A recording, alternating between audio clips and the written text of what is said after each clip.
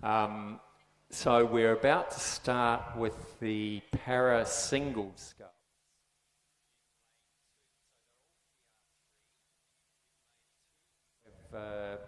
From Balmain, Sam Shalhoub, coached by the team of Anne Craig, Liam James and Barbara Ramjam. In lane 4 we have Kevin Wall from Shell Harbour City.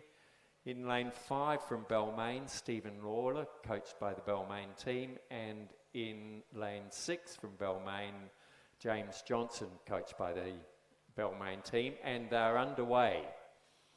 So the sprints are always really exciting.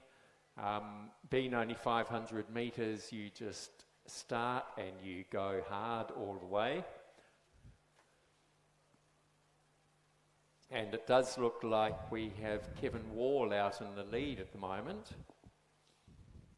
Yes, Mark, it does look as though Wall from Shell Harbour City has exerted a significant lead over it in a very short space of time over the competition.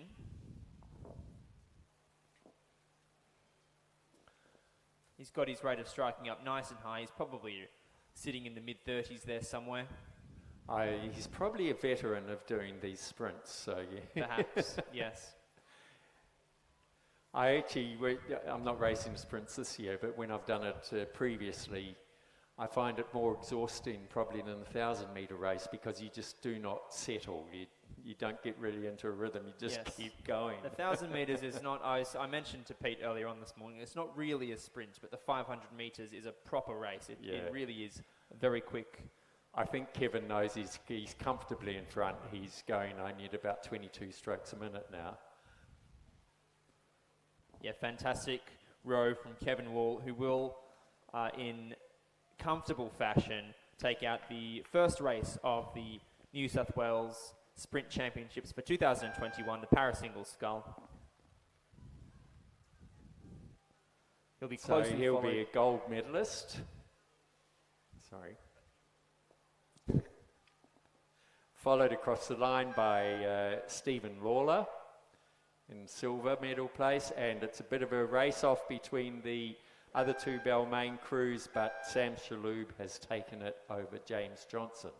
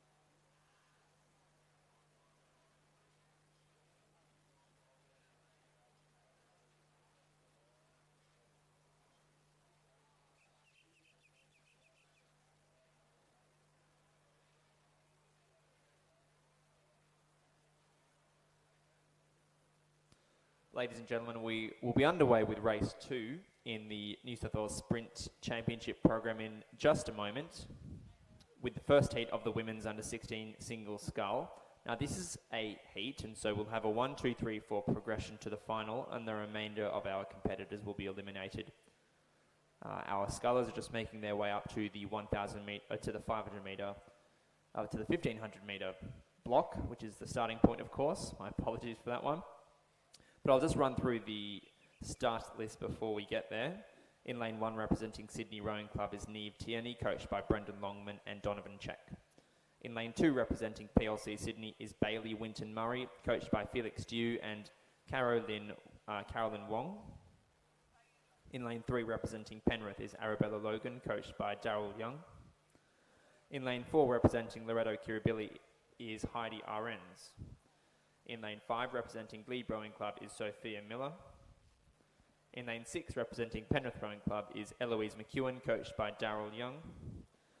In lane 7, representing Nepean, is Jennifer Malai, coached by Daniel Waddell and Jason Waddell. And finally, representing PLC Sydney also is Miranda Zarpo, coached by Lexi Meyer and Felix Dew. So Mark, a fairly full field in this one. Yeah, 9 lanes. First 4 through, so it's be quite interesting watching the tactics, whether, you know, the couple get out and just take it easy for the rest of the race, or if they really have to fight for it. And often the biggest races are for that for that 4th place. That's right. So the starters have done a stellar effort in this race to line our scullers up, and they're just about ready to go. So really looking forward to this race.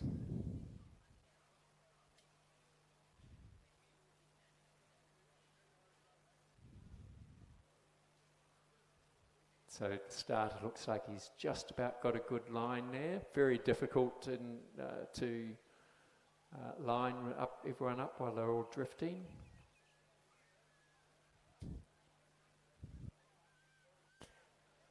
We're underway now.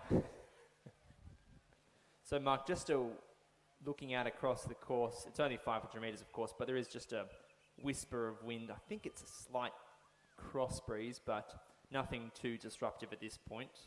But I think you'd be slightly advantaged if you're over in lane 1 or 2 where the water's a bit calmer. Yeah, you might think so. It does look like it's Sophia Miller in lane 5 coming out in front at the moment. Yes, I think so. Coached by Milan Parker. Insider knowledge. Of course. Yes, I would think it's the Glebe sculler, Sophia Miller, with her nose in front. But you know what? It's a fairly tight race, Mark. I think we've got Neve Tierney over in lane 1 from Sydney Rowing Club, also pressing Miller for the lead. And don't discount Miranda Zarbo over here in lane 9 as well.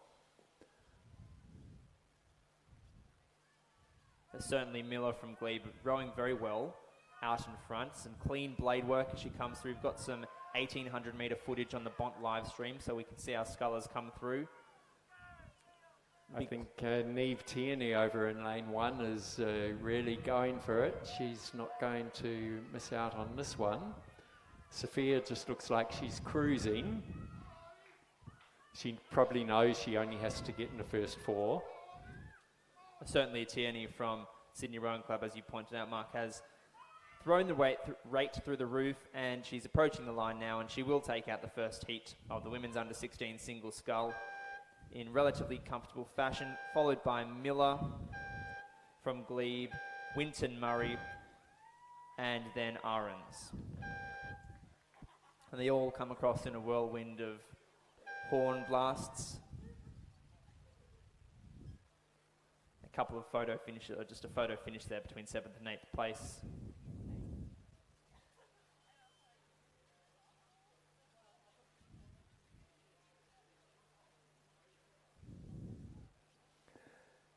So the second division of the women's under-16 scull, race 3, is online at the moment. In lane 2 from Penrith, we have Zoe Wiesner, coached by Daryl Young. In lane 3 from Loreto Kirribilli, we have Freya Bateman. In lane 4 from PLC Sydney, Isabel Yardley, coached by Laura Brady, William Lucabayo, Felix Dew. In lane 5 from Sydney, Sophia Zamprogno, coached by Brendan Logman and Donovan Check. In lane 6 from Loreto Kirribilli, Jessica Kovacs, coached by William Foxton and Frederica Gibbs. In lane 7 from Penrith, Elizabeth Drayton, coached by Daryl Young. And in lane 8 from Sydney, Grace Bennett, coached by Brendan Longman and Donovan Check, and they are underway. Looks to me, Mark, like it'll be Sophia Zamprogno and Jessica Kovacs at the moment who are in front, but not by a long way. Looks as though lane 3, Freya Bateman from Loreto Kirribilli as well, is up there tussling for the lead. But certainly high rates of striking from both Sophia Zamprogno and Jessica Kovacs. And again, Grace Bennett over here in lane 8 is... so there are 5 of them that are going to be fighting for the first 4 positions in this race. So I think we're going to see a good finish. Oh, fantastic.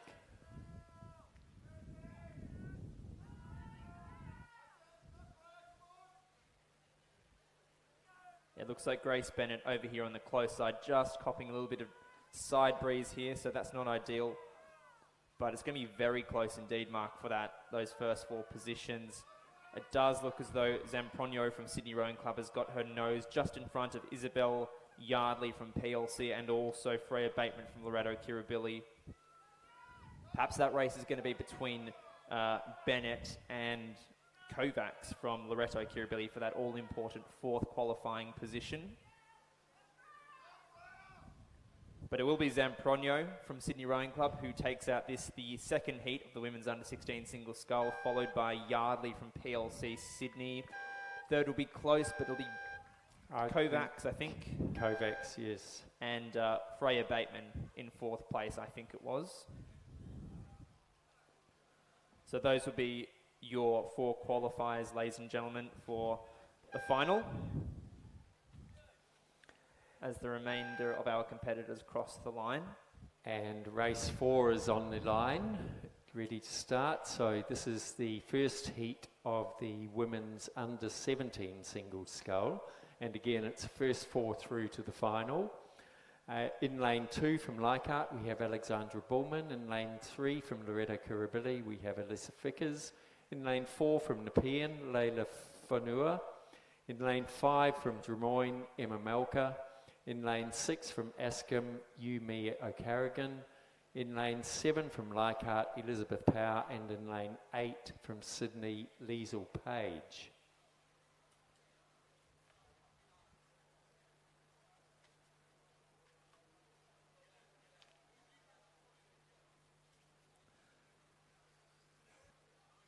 Starters have a good line by the looks of things down at the 1500 metre blocks. They're potentially as good as we're going to get with a slight cross breeze, and they're underway in race 4. Looks as though O'Carrigan of Askham School is away quickly in lane 6, as is Alyssa Fickers from Loreto Kirribilli. Now, I know Alyssa has been rowing very well lately. She was contesting the single scull yesterday at the Reindeer Regatta, and also rows with, I think it might be a Freya Bateman from who was in the last heat. But in any event, she's a very accomplished sculler, and so she'll be one to watch for this race. Again, so far in this field, it looks like there's 5 of them pretty much in a line across. So the real battle is going to be to be the 4th person to get through to the final. And the contenders look to be Alyssa Fickers over in lane 3, then Emma Melka from Drummoyne, Yumi O'Carrigan, Elizabeth Powell, and Liesl Page. I think Liesel's taking the lead there, don't you, Michael? I think you could be right, Mark. It's between Liesel Page at this point and Alyssa Fickers over in lane 3. It's difficult for our scullers out here because I've got to look all the way across the other side of the course when you have such a full field. But isn't that what makes for fantastic racing? So, for mine, I think Fickers still has her bow ball in front. But as you say, Mark, there's a very tight race coming through for the minor placings. Or to get through to the final. Well, that's right. Yeah. Yes. It'll be very close indeed for that 4th spot. So I think, yes, it'll be Alyssa Fickers who takes out first position, first qualifier for the women's under-17 single scull, closely followed by Liesel Page of Sydney Rowing Club. Now, this is going to be very close indeed. Powell from Leichhardt, I think, takes 3rd place, and 4th place to Drummoyne Emma Malka. So those, ladies and gentlemen, are your 4th qualifiers. She's just outclassed Layla Fanua from Nepean Rowing Club and also O'Carrigan from Ascombe School. And the 2nd division of the women's under-17 scull is just lining up now in lane 2 from PLC Sydney, Arabella Rutherford. In lane 3 from Loretta Kirribilli, Lauren Moran. Lane 4 from Leichhardt, Ciara Ortolani. Lane 5 from Sydney University, Alexandra O'Brien. Lane 6 from Penrith, Charlotte Murray. And lane 7 from Loretta Kirribilli, Matilda Damien.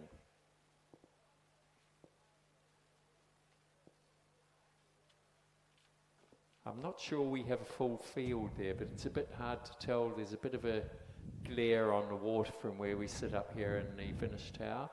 Looks like a scratching from lane 5, Alexandra O'Brien from Sydney University. But they're underway in any event in race 5, the 2nd heat of the women's under-17 single scull. It's 1, 2, 3, 4 progression once more. But with only 5 competitors, only one will miss out on qualification in this race. And the conditions out there are pretty good at the moment. Not too hot. Breeze very light. About 18 degrees out there, so relatively ideal conditions for rowing. Hopefully, or we hope that the wind doesn't pick up any more than it is currently blowing, which is minimal. So I think in this race it does look like the 4 that are going to go through quite convincingly in their places. Yes, over there in lane... Looks like Ortolani of Leichhardt just falling behind the pace a little bit. I think she just caught a crab or something. She's just corrected herself and back under way now.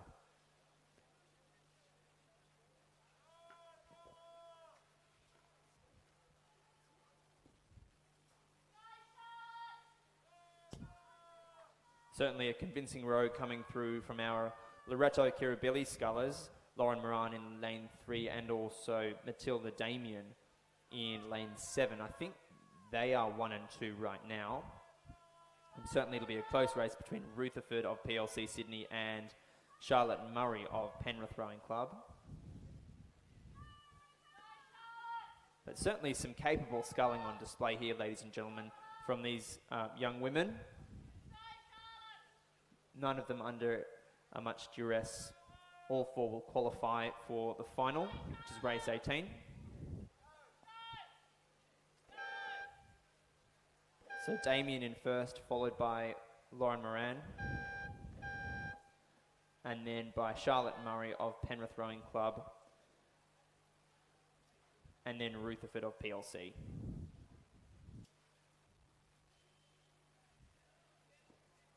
And on the line we have the 1st division of the men's under-19 and under-21 single scull.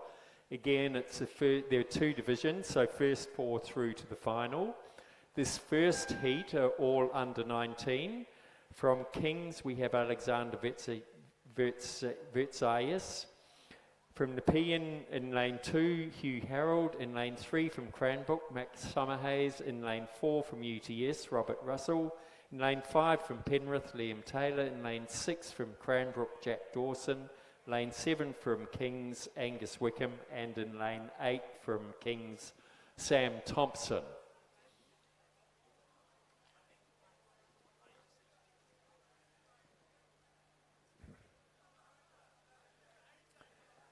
So at the moment it does look like Sam Thompson from Kings over on this side possibly has the lead.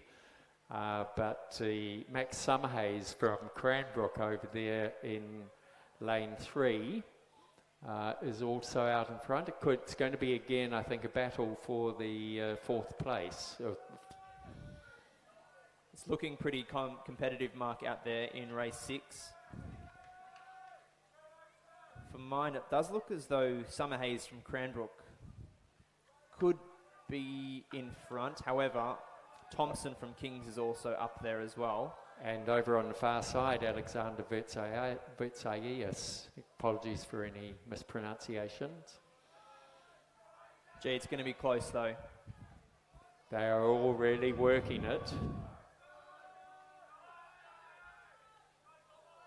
So Summerhays from Cranbrook lifting his rate, as is Vertsaias from Kings in lane 1.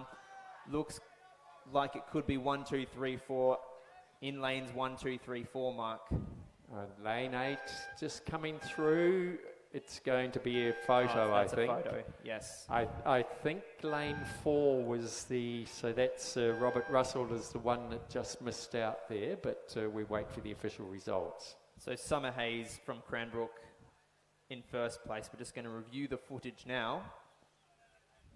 Vertsaias from Kings in lane 2. That was a fantastic lift from those guys. And then lane 2, it looks like Hugh Harold from Nepean Rowing Club in third place.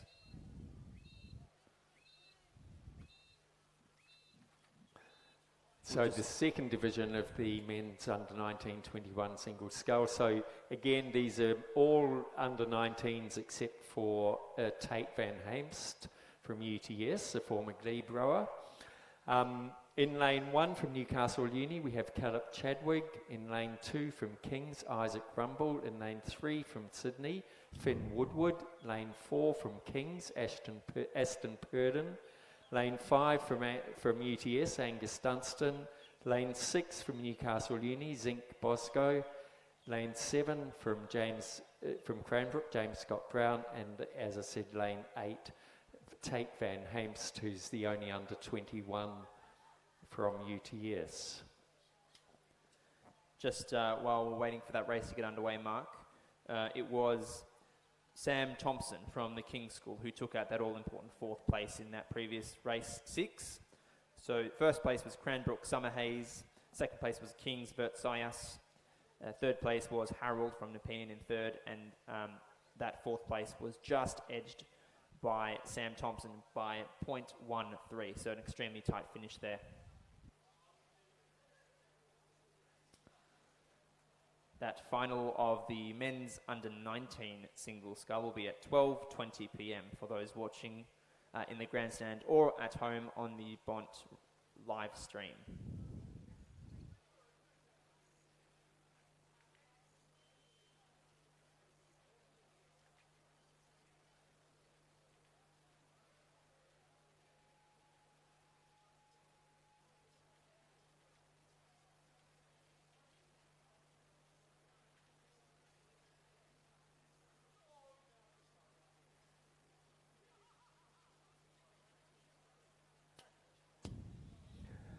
So race 7 now is underway, Division 2 of the under 19-21 single sculls. And again, it looks like it's going to be a very tight race.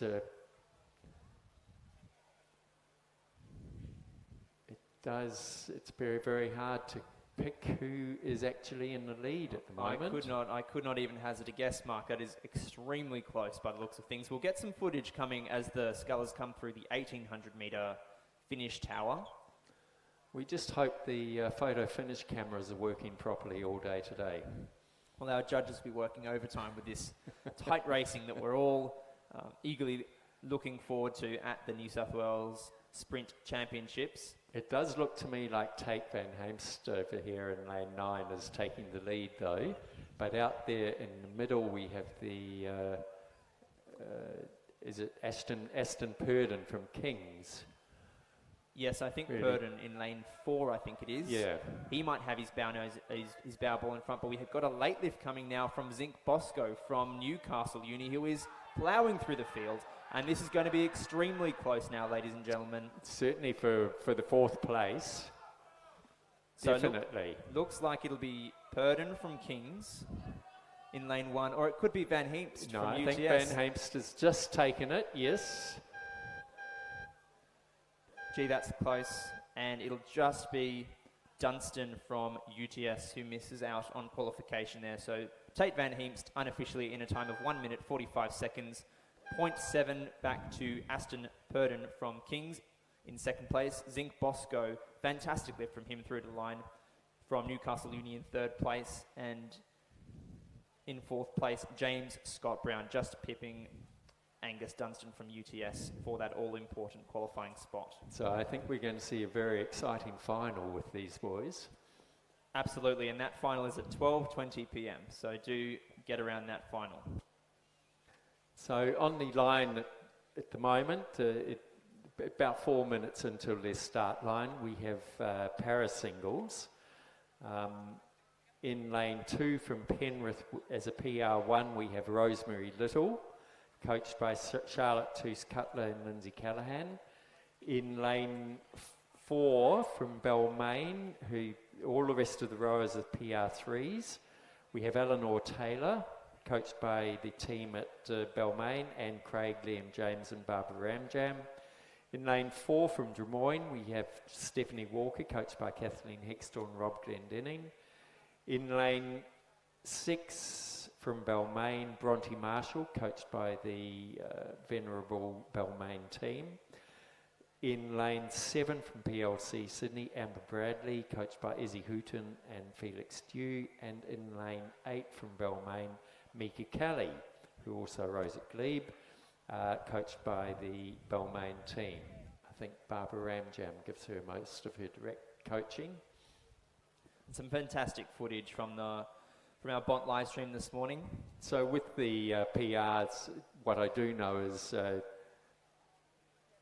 Mika is vision impaired, so you'll see a boat following her, a marshal boat following her down, giving her directions, just telling her to either go left or right, so she hopefully stays in the middle of the lane. And ladies and gentlemen, just before we get underway, a little spot on Rosemary Little from Penrith Rowing Club, who's competing in this race in lane 2. She's a 3-time Paralympian. She took up para-athletics when she attended a Wheelchair Sports New South Wales Come and Try Day in 2003 and began competing in wheelchair racing. She went on to compete in wheelchair racing at the 2012 and 2016 Paralympic Games before switching to shot put in 2018.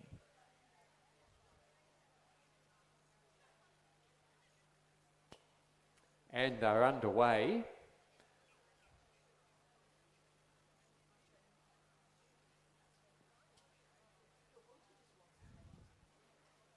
So Amber Bradley just having a few issues there, staying in a lane and steering, but putting every effort in.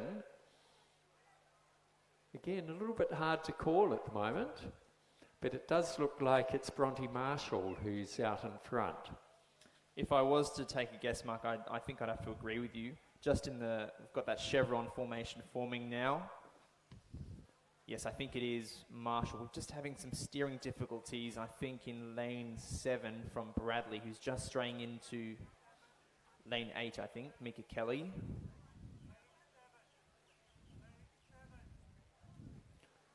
But even though she's changed lanes, she's certainly giving it everything she's got. I think she's about to run off the lane 9 as well. Oh dear, so some fairly major steering difficulties from that PLC sculler, Amber Bradley, unfortunately. But Bronte Marshall certainly out in front at the moment from Balmain Rowing Club.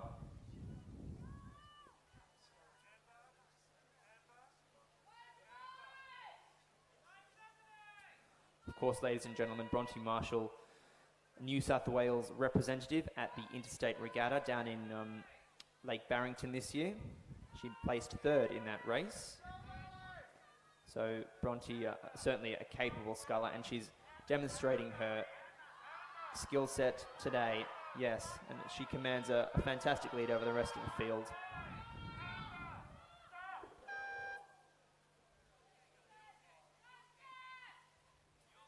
And coming through in second place will be from Drummoyne Rowing Club, Stephanie Walker, closely followed by Eleanor Taylor, that is from Balmain Rowing Club.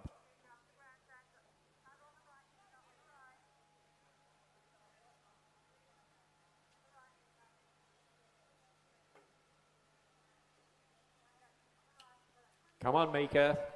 3 strokes. Push hard.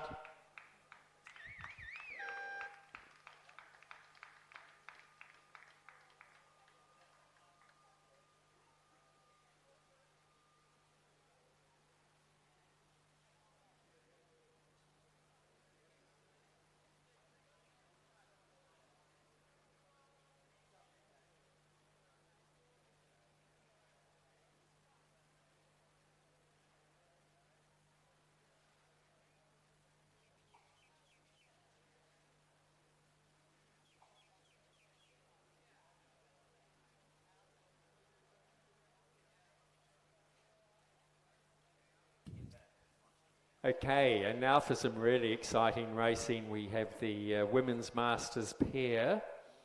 It does look like this is, this is a Masters race, so there's no heats and divisions with this one.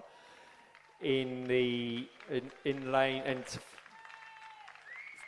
nearly full field. In lane 1, we have from Leichhardt, Daniela Bourget and Jennifer Zongo. In lane 2, from Leichhardt, Belinda Brigham and Jane Hutchison. In lane 3, from Leichhardt, Nikki Lepretsky and Leslie Howitt. All those crews have to give 5 seconds, wait 5 seconds off the start. Then from North Shore, we have a D crew of Helen Byrne and Louise McCoach. They have to give 2 seconds.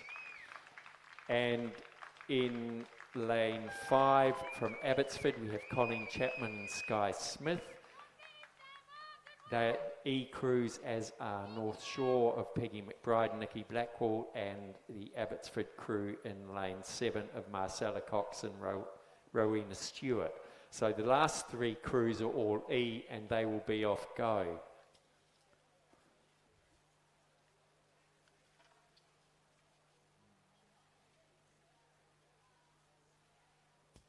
Of course, ladies and gentlemen, a brave effort from Amber Bradley of PLC Sydney just to finish off her race after some steering difficulties. So a fantastic display of resilience. So, and the Women's Masters pair is underway. So the 3 crews closest to the grandstand are currently in the lead, but they are all the crews that went off go. So the exciting part with Masters racing is those that have had to give a handicap and wait at the start line then are working very hard to make up the time, and ideally they should cross the line together. And we can see now the C crews on the far side. Certainly Daniela Bourget and Jennifer Zonga are starting to pull through, but whether they're going to be able to catch the North Shore crew of Peggy McBride and Nikki Blackwell, some certainly seasoned rowers, it's going to be a very exciting finish, I think. Well, Mark, there was a fairly tight race between Borgert and Zonga and McBride and Blackwell earlier this morning, so these two, there's no love lost between those 2 pairs. And that was a 1,000 metre race, I think, one of the final races of the Reindeer Regatta program. They're back out at 500 metres now, and it does appear as though McBride and Blackwell from North Shore do have their noses in front by a short way. Daniela Borgert just lifting the rate, my apologies, in that their lane 1 boat, but it doesn't look like as though it'll be enough to pip the North Shore crew, which have just passed through in first place. So, and third across the line is the North Shore crew of Helen Byrne and Louise McCoach.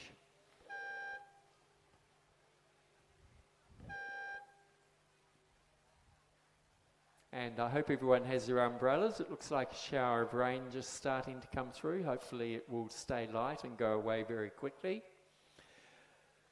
On the line we have race 10, which is the men's masters single sculls. Again, these are divisions.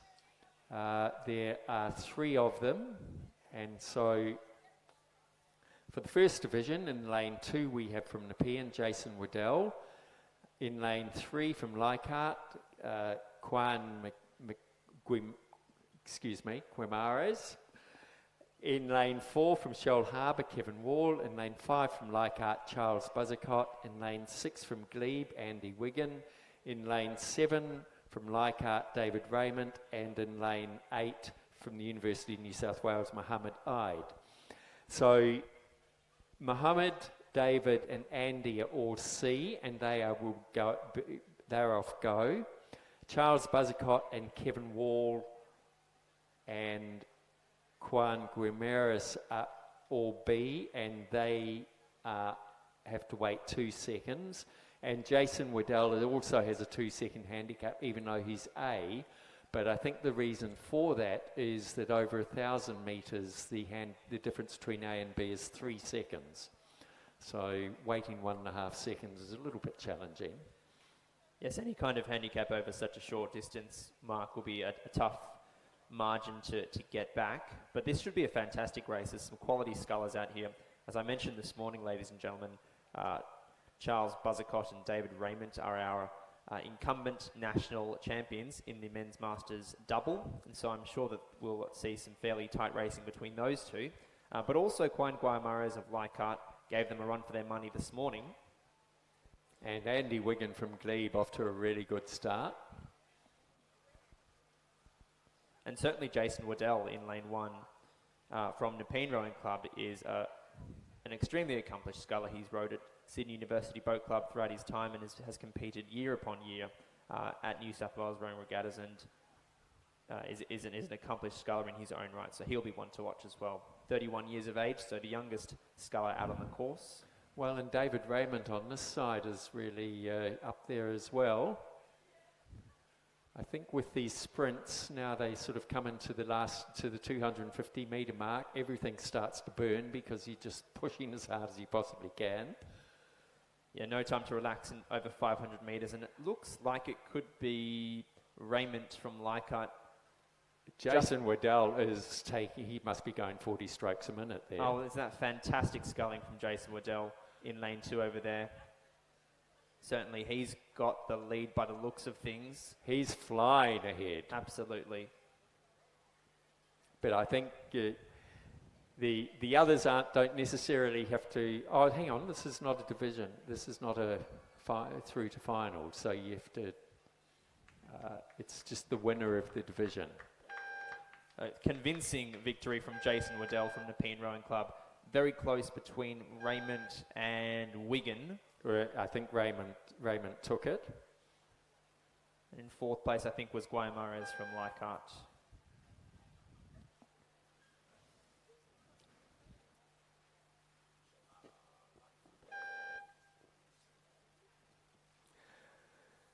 So on the line, we have the 2nd division of the men's masters scull, race 11. In lane 2 from Newcastle Uni, these are all slightly older guys. From Newcastle Uni, we have Mark Partridge, who's D. He has to wait for 9 seconds. In lane 3 from Endeavour, we have Matthew Patton. He also has to wait for 9 seconds. In lane 4 from Nepean, we have Paul Grady, who has to wait for 6 seconds. In lane 5 from Penrith, Daryl Young, who also has to wait for 6 seconds. This is going to be a very hot field, I think, looking at these names. In lane 6, Richard Jones from Abbotsford, who is off go. He's a G, which is, I would normally be competing against him. And in lane 7, from UTS, Timothy Wills-Allen, who is also a G. So Wills-Allen and Jones are off go. Young and Grady have to wait 6 seconds, and Partridge and Patton wait 9 seconds.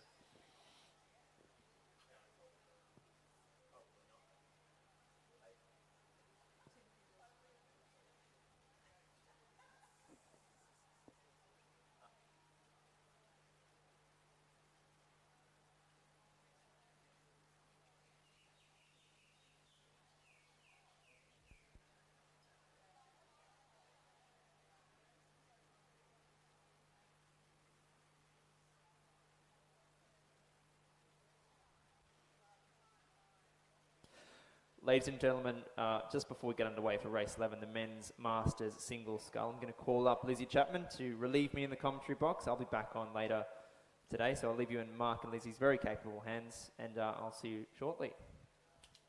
Thank you, Michael. You've done a stellar performance this morning.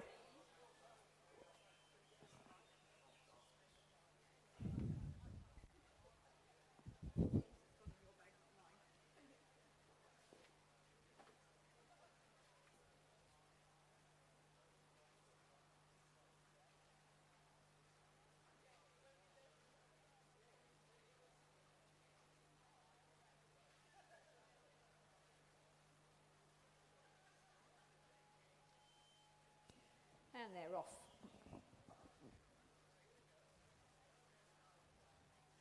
Nice little bit of drizzle, just keeping the water relatively flat as the wind pops up. And to keep everybody cool. Indeed. It's much better than it being too hot, isn't it? So again, this is going to be an exciting race. Wills Allen and Jones will be working very hard to keep their handicapped lead. So they are the two scullers closest to the grandstand. And it does look like it is Paul Grady, unexpectedly, really working hard and making up his handicap. Yeah, Paul, who rose from the local club, Nepean Rowing Club, just not very far away at all, down on that lovely bit of river, bit flooded at the moment, that river, and a nice bit of stream, so he'll have been practicing with that, I'm sure, in order to feel the speed now. So they just come into the 250 metres there. So Jones and Wills Allen are still neck and neck, the two that had the healthy start.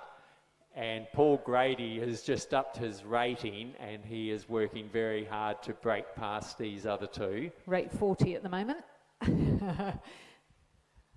Oh, he just caught a crab. Oh no! So that's I'd suggest that's Paul Grady out of contention. Tim Wills Allen is pushing hard here. We hear he's actually being coached by Tim McLaren. Yes, keeping the strokes long, keeping it nice and lively at rate 35 as he comes towards the finish line and extends his lead out to Clearwater. So a length and a quarter. Win there for Timothy Wills Allen of UTS, coached by Tim McLaren in a time of 1 minute 56.5. And Paul Grady third across the line, followed by Mark Partridge from Newcastle Uni. That must be very disappointing from Paul because he was really flying. Great competition. What a shame there isn't another round. Exactly. So just recapping the results, it was a win for Timothy Wills Allen of UTS, second was Richard Jones of Abbotsford, third Paul Grady of Nepean, fourth Mark Partridge from Newcastle Uni, fifth Matthew Patton from Endeavour, and sixth was Darryl Young from Penrith Rowing Club, another local club.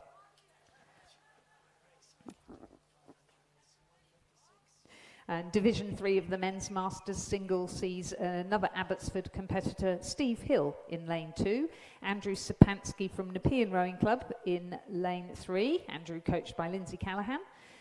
From North Shore, Kim Rudder, the coach, is in lane 4. I think that's the first time I've seen Kim compete. How exciting. From Mossman, James Taylor is in lane 5. Rob Drury from North Shore is in lane 6. And John James from North Shore is in lane 7. Which he will be the oldest competitor.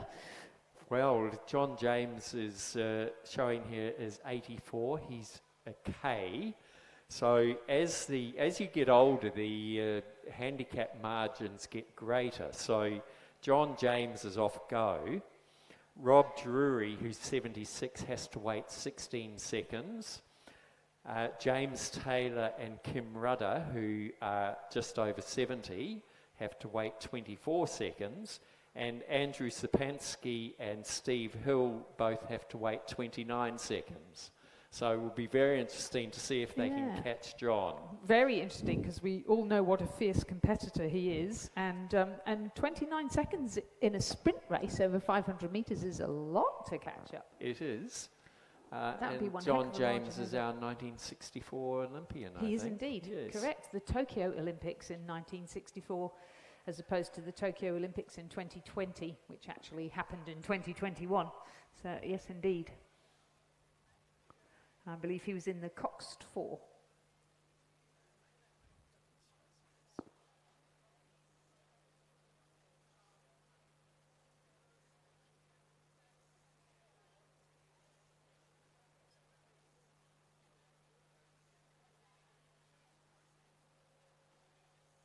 So I know James raced earlier on and came second, was a bit dirty about that, so he's going to want to really blast off the start. Once his time comes, once he's waited that 24 seconds, that's James in the yellow Empacker there in lane 5. Closest to the camera in lane 7, John James, age 84. Who's now underway. Here he goes. Getting along quite nicely. There we go, going to be folks. hard That's to what catch. we want to be doing at the age of 84. Get that flexibility through the hips and good leg drive. Good man. What a great sport to keep us all fit. Well into our... If I'm still alive at advanced 84, I hope to be out here racing. I reckon you will be, and I reckon you'll still be racing too. And here comes Rob Drury. And there we go. As I said, James, off he goes. Very determined. So sprinty start there. And now there we go. He's lengthening out now. And he's got Kim Rudder, fierce competitor too, on the inside. Kim always wears that white hat, protecting his neck from the sun. Going pretty well at a much lower rate of striking. He's getting good boat run though. He is, isn't he? So Rob So he Drury doesn't has just talk the certainly talk, he pulled walks. away He's from only James at 30 Taylor. strokes a minute.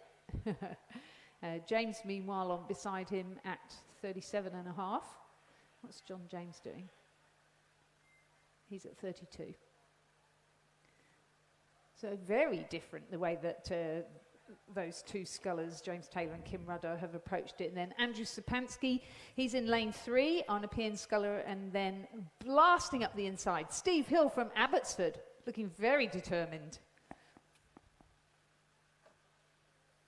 Here they come through the 250 metre mark. They're halfway. And John James, 84, continues to lead. I think he's going to hold them off. I think he is too. Rob Drury slowly inching closer to him. That's Rob in lane 6. James Taylor, he's overtaken Kim Rudder now, and now he's set his sights on Rob Drury. Are they going to run out of water? Still a good showing from Steve Hill of Abbotsford, but that 29 seconds is a long way to make up over 500 metres. I think Steve has possibly overdone it in the early phases, and here we go. John James once again. Look at that. What a taking out fantastic Division race. 3 of the Men's Masters single scull. Rob Drury will be second. James Taylor will have to settle for third. Kim Rudder having a good fight there with Steve Hill. He'll hang on to take fourth place. Steve from Abbotsford will be fifth. And Andrew Sapansky from Nepean will be sixth. Time for John James, 2 minutes, 21.55 seconds. There we go. And I think that got the heart rate up. Definitely. And they're all still alive. Well done, chaps. So on the line now is race 13, which is women's under 19, under 21 double scull. Looks as though they're It all looks under like 19s. it's a straight final. So we have in lane 2 from Sydney, Liesl Page and Talisa Knock Driver, coached by Brendan Logman and Donovan Check. In lane 3 from UTS, Leela Anderton and Paige Critchlow, coached by Hallie Chapman and Alex Field. In lane 4 from Sydney, Zara Greenwood and Ella Huber, coached by Brendan Longman and Donovan Check. In lane 5 from Penrith, Charlotte Murray and Madison Joins, coached by Lindsay Callaghan and Charlotte Toos Cutler. In lane 6 from Newcastle Uni, Molly Walkerden and Adelaide Goldfinch. And in lane 7 from Leichhardt, Cleo Price and Maliha Zulfiqua, coached by Jeff Patterson and Malcolm Campbell. Now, although this is an under 19 and under 21 double scull field, all these competitors are under 19. And some of them competed a little earlier in the single, didn't they? I think, didn't Liesl Page take out the I think she took out the single scull not that long ago, so she must have hopped out of the single and straight into the double. So we saw some great racing from this age group yesterday, and in particular the Sydney Rowing Club scullers, all 4 of whom are represented in this race right now.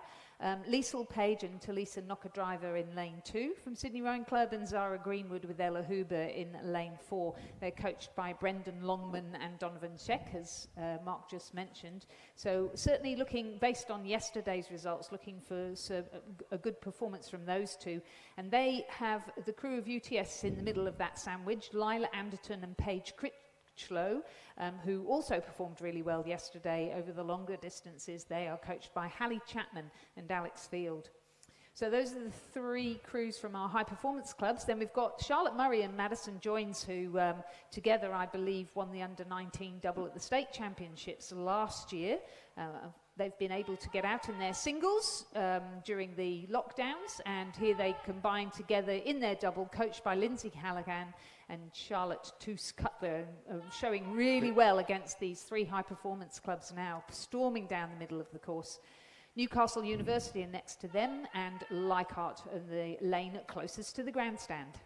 Certainly the Penrith girls are really out there, but it does look like the Sydney crew of Liesl Page and Talisa Knocker-Driver over the far side have pulled through. They really have, and look how long they are at the catch. Able to keep the rate up, so that shows great core strength to be able to get that length at the catch, drive with the legs and really hang off the blade with the body. So excellent performance there for Liesl Page. Talisa Knocker-Driver from Sydney Rowing Club take out the women's under-19 double scull. Penrith Rowing Club will be second, UTS will be third, and the second Sydney crew of Greenwood and Huber will place 4th. 5th across the line will be our Newcastle University crew of Molly Walkerden and Adelaide Goldfinch, and Leichhardt, Cleo Price and Maliha Zulfikar will place 6th. Winning time for Sydney's Page and Knocker-Driver, 1 minute 46.79 seconds. Managed to get a 4.32 margin over the very competent crew from Penrith. And sitting on the line, we have race 14, which is the men's under-19, under-21 pair. So in lane 3 from Kings, we have Harry Staniforth and Dimitri Duta. In lane 4 from Kings, Felix Leahy and Samuel Dugan. In lane 5 from Kings, Nicholas Whalen and William Rogers. And in lane 6 from Kings, MacArthur Bucknell and Rory Menzies. All those 4 Kings crews are under-19. And in lane 7 from UTS, we have an under-21 crew of Lucas Stefanovic and Mitchell Kaponis, coached by Alex Field and Hallie Chapman. I think it's fantastic to see Kings out in force this weekend, and wonderful to see these 4 doubles competing madly against each other, pretty close at the moment. You would expect that the crew of Luka Stefanovic and Mitchell Kaponis representing UTS would be in the lead, being slightly older, but they're young. They are just under 21, so it's not that big an age gap, and it's not that big a step up as it is to under 23s. It's a red-hot competition. Certainly the crews on the far side, Harry Staniforth and Dimitri Duta in lane 3, having a good battle with Felix Leahy and Samuel Dugan, who are in lane 2, and then it's across to the UTS crew of Stefanovic and Kaponis. I think the King's crew of Staniforth and Duta are probably going to take it just ahead of Leahy and Dugan. I think you'll be right. I think they'll take the race by half a length. Oh, good push from Leahy and Dugan right at the end, but they weren't able to again get through them, so it ended up being Staniforth and Duta in first place, Leahy and Dugan in second. Whalen and Rogers, in fact, in lane 4 were third. Bucknell and Menzies from King's fourth, and in the end, Stefanovic and Kaponis ran out of energy. They did lots of racing yesterday, perhaps that's why, and they placed 5th. Just waiting for that finishing time to come through.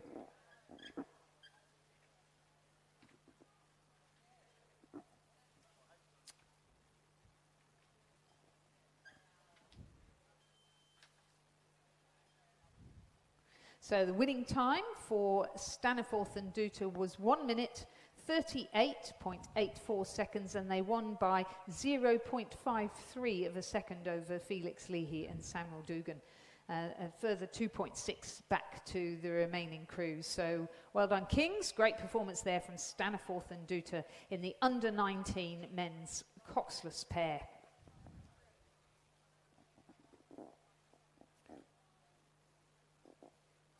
So our next race on the course, we should have 3 competitors, but we can only see 2 boats lining up just at the moment. Just slowly coming down onto the start. Both of whom appear to be from the University of New South Wales. Now there should be a Sydney Rowing Club crew as well. In lane 4, the University of New South Wales crew of Charlotte Stanwicks, Carly Chaplin, Lily Sinogles and Lisa Matthews. In lane 5, the University of New South Wales crew of Anna Ristic, Emma Vaycox, Heather Cox and Stephanie Hart. So this race is the Women's Open. Well, it's a combination race, but all the 3 crews are open they are. Class. Yeah. Like a coxless 4. So coming down onto the start now, the Sydney Rowing Club coxless 4. In the bows, Grace Cypher and Eliza Dunlop, and stern pair, Caitlin McManus-Barrett and Evie Thompson. So I'm pretty sure this is actually an under-21 4.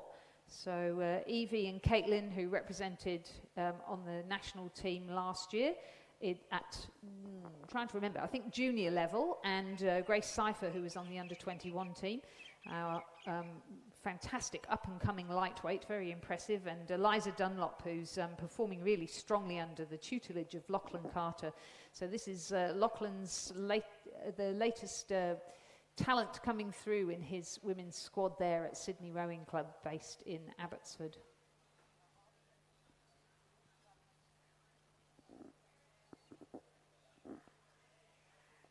Still officially 3 minutes till start time, so we're definitely on schedule with today's regatta, which is good, and hopefully the weather will stay kind.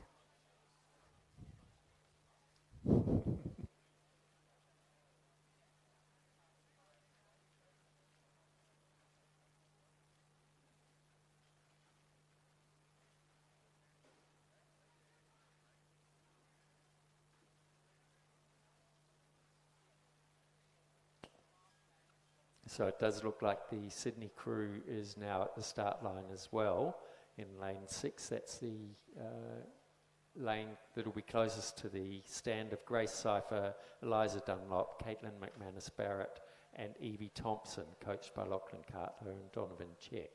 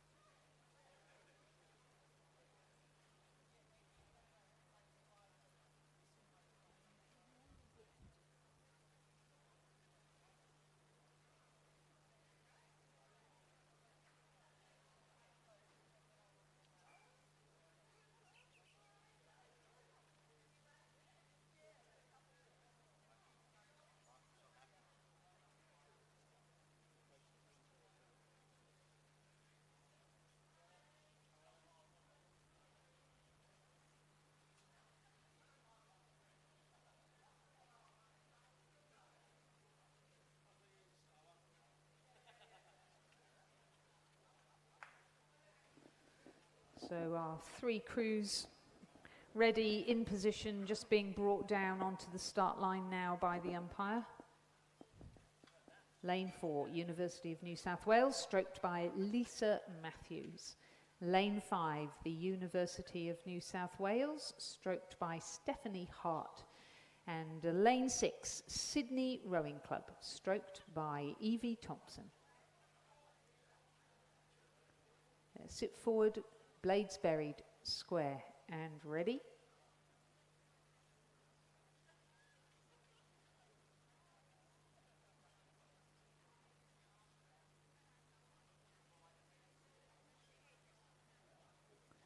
Excellent line there.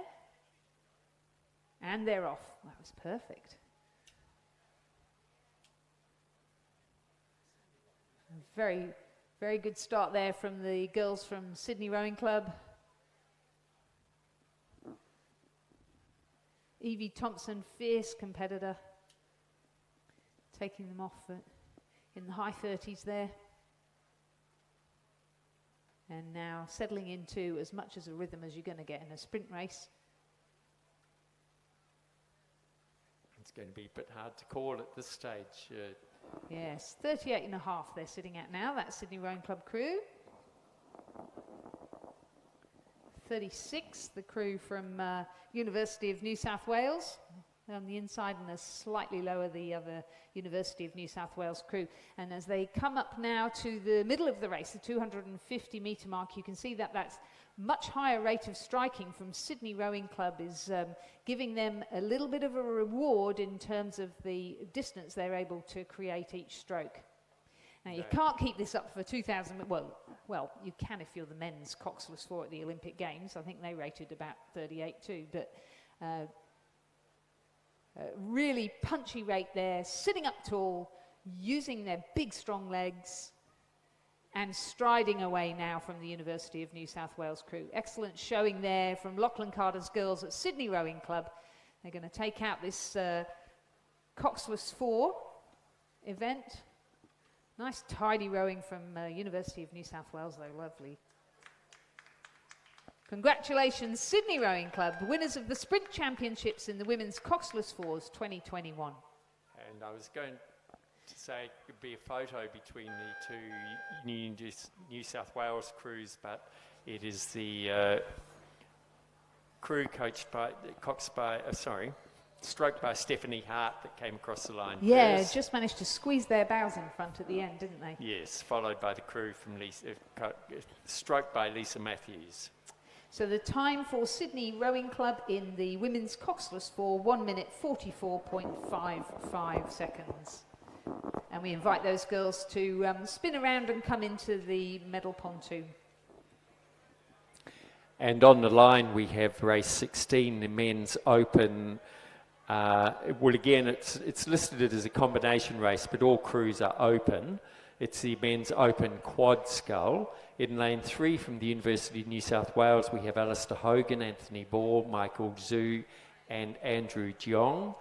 In lane 4 from UTS, Jack Henderson, Clayton Ficini, Adrian Freiberg, and Tate Van Heemst, coached by Elliot Shacklecloth Bertinetti.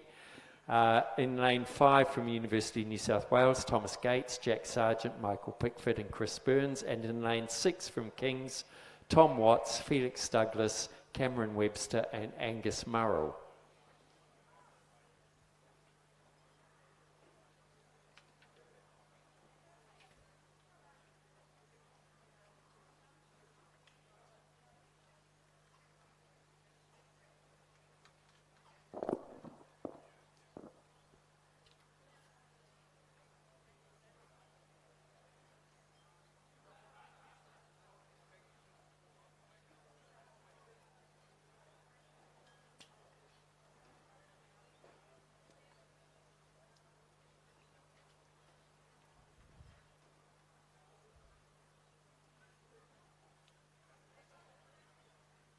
It does look like they have a line and they're off.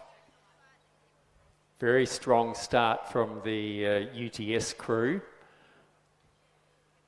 University of New South Wales crew struck by Chris Burns, giving them very good push along.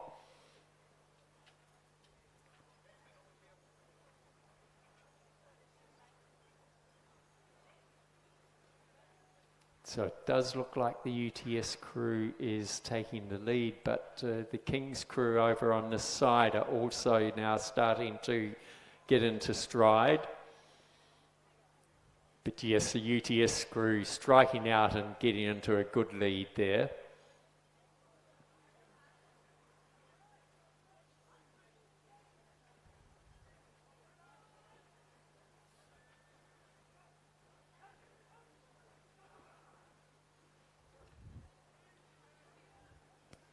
So Commanding lead, yeah. Yeah, the Covered that UTS length crew already. just seemed to be going faster and faster. Looking very tidy. Very crisp, yeah.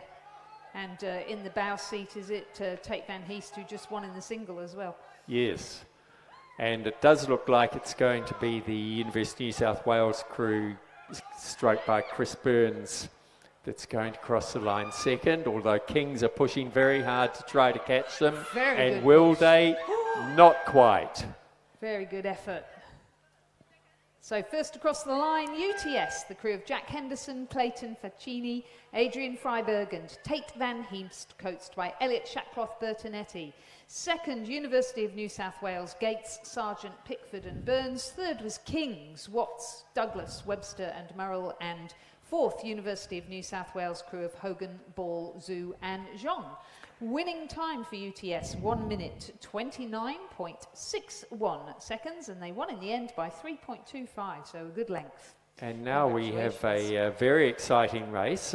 This is the final for the women's under-16 scull. It seems like only 5 minutes ago they did the heats. In lane 2 from Loreto Kirribilli, we have Freya Bateman. In lane 3 from PLC Sydney, Bailey Winton Murray. Lane 4 from PLC Sydney, Isabel Yardley. Lane 5 from Sydney, Neve Tierney. Lane 6 from Sydney, Sophia Zamprogno. Lane 7 from Glebe, Sophia Miller. Lane 8 from Loreto Kirribilli, Jessica Kovacs. And lane 9 from Loreto Kirribilli, Heidi Aarons. So yesterday we saw Neve Tierney compete in the women's under-16 single scull, racing over 1,000 metres, and also Sophia Zamprogno, and both of them won their divisions in very similar times, fast times too. Neve was 4 minutes 15 and Sophia Zamprogno was 4 minutes 14. So we would expect those two to be fierce competitors today, having had a bit of a warm-up yesterday. So and let's see how they can do. Are now underway. This is going to be a real battle, I think. I suspect so. So early showing looks like a really good start there from the Loreto Kirribilli girls on lanes 9 and 8. So that's closest to the grandstand. I think Sophia Miller might be just ahead of them, though.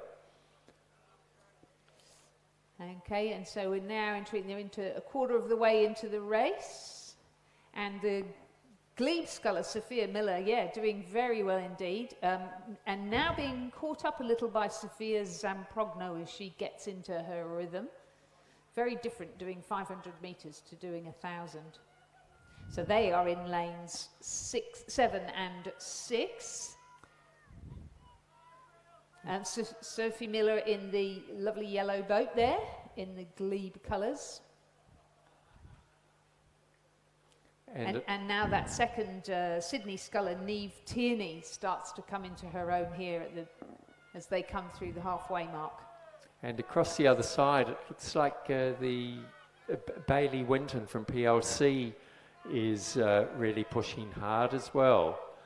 Great row here from Sophia Miller of Glebe Rowing Club. Look at that. She's obviously lengthened out as she came through the middle, and she saw Sophia Zamprogno so commanding yesterday. She saw her come up to her and just thought, nope, this is my race, I'm going to take it. And she is powering away now.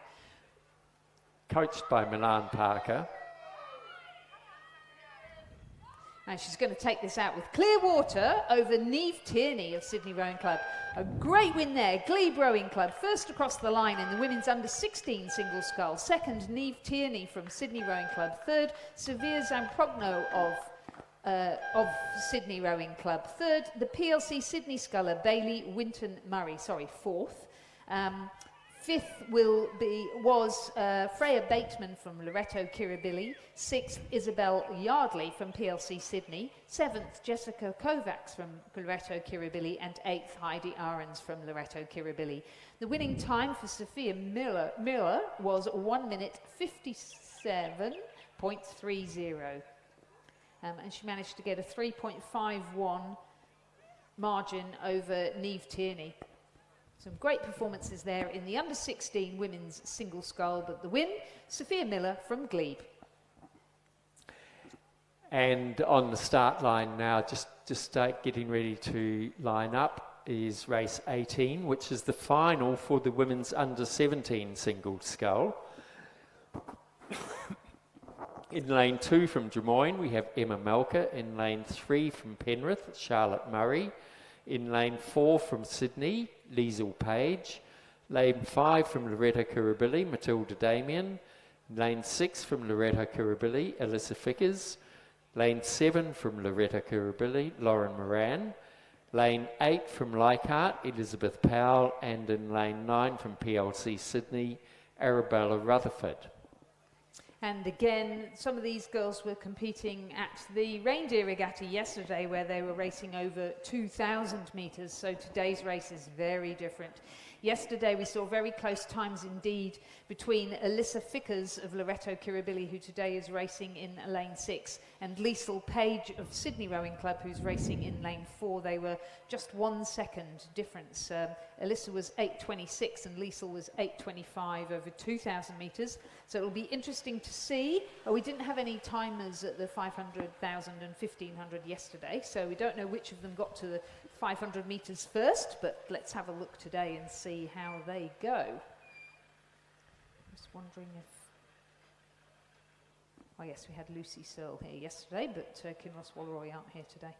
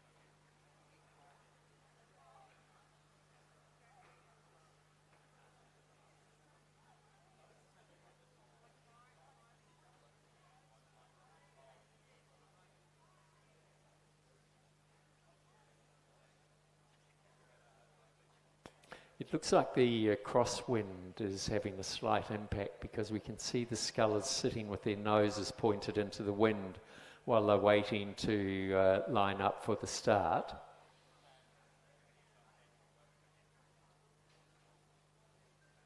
Yeah, it's interesting, isn't it? This course, although on the whole it's pretty fair, you can feel wind differently in different spots on it, can't you? So I think where they are, there's normally a bit of a wind pattern.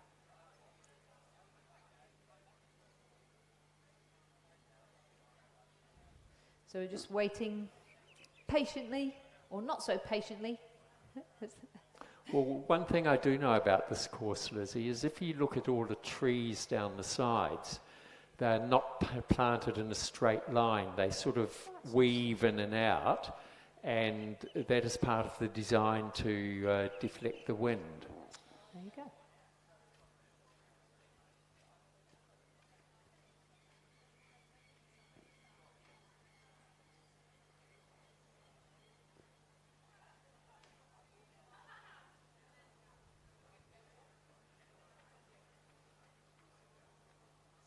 We might be waiting for a competitor, because I can only count 7 there. 1, 2, 3, 4, 5, 6, 7, 8. Yeah, well, looks like we're waiting for someone.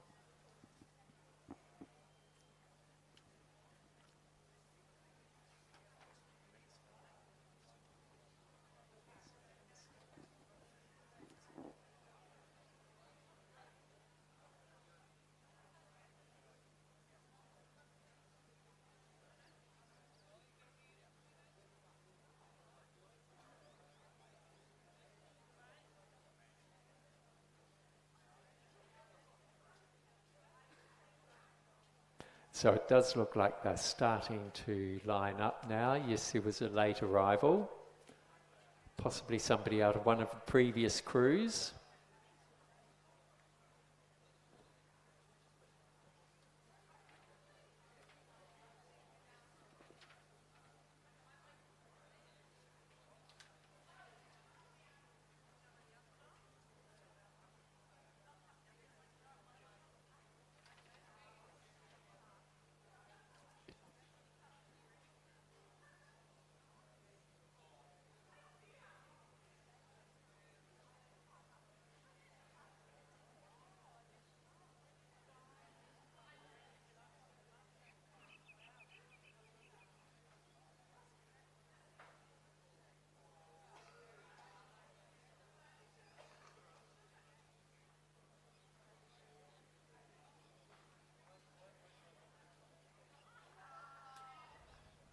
So the starter's just getting a line, and it looks like about to go.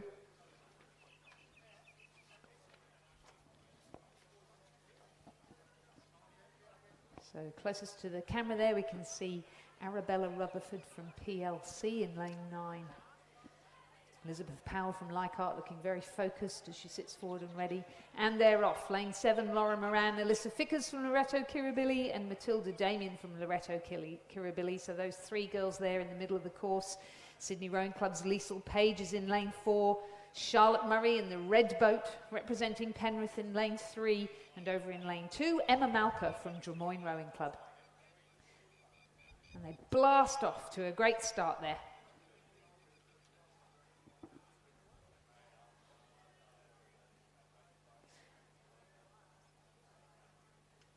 So about 150 metres in,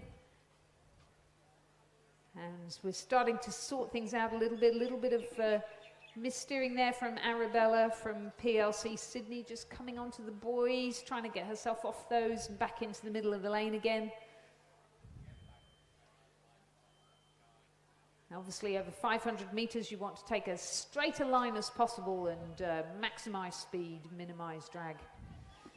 So Alyssa Fickers, a fierce competitor who was at the Nationals, looks as though she might just have taken the lead there in lane 6, the middle of the 3 Loreto Kirribilli scullers. But Matilda Damien on the far side of her, certainly giving her a good shove. Liesl Page, we've seen her perform so strongly over yesterday and again just now in the double. She's got her head down, working hard, really sprinting hard now against Alyssa Fickers. The two of them starting to move away from the rest of the field. Good showing from Emma Malka of Drummoyne there over in lane 1. Liesl Page looks as though she's got her bow bobble just in front of Alyssa Fickers now. Come on, Loreto Kirribilli, we need your cheer to get Alyssa up there. And she's fighting back. Can she do it? Oh, I think that'll be a photo finish. Photo finish, but goodness. I would give it to Liesl, I think. Yeah, I think she just snuck across the line in front of Alyssa Fickers. A fantastic result there. Great row from Lauren Moran to take out 3rd. Matilda Damien also hanging on to 4th. Well done, Loreto Kirribilli. Emma Malka from Drummoyne, a great row for her. She comes over the line in 5th. Elizabeth Powell from Leichhardt. Sorry, I missed her. She was on the inside. She crosses in 5th. Drummoyne Rowing Club's Emma Malka will have to settle for 6th. Arabella Rutherford managed to straighten up and take out 7th. And Charlotte Murray from Penrith crosses the line in 8th. The winning time for Liesl Page of Sydney Rowing Club, 1 minute 57.44 seconds. And on the start line we'd probably be powering them through them now to make up for the lost time in that last race. Race 19, the men's under 16, 17 double scull. In lane 1 from Shaw we have Lachlan Paris and Jack Riding. Lane 2 from Cranbrook, James Mills and Jack Stone. Lane 3 from Sydney, Callum Dunn and Connor Greenwood. Lane 4 from Cranbrook, Jasper Dawson Damer and William Wright. Lane 5 from Kings, Alfred McLean and Ben McKenna. Lane 6 from Sydney, Harley van der Plume and Finn Woodward. Lane 7 from UTS, Archie Osborne and Zach McPherson. Lane 8 from Cranbrook, Edward McHugh and Edward Walker. And in lane 9 from UTS, Hunter Hyde and Archie Osborne. So the 3 crews on the far side are all under 16, and the remaining crews on this side are under 17. And of course, we're missing our Northern Beaches Secondary College, who was so commanding in this age group yesterday in those double sculls. They certainly and were. Sculls. They were a great showing from them. And it does look like the 2 UTS crews over here in lane 7 and lane 9 are taking an early lead, but Sydney Rowing Club, Eve, Harley van der Pluim and Vin Woodward in lane 6 are also making sure they're right up there. I was finding the programme here a little bit confusing because both of those UTS crews had Archie Osborne them in the entries, but Todd Potter has jumped into the one in lane 7 and he's with Zach McPherson. A great showing there, and Archie Osborne is on lane 9 closest to the grandstand. He's doubling up with Hunter Hyde, Archie in the stroke seat. Yeah, great showing from UTS and the Sydney Rowing Club crews. Well, the Sydney crew on the far side there of Callum Dunn and Connor Greenwood has pushed through as well. They were the winners yesterday in the under-16 doubles over 2,000 metres. Can they win today over 500? I think it's going to be UTS. That's a fierce competition between them, but it will be Todd Potter and Zach McPherson who will take it out. And I think that Harley van der Pluim and Finn Woodward just managed to pip the other Sydney crew of Callum Dunn and Connor Greenwood. They did indeed. Cranbrook No, won. I got that wrong. Dawson So Dale. the third, so Hyde and Osborne are coming through as the unofficial third place. And then in fourth, the Dunn and Greenwood. In fifth, the Cranbrook crew of Dawson, Damer and Wright. In sixth, the Cranbrook crew of Mills and Stone. In seventh, the Cranbrook crew of McHugh and Walker. In eighth, Kings, McLean and McKenna. And ninth, Shaw, Paris and Riding.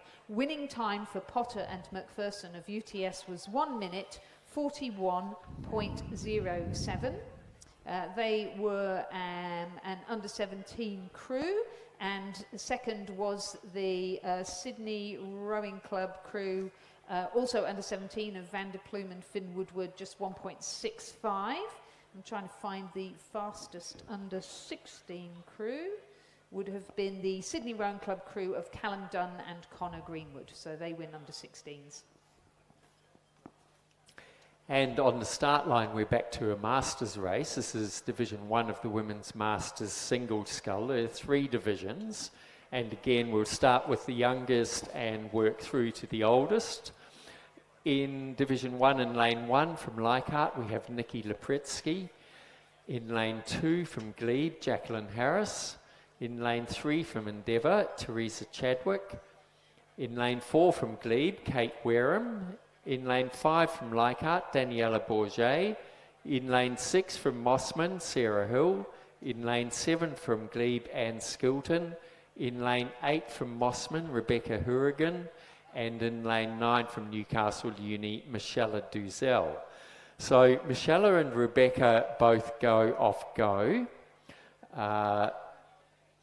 Anne Skilton, Sarah Hill, Daniela Bourget and Kate Wareham and Teresa Chadwick all go off 2 seconds, and the youngster, Nikki Lepretsky, goes off 4 seconds.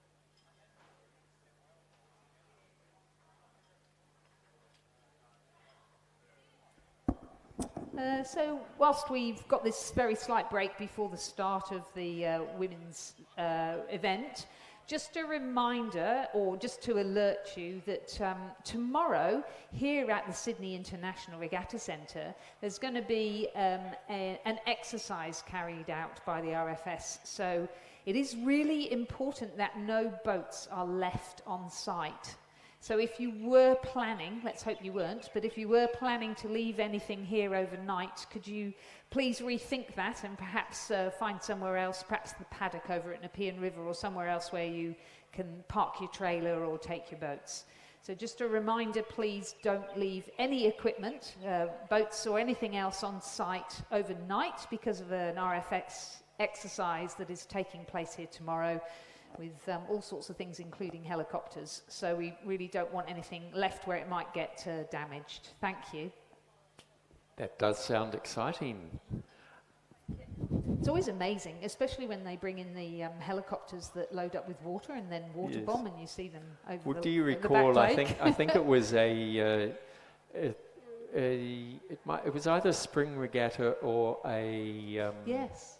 About 6 or 7 years ago, when there was bushfires in Blue Mountains. And they had to come down and fill we up, were out in the training lake, and the helicopters were coming down and picking up the water out of the lake. That was quite exciting. Yeah, it is amazing what they do. So I was out for a hike, as I do on a Sunday morning, as I did this morning, and the RFS were out doing exercises where I was walking, and you just think we are so lucky to have such amazing volunteers doing such a lot of hard work to be prepared for anything that our weather might throw at us. So our Women's Masters race is now underway. All competitors have started.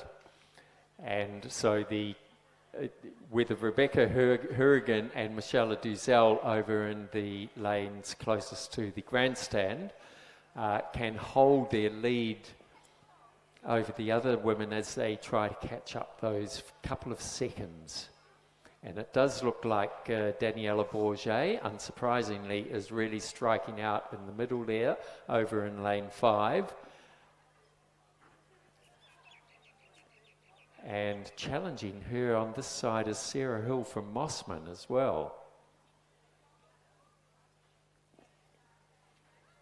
So it does look like the Rebecca Hurrigan from Mossman may be dropping back slightly from her advantage of going off go.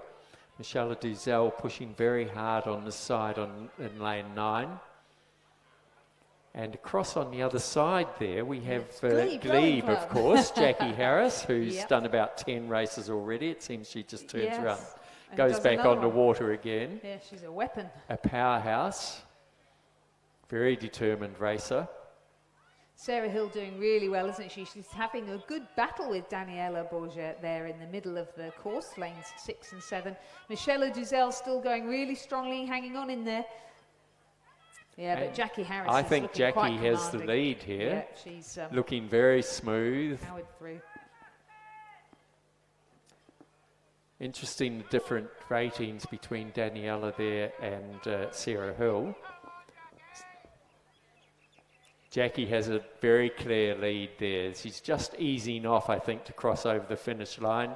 So it's going to be Jackie Harris, Sarah Hill, followed by Daniela Bourget, then Michelle Duzel. And Nikki Lepresti from Leichhardt will take out 5th. 6th will be Rebecca Hurrigan. She looks as though it's been a big weekend, because I know she had her son's year 12 formal, I think, on Friday, or year 10 formal, whatever it was, on Friday night. No, year 12.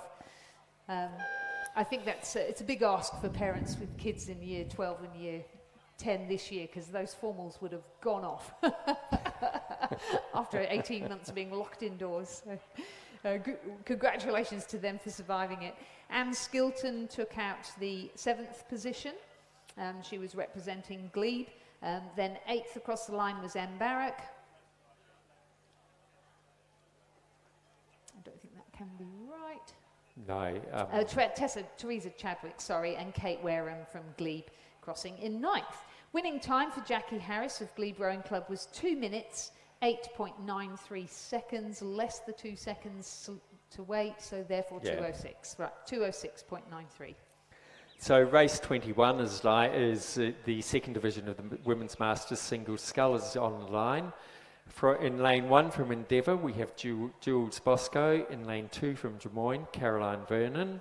In lane 3 from Leichhardt, Leslie Howard. In lane 4 from Mossman, Edith de Boer. In lane 5 from Newcastle, Phoebe Sanders. Lane 6 from Endeavour, Diane McShane. Lane 7 from Mossman, M. Barrack. Lane 8 from North Shore, Louise McCoach. And lane 9 from Newcastle, Tess McPherron. So the 4 rowers closest to us, Diane McShane, M. Barrack, Louise McCoach and Tess Ferron will all go off go. Phoebe Sanders, Edith de Boer, Leslie Howard, and Caroline Vernon and Jules Bosco. So all the rest wait for 2 seconds. Now we can see Tess Fearon from Newcastle there in the yellow boat. Empaco closest to the camera. Tess, who has represented New South Wales in the State Masters quad. A few years back, great sculler. Lane 8 next to her, Louise McCoach from North Shore. M. Barrack from Mossman, sitting in lane 7. Diane McShane from Endeavour.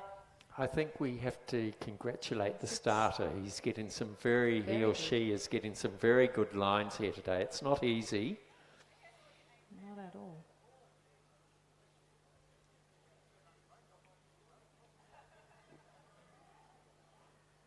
And then lane 5, Phoebe Sanders from Newcastle. Edith de Boer from Mossman in lane 4. Leslie Howard from Leichhardt, lane 3. Caroline Vernon from Des Moines in 2. They're just hanging on there. Jules Bosco from Endeavour just got to wait 2 seconds, and they're off as well. Camera now on Tess Fearon as she leads away in the E division of the women's division 2 of the Women's Masters Single Scull. Been very relaxed there for a sprint. Slightly higher rate of striking from Louise McCoach of North Shore beside her. Ooh, got herself onto the buoys. That wind must be, yeah, it is. It has really picked up, so it's blowing them across into the buoys, isn't it? M. Barrack from Mossman, same thing. Just trying to get her course, feel for that wind, get the bows into the wind a little bit more. So it does, the key is going to be here whether the older ladies can hold off the young ones that are starting to push through.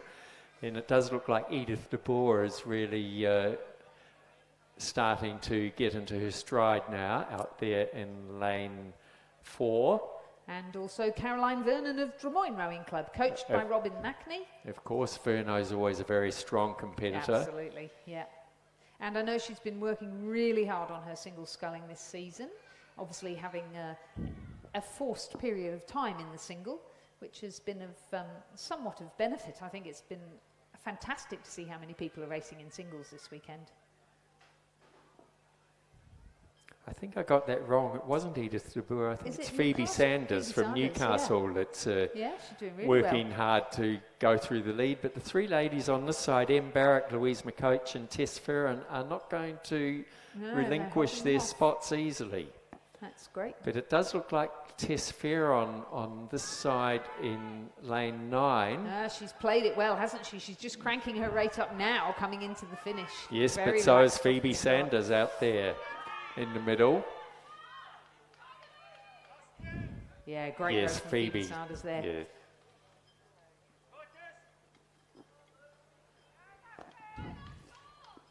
Yeah, Phoebe Sanders, Newcastle Rowing Club. She'll take out Division 2 of the Masters Women, closely followed by Tess Fearon, also of Newcastle Rowing Club.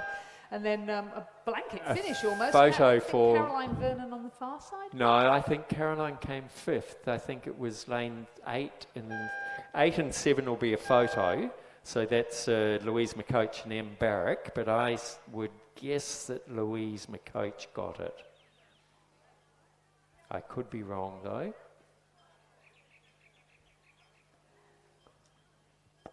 Oh no, the unofficial shows that Caroline Vernon did get it. Yes. I don't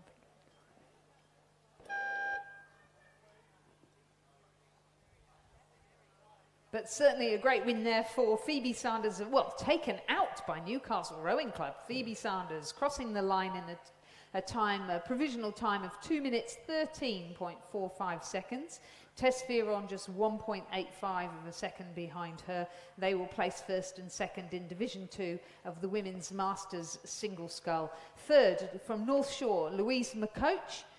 Fourth, M. Barak from Mossman Rowing Club. Fifth, Drummoyne, Caroline Vernon.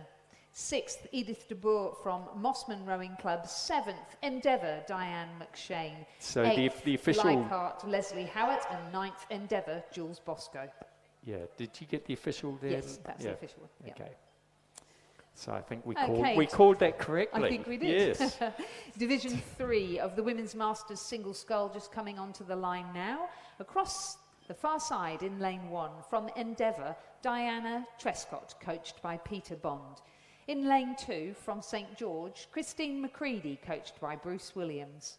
In lane 3 from Canberra, the Black Mountain Rowing Club, Pamela Nash. In lane 4 from Abbotsford Rowing Centre, Petra McCaskill, coached by Charles Lloyd-Jones. In lane 5 from Endeavour, Lindy Nisbet. In lane 6 from North Shore, Janet Pendleton. In lane 7 from Endeavour, Chris Brennan. And in lane 8 from Mossman, Annie Taylor, coached by Kieran Glynn.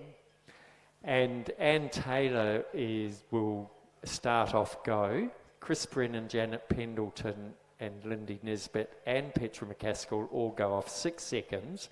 And Pamela Nash, Christine McCready and Diana Trescott will all go off 11 seconds. From what I've seen in the past, Anne Taylor has beautiful technique. And so this race will be all whether I think they can catch Anne. And of course, Lindy Nisbet recently moved to Stockton on the Central Coast and joined Endeavour Rowing Club, whereas for years now she has actually rowed at Drummoyne Rowing Club. So I know she's really loving joining the ladies there at Endeavour and joining a new rowing club, getting to know a new community. So great to see her back here racing in this regatta. And they're now all underway. So as we would expect at this point in the race, the lanes closest to the grandstand where they had the lesser handicap, greater handicap, are out in the lead. So the ones to watch are those on the far side as to whether they can make up that 11 seconds they had to wait. And as we might expect, the very accomplished sculler Chris McCready, who's been a constant representative of New South Wales in the State Masters quad for the interstate regattas, is showing good form early in. She's the person across there in lane 2 in the red and white. Pamela Nash from Black Mountain managing to have a good battle with her. So I think Bina Southerly, when the advantage does seem to be on the far side, because Anne Taylor has had some difficulty staying in her lane and steering. Yeah, as did the person in the race before, didn't they? So yes. So hit by the wind. But she's back in her stride now. She is, and she's still maintaining a healthy lead over the remainder of the field. Chris Bennon from Endeavour having a good scull there. But over the far side, Christine McCready from St George is starting to pull through now, having waited 11 seconds on start. Pamela Nash still having a really good lively row next to Chris, but certainly Chris starting to power through now and catch up with Annie Taylor. So we've got Annie Taylor still in the lead, then across to Chris McCready from St George in lane 2, Pamela Nash in lane 3, Lindy Nisbet from Endeavour in lane 5, Chris Brennan from Endeavour in lane 7. I think Pamela Nash is she's turned on the afterburners there and is starting to really push through. And I think those two have now pushed through Anne Taylor, haven't they? Yes, they have. And Pamela Nash, these last few strokes, she's keeping it long, keeping it strong, half a length lead. She will take out Division 3 of the Women's Masters Single Scull for Black Mountain. Yeah, I think that's right. Second would either be Chris McCready or Annie Taylor. Chris McCready and then Anne Taylor. Third, Anne Taylor, right. Yeah.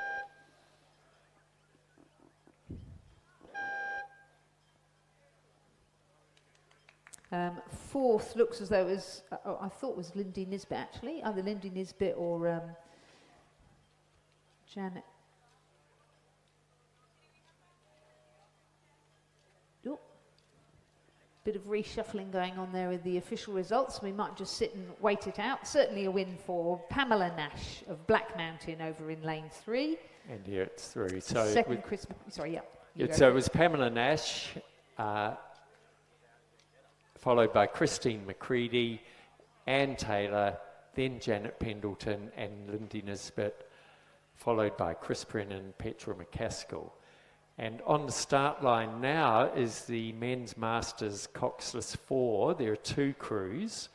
On the far side in lane 4, from North Shore's Glenn Fraser, Nick Johnston, Eric Luck and Chris Walsh, coached by Samantha Callahan. They will be going off go. Well, they've just started. And closest to us from the University of New South Wales is David Lees, Matthew Bayfield, James Halliday and William Moyes, and they had to wait 2 seconds.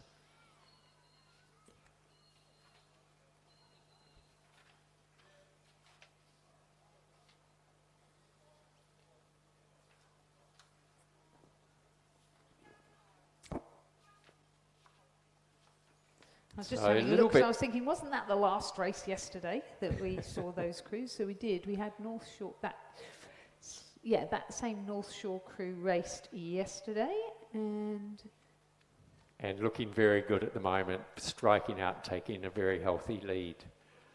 And it was a slightly different crew from University of New South Wales yesterday, but these two had a good battle, and the victors in the end, but only just, were the North Shore crew. So looks as though the same thing's going to happen today.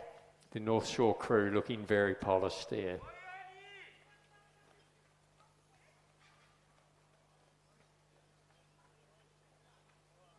So the North Shore crew is F Masters. That means the average age, and it looks like it is probably just on 60. So Chris Walsh in the stroke seat, Eric Luck in the 3 seat, Nick Johnston is at 2 and Glenn Fraser is in the bow seat, and they are coached by Samantha Callahan. And they will take out the Men's Masters Coxless 4 at the 2021 New South Wales Sprint Championships. Across the line now, University of New South Wales with Bill Moyes in the stroke seat, James Halliday at 3, Matthew Bayfield at 2 and David Lees in the bow seat. The winning time for North Shore, 1 minute 43.51. And for those who want to know such things, the Women's Masters single scull won by Pamela Nash of Black Mountain, and F age group sculler was won in a time of 2 minutes 25 seconds. So now we have the women's under 19 and under 21 coxless pairs, and some names who've already been out there racing in double sculls, single sculls and 4s appear again. In lane 3 from Sydney Rowing Club, Zara Greenwood and Alice Bennett, coached by Brendan Longman and Donovan Seck. In lane 4 from Newcastle University, Molly Wakerden and Adelaide Goldfinch. In lane 5, representing PLC Sydney, Arabella Rutherford and Bailey Winton Murray, coached by Felix Dure and Caro Lynn Wong. In lane 6, from Sydney Rowing Club, an under-21 crew of Evie Thompson and Caitlin McManus Barrett, coached by Lachlan Carter and Donovan Check. So this is the old double of last season, back together again, with Caitlin currently studying in Canberra. She's not often able to race with her doubles partner Evie, so it's great to see them back together again, and we'll see how they can do, as they're the only under-21 crew in this event. The remaining 3 are under-19s. So I hate to do this to you, but it's a pair, not a double. Oh, sorry, pair. Yes. Oh, well, even better. Swapping from a pair to a double. Or from a double to a pair.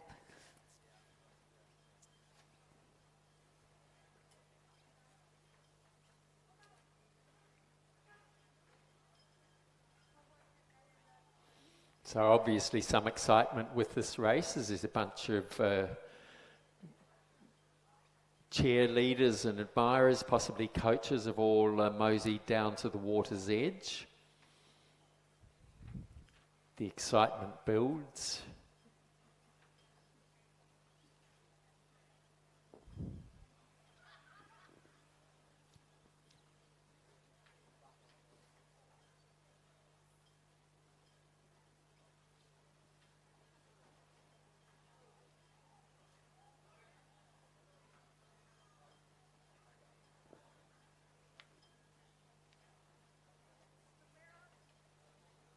And it looks like they just about have a line.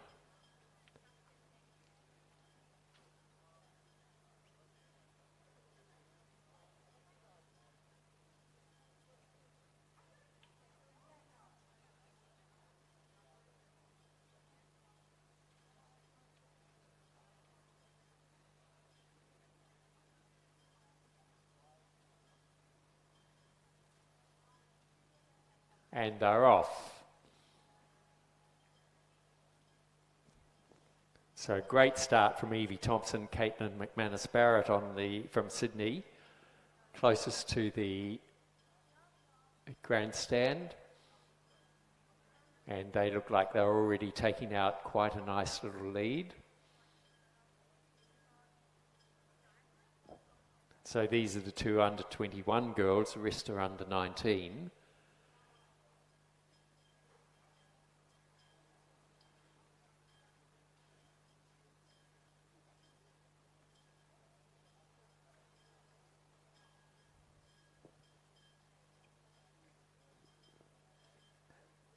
So, whoops, they've just diverted a little bit, got their steering has gone off, so they've cut across to another lane. That's Evie Thompson and Caitlin McManus-Barrett, but they still seem to be holding their lead. And it's not as if they're impeding anybody else, because there's nobody else over here in any of these lanes.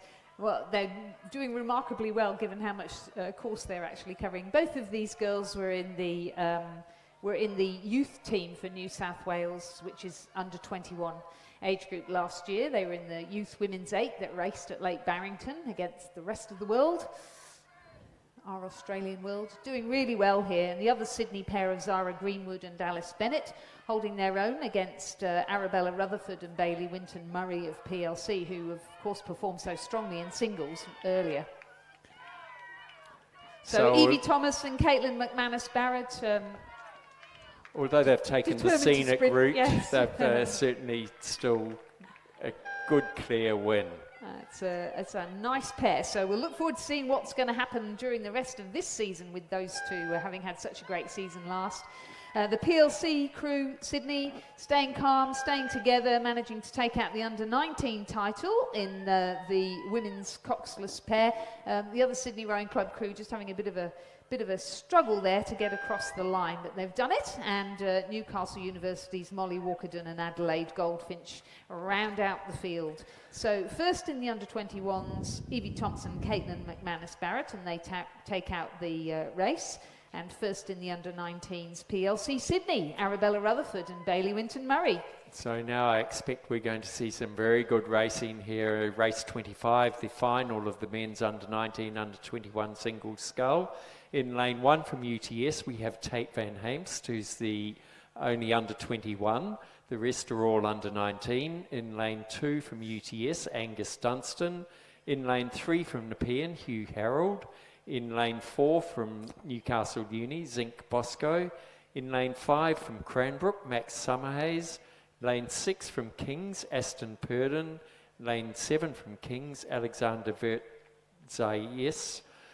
In lane 8 from Cranbrook, James Scott Brown. And in lane 9 from Kings, Sam Thompson. So although it was the first 4 through to the final, we actually have a full field of 9 lanes. And they're well underway now. They're just starting to come through to about the 300 metre mark. And it looks to me like Alexander Vertzayes is out in the lead, followed by Max Summerhays across in the middle, who's now really starting to wind it up. Hugh Harold over there from Nepean was also well in the mix. It's going to be a very hard one to call here because the Alexander Vertzayes certainly is working very hard to hold his lead, but look at Tate Van Heemst over the far side there, pushing through. Had a lot of coaching by Brad Smith at Glebe, and he's now matured out to be a very good sculler there. So I think Tate Van Heemst is certainly going to take this race by about a boat length. Fantastic, boat length, yeah. Yes. followed by I think lane 7, wasn't it? Alexander. Yes, Alexander. Vetsias, yeah. Can't see. Then who I came think it was Max Summerhays from Cranbrook. But yes, I think you're right. And then 4th, Hugh Harold from Nepean Rowing Club. 5th was Aston Purden from Kings in lane 6. 6th was Angus Dunstan from UTS from lane 2. Then we had Zinc Bosco from Newcastle University. He would have come across the line 7th. 8th from Kings, Sam Thompson, and 9th, James Scott Brown from Cranbrook. So great win there for Tate Van Heemst of UTS, coached by Alex Field and Hallie Chapman, crossing in a time of 1 minute 43.76 seconds. So he takes out the under-21 title. And interesting with there being a sprint race is he didn't look to be in the mix in the first couple of 100 metres there. No, he timed it beautifully, didn't he? Yes. And the under-19 title won by Alexander Vetsias from Kings. He was 1.35 of a second. So on the start line we now have race 26, which is the Women's Open and under-23 double scull. In lane 3 from University of New South Wales, Ramona Codmiller and Alyssa Burke. In lane 4 from the University of New South Wales, Samantha Backler and Stephanie Hart. In lane 5 from Nepean, Talara Tuckerman and Sierra Grady. In lane 6 from the University of New South Wales, Louisa Stocks and Heather Cox. And in lane 7 from UTS, Holly Gardner and Alexandra Quinn. The UTS crew are the only under-23 crew. All other 4 crews are open, and they are now underway. They are, and unfortunately Holly Garner and Alexandra Quinn had a bit of a fumble on the start there, so they've got off to quite a slow start. So they're starting down, and it's a question of whether they can row their way back through the field. A very neat start indeed from Louisa Stocks and Heather Cox of the University of New South Wales in lane 6. However, a neat start it may be, but it's not a fast start, because as they progress through into the second quarter of the race, it's the other 3 under-19 crews that are performing more strongly. Samantha Backler and Stephanie Hart of University of New South Wales looking as though they've taken a very slight lead over Ramona Codmiller and Alyssa Burke of University of New South Wales, and Talara Tuckerman and Sienna Grady of Nepean. But we all know Sienna Grady. We've seen her race. She is the athlete with a hearing impairment, but a very, very strong competitor, and Talara Tuckerman too. And the two of them have found a really nice rhythm, and they are now starting to power through into the second half of the race. They're just coming out of the third quarter into that final sprint through to the finish. The UTS crew of Holly Garner and Alexandra Quinn have now found their rhythm, and they're upping their rate of striking, but I think they've left it all a little bit too late. It looks as though it'll be a clean win for Talara Tuckerman and Sienna Grady of Nepean Rowing Club, coached by Daniel Waddell and Jason Waddell. And I think second place is going to be Samantha Backler and Stephanie Hart from the University of New South Wales. The UTS crew have just managed to get themselves up into third place. Holly Garner and Alexandra Quinn just taking out Ramona Codwiller and Alyssa Burke from the University of New South Wales. And crossing out the line in fifth position, a neat crew of Louisa Stocks and Heather Cox from University of New South Wales. The time for Tuckerman and Grady in the women's double scull, 1 minute 48.43.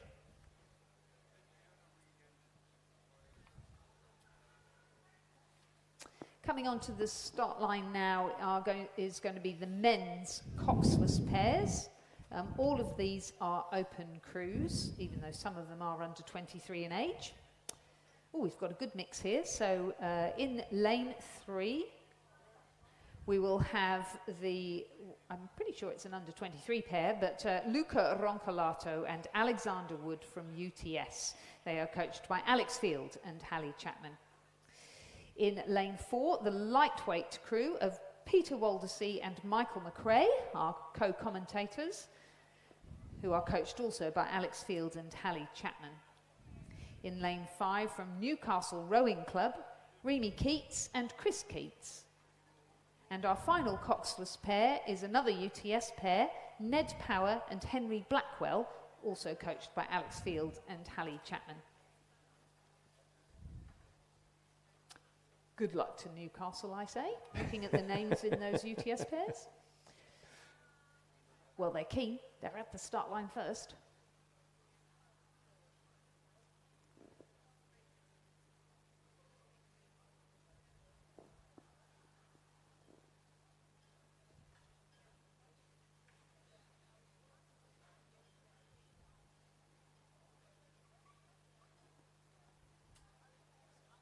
It's not.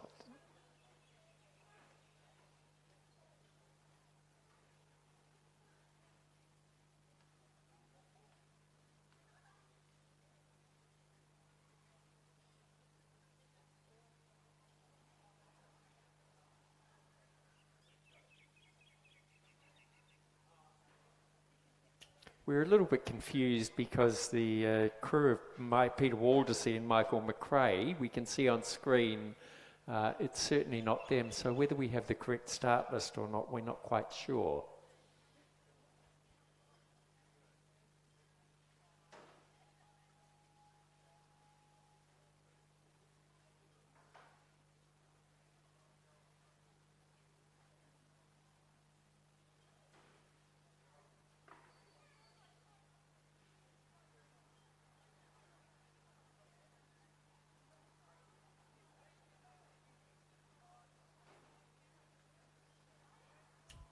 So we have been advised that the UTS crew over in lane 3 is a different crew than is what is in the program, and it is Tanner and Clay.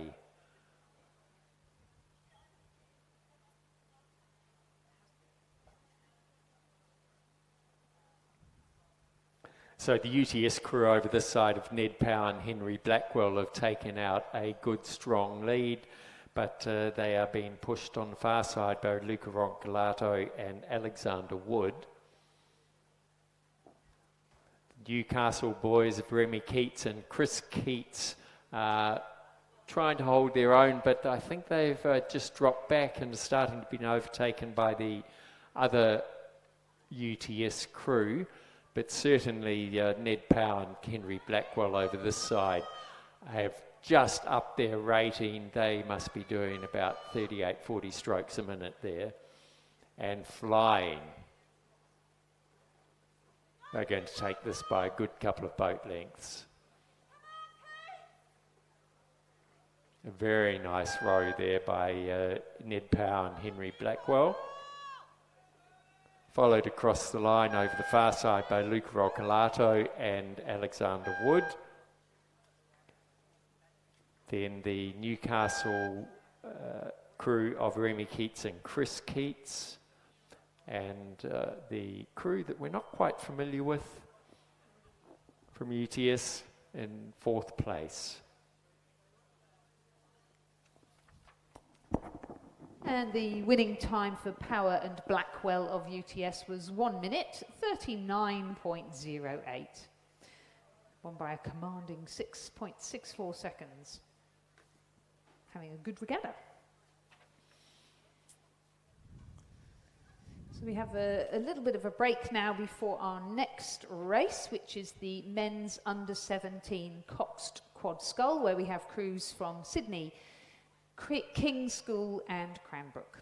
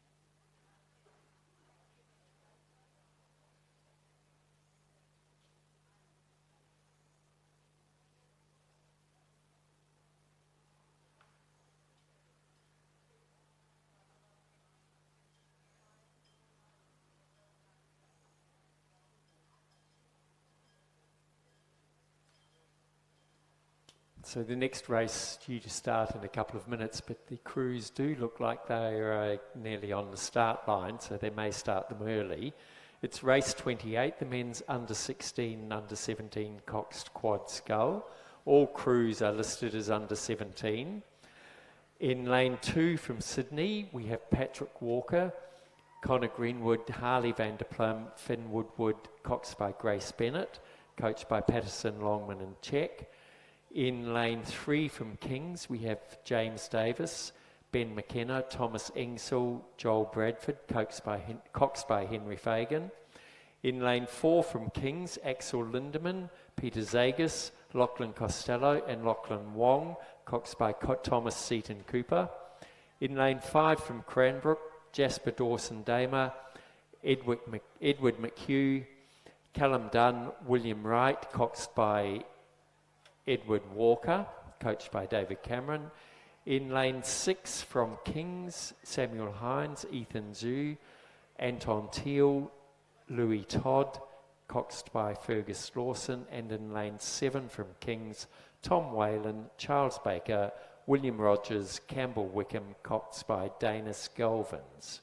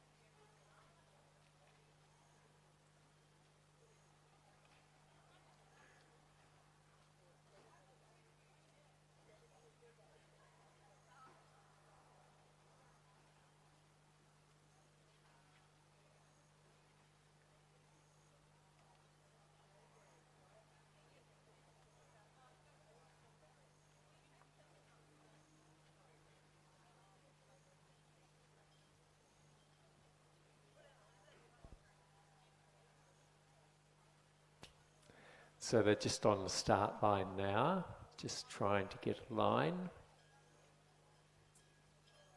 It's looking like they'll be just about ready to go. Blue singlets for Miles there with the Cranbrook colours in the middle. And they're off. So it does look like the Cranbrook crew out in the middle got a very good start, as did the Kings crew closest to the grandstand. Certainly a great turnout from Kings this weekend. And I don't know what they're feeding them, but they all seem like very big boys.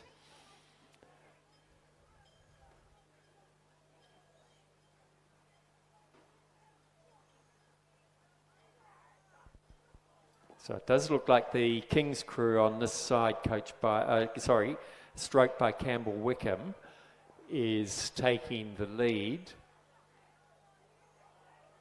The Cranbrook crew got off to a really good start, but the Kings crews are starting to reel them in, particularly the one over on the far side,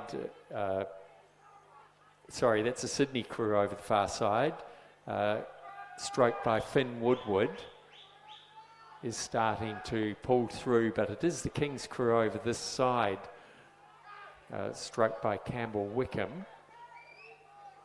Yes, the Sydney crew has made a great comeback and looking very smooth now that they've got their pace.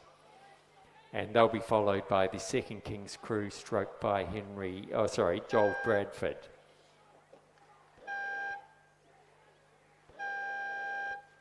So that was King's crew stroked by Campbell Wickham across the line first, over the Sydney Rowing Club crew. Sydney Rowing Club crew, stroked by Finn Woodward, and followed by King's 3 from lane 3. Yes, the King's 3 crew, stroked by Joel Bradford. And fourth was Cranbrook. Fifth, King's 4, which is the crew stroked by Lachlan Wong. And sixth, the King's 2 crew, which is the crew stroked by Louis Todd. And the winning time for the King's 1 crew was, just disappeared off the screen there. We'll confirm that to you as soon as we can. Coming onto the screen now, the para double scull just lining up and getting ready. And in lane 3, we have a crew from Balmain of Eleanor Taylor and Mika Kelly. In lane 4, from Balmain, a double of Bronte Marshall and Sam Shalhoub. In lane 5, from PLC Sydney, Ella Dunphy and Stella Passin, coached by Izzy Hooton and Emma Vey Cox, together with Lily Glenn. In lane 6, from Balmain Rowing Club, Stephen Lawler and James Johnson. And in lane 7, from PLC Sydney, Amber Bradley with Sophia Soudalakis. I'm sure Amber's looking forward to this because she's in a double with somebody else and she doesn't have to struggle her way, although she's got that lane again. So they're just getting their act together there, Amber Bradley and Sophia Soudalakis, coached by Izzy Hooton, Emma Vey Cox and Lily Glenn. The Balmain crews, of course, the other powerhouse of para rowing here in Sydney, Balmain Rowing Club. The coaches there are Anne Craig, Liam James and Barbara Ramjam.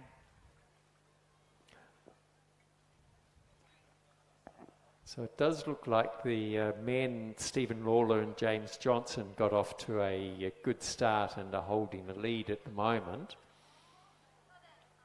Yeah, one of the interesting things about the para double scull is it doesn't have to be mixed when we race it here in New South Wales. So some of these crews are 2 women, like the PLC Sydney crew in lane 7, some 2 men, like the crew in lane 6 from Balmain Rowing Club, and some a mixture, so men, 1 man, 1 woman, like the crew in lane 4 from Balmain Rowing Club, with Bronte Marshall, who won the PR3 single earlier on today.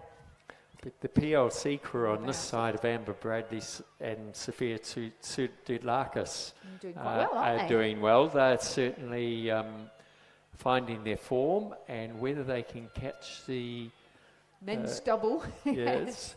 But another good performance coming from the Balmain crew in the far side, which is Eleanor Taylor and Mika Kelly. So Eleanor, who's pretty sure started at school and possibly PLC, and Mika Kelly, who started at Glebe Rowing Club. Yes. Looks as though the men, Stephen Lawler in the stroke seat with his distinctive prosthetic leg. Stephen, who has just loved rowing since he started a few years ago. In the double here with James Johnson, and looking powerful now as they come into the final few strokes of the race.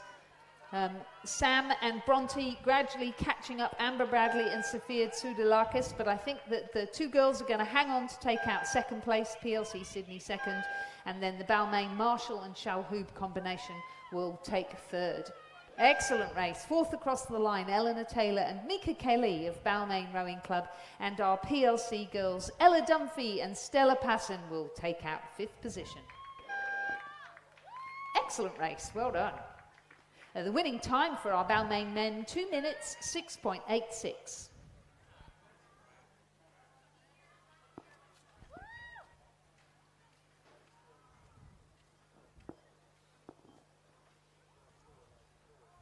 And we have a time for the coxed quad sculls. It's disappeared again. Keeps disappearing off the screen.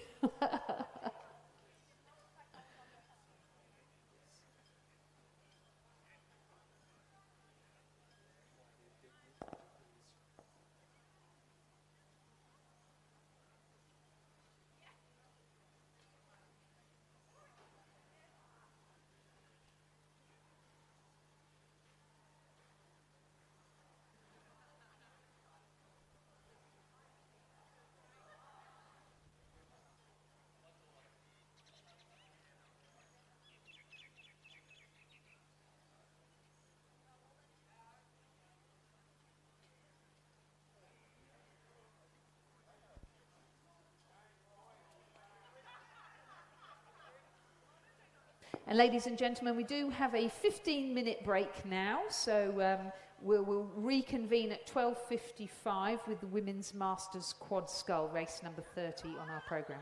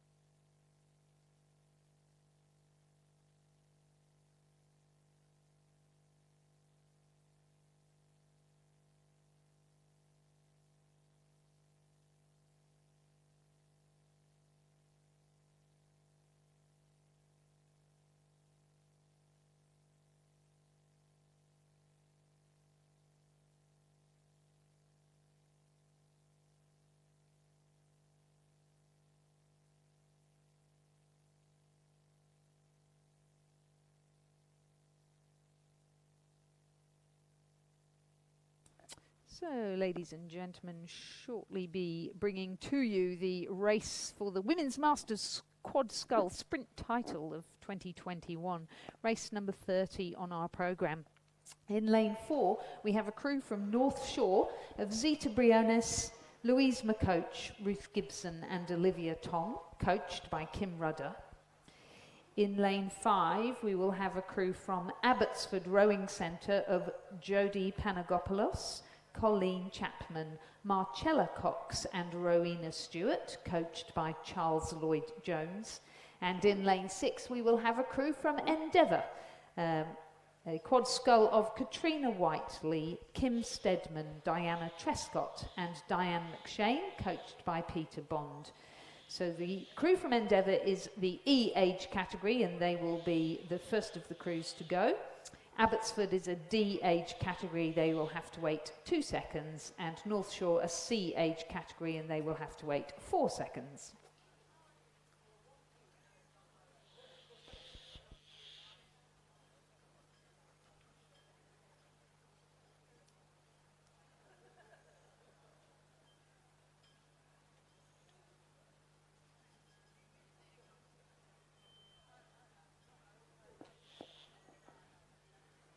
The crew's just coming down onto the start now. So we are resuming racing now, and we have some races now starting at 12:55 and going on, I think it's until about 1:27, and then we will have another break, a lunch break. This was just play lunch. Yeah, no, I know. No, I'm fine.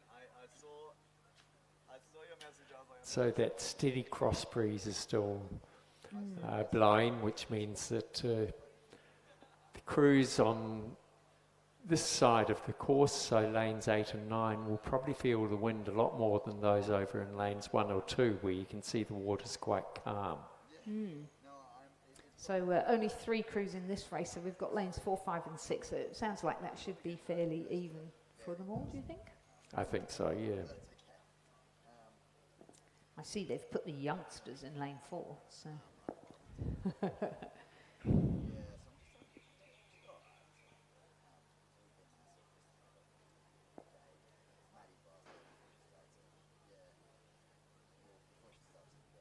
Camera zooming in there on the bow pair of the North Shore crew with Zita van der Wall in the bow seat, our previous international lightweight for the Australian team. Great to see her back rowing again.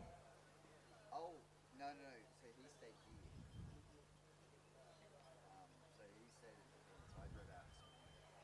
It was fun. Yeah. I did. It was very nice. Everyone got pretty much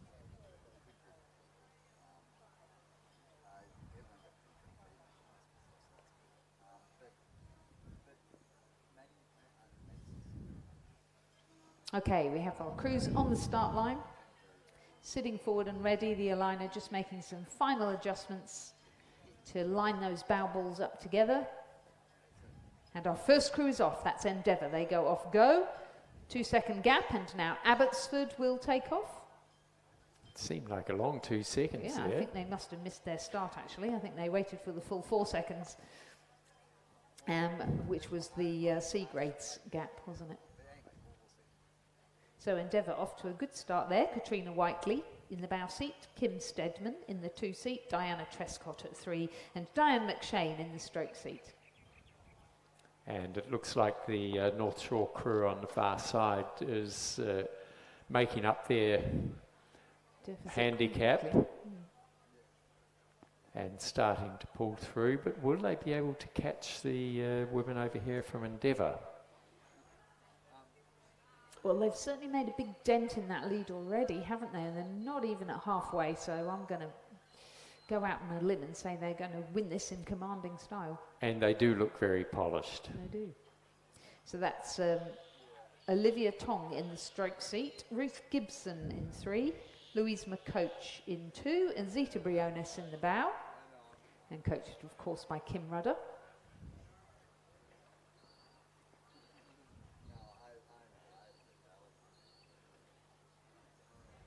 Well, they will work their way through the crews now, just starting to get their noses in front as they come into the red buoys that signify the last 100 metres of the race.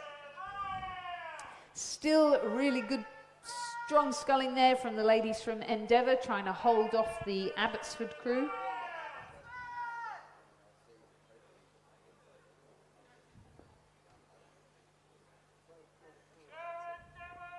So a fine win there for North Shore in the Women's Masters Quad Scull, taking out the title for 2021. Endeavour will hang on to second place over Abbotsford.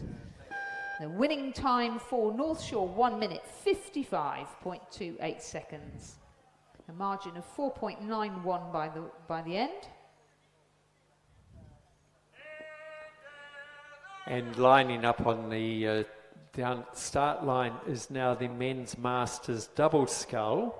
And we have a wide range of ages here again, so some big handicaps. Again, when John James and Rob Drury go are competing, it means and we have a B crew as well. So B is from 36 to 43 average age, so it's a huge difference. In lane 3 from Leichhardt, we have Charles Buzzacott and David Raymond. They're the B crew, so they'll start off 31 seconds. In lane 4 from St George, Paul Wilkinson and Christopher Jones. They're an E crew, and they'll go off 25 seconds.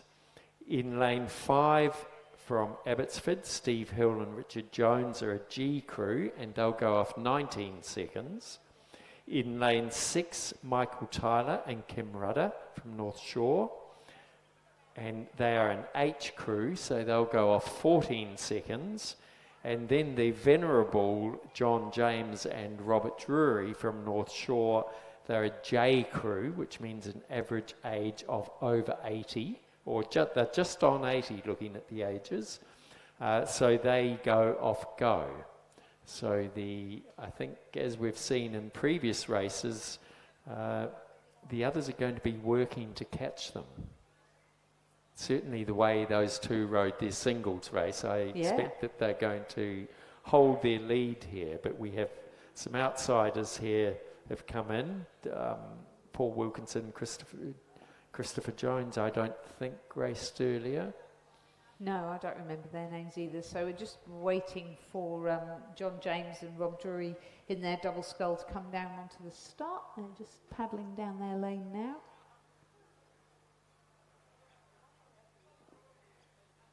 At a very leisurely pace.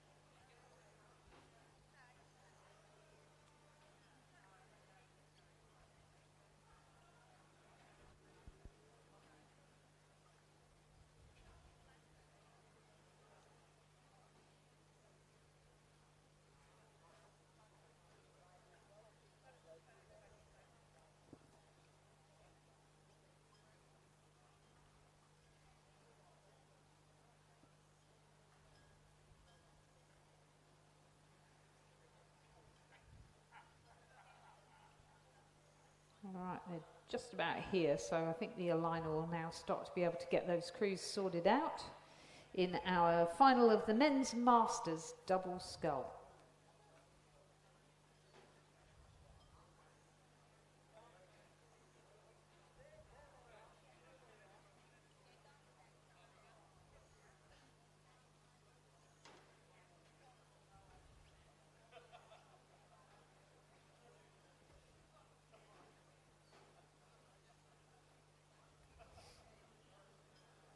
So North Shore, lane 7, we're on John James, aged 84, Rob Drury, aged 76.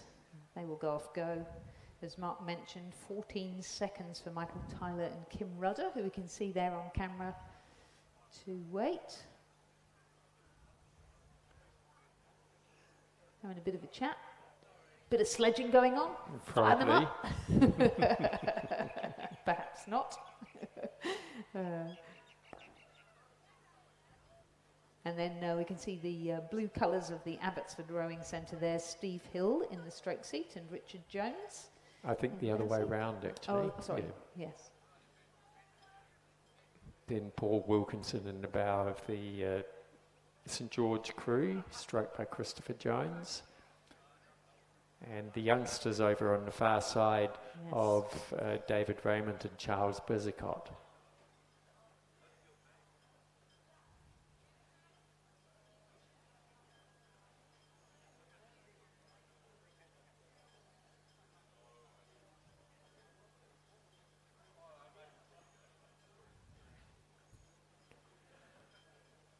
So they've just about got a line.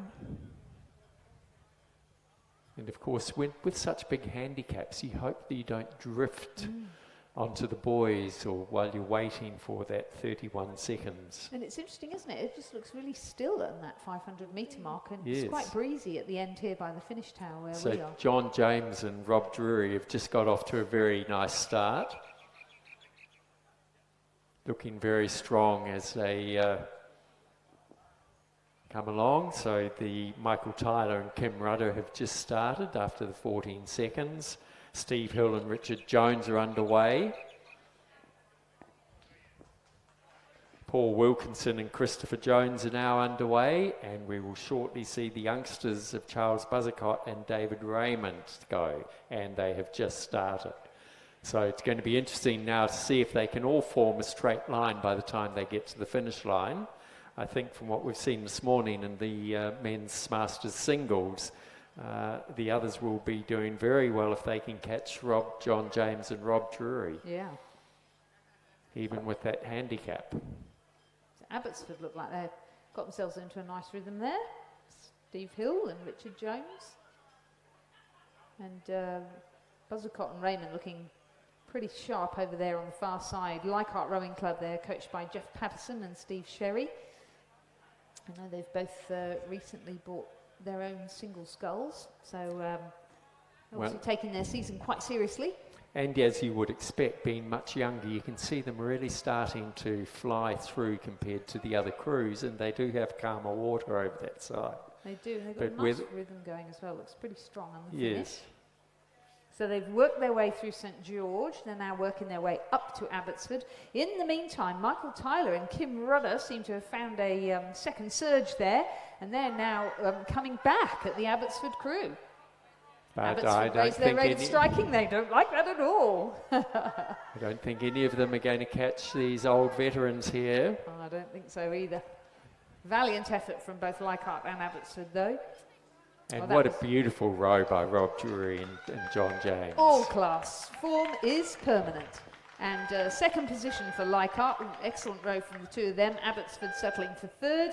Rudder and Tyler come across in fourth, and from St George, Wilkinson and Jones will place fifth. The winning time for our masterful masters, John James and Rob Drury, 2 minutes, 8.33 seconds. So recapping there, a win for North Shore 1 in the men's Masters double scull, second Leichhardt, third Abbotsford, fourth North Shore 2, and fifth St George. Okay, we're going to wind it down a bit in years. We're going to come to under 19 and under 21 coxed fours. Race number 32 on our programme. In lane 3 from Kings, we have Nicholas Witheridge, Wilbur Blacksland, Harry Staniforth and Dimitri Duta, coxed by Lawrence Cleave. In lane 4 from Kings, Alexander Vertzeyas, Aston Purdon, Julian Burke and Sam Thompson, coxed by Danis Galvins. In lane 5 from UTS, Robert Russell, Hunter Hyde, Archie Osborne and Angus Dunstan, coxed by El Dukakis, coached by Elliot Shatcloth Bertonetti and Alex Field. In lane 6 from Kings, Fraser Waite, Alex Bush, Cameron Webster and Angus Wickham, coxed by Sebastian Kladnig. All 4 of those crews are under 19. In lane 7 from UTS, an under 21 crew of Ned Power, Lucas Stefanovic, Mitchell Kaponis and Henry Blackwell, coxed by Anna O'Hanlon. And they're underway. It does look like very hard to pick at this time. 5 strong crews. They're all coming down in a fairly straight line. Yeah, I've noticed lane 7 there doesn't have a bow number on. But that's the under-21 crew, and we saw Power and Blackwell take out the pairs recently. We've seen Stefanovic and Kaponis race in lots of different crews this weekend. They're having a great weekend ahead of a summer camp. Looks like they're setting themselves up for a great season, and they have eased themselves into one of the leading positions. But across on the far side, the King's One crew of Withridge, Blaxland, Staniforth and Dutta, coxed by Lawrence Cleave, is doing very well indeed. So, Kings on the far side, under-19 crew, UTS on the near side to you, the under-21 crew. Very clearly between the two of them to take out this race in the men's coxed 4. The Kings look very powerful, my goodness.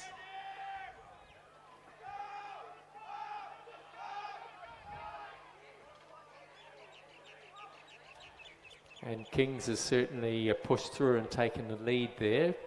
Very nice win. Followed across the line by the UTS crew. And then the next crew is going to be the King's crew here in lane 6, which is the one stroked by Angus Wickham. Third, the King's 2 crew, and then fourth, the King's 3 crew, stroked by Sam Thompson, and fifth, the UTS crew, stroked by Angus Dunstan. So a win in the men's coxed 4 for King's 1, and they take the under-19 title. Second, UTS, they will take the under-21 title. Third, King's 2, fourth, King's 3, fifth, UTS. The winning time for King's 1, 1 minute 35.21, and the UTS under-21 crew were 1.24 seconds behind them. And we already have race 33 underway, which is the women's open pair. There are only 2 crews from the University of New South Wales, Charlotte Stanwicks and Lisa Matthews, and in lane 4, and closest to us in lane 5 from Sydney, Evie Thompson and Caitlin McManus-Barrett, coached by Lachlan Carter and Donovan Check. So this is round number 2 for the Sydney coxless pair. We saw them race in the, whatever it was, under-19s earlier on, I think, under-21s rather, and they had a bit of a steering problem. They were in the same boat, that lovely Empacker pair, and they clearly have fixed whatever the problem was with the steering, because they are arrow straight here in the final of the women's open pair. I'm sure that must be great for them to be able to turn around, go back out and try again.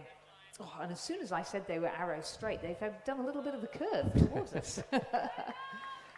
It's certainly looking a lot better, and they're a really powerful crew. They're definitely 2 athletes to watch for the future. Evie Thompson in the bow seat and Caitlin McManus-Barrett in the stroke seat. As we said, members of the New South Wales Youth 8 last year that raced in Lake Barrington. The only person in the Youth 8 to continue through from the previous year, I think, Laura Gawley. So a whole new squad this year, and some really exciting stuff coming if we've got the likes of Evie Thompson and Caitlin McManus-Barrett racing for New South Wales. Congratulations to them. They take out that in a fine time, which doesn't look quite right. I'm sure they didn't take 46 seconds to get across 500 metres, but never mind. Good win for Sydney Rowing Club in the women's open coxed-less pair. Second, the University of New South Wales.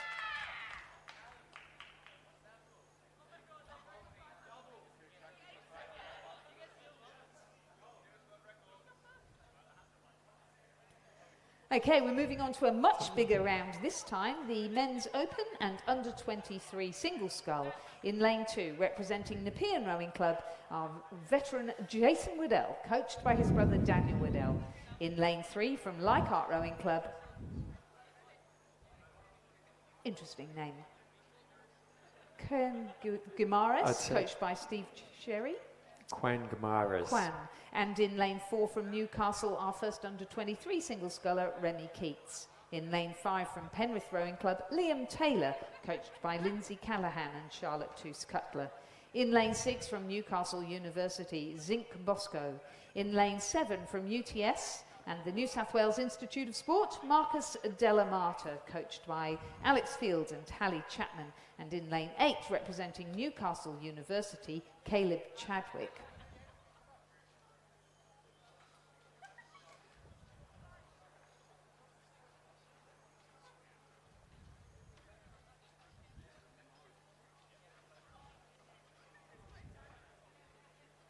So they're pulling onto the start line now. The starter's just getting a line. Should be an exciting race, this one.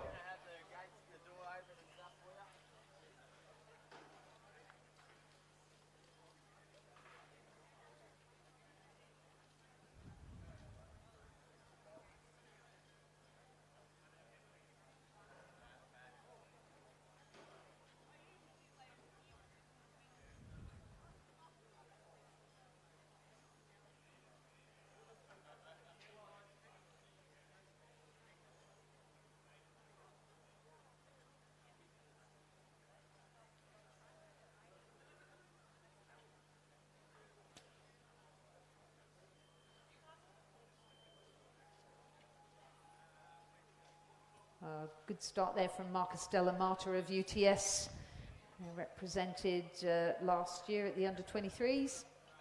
And I know he's hoping to represent Australia again this year and hopefully go overseas rather than just have a domestic showdown.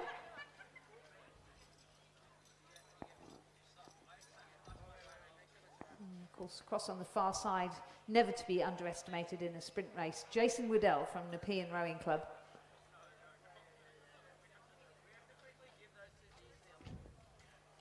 Our sculler Guimares from Leichhardt Rowing Club, managing to pace with Jason in the early part of the race, but as they come to the halfway mark, we start to see Marcus Delamata break away from the rest of the field and Jason inch in front of his other open competitor.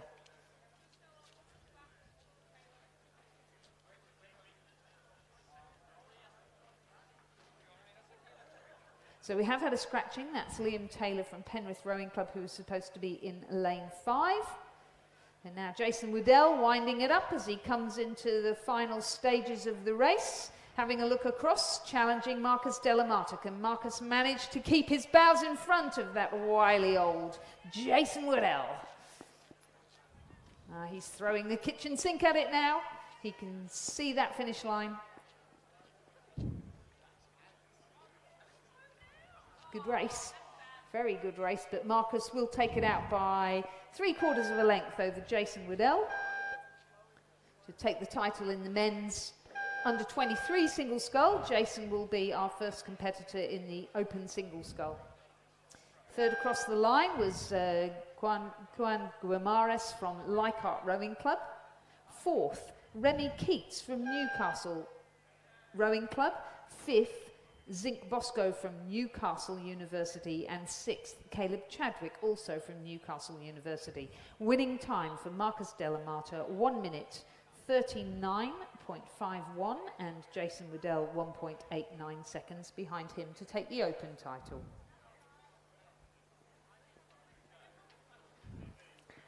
And on the start line now is a women's under-16 double scull. This is a heat. So the first 4 through will go through to the finals. In lane 1 from PLC Sydney is Charlotte it's the under-16 double scull. So in lane 1 from PLC Sydney is Charlotte Sard and Isabel Yardley. In lane 2 from Loretta Kurabili, Jessica Kovats and Freya Bateman. In lane 3 from PLC Sydney, Sarah Bebbington and Bailey Winton Murray. In lane 4 from Penrith, Alyssa Hotz and Zoe Weisner. In lane 5 from Askham, Grace Carter and Kitty Zuzak. In lane 6 from PLC Sydney, Jasmine Saha and Tanika Young.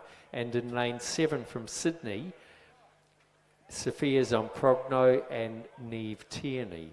Ooh, that'll be exciting because they're both very good in the single scull, weren't they? Yes. They're great to see. So these guys, this is, as you said, the first heat. So the first 4 across the line will progress through to the final, and the final will be held at 27 minutes past 2 this afternoon. And they're off and running, and as you might expect, a really good first few strokes from Sophia Zamprogno and Niamh Tierney from Sydney Rowing Club in lane 8. Getting off to a good start.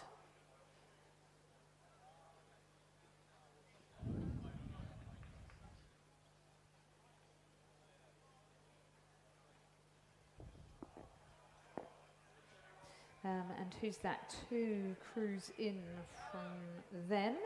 Grace Carter and Kitty Zuzak from Ascombe. So they're rowing out of Glebe Rowing Club, aren't they? At the moment? Ascombe School? Some of them? We're starting to get a few Ascombe kids, yes. Right. Well, maybe they... And then we have PLC Sydney, Sarah Bebbington and Bailey Winton Murray.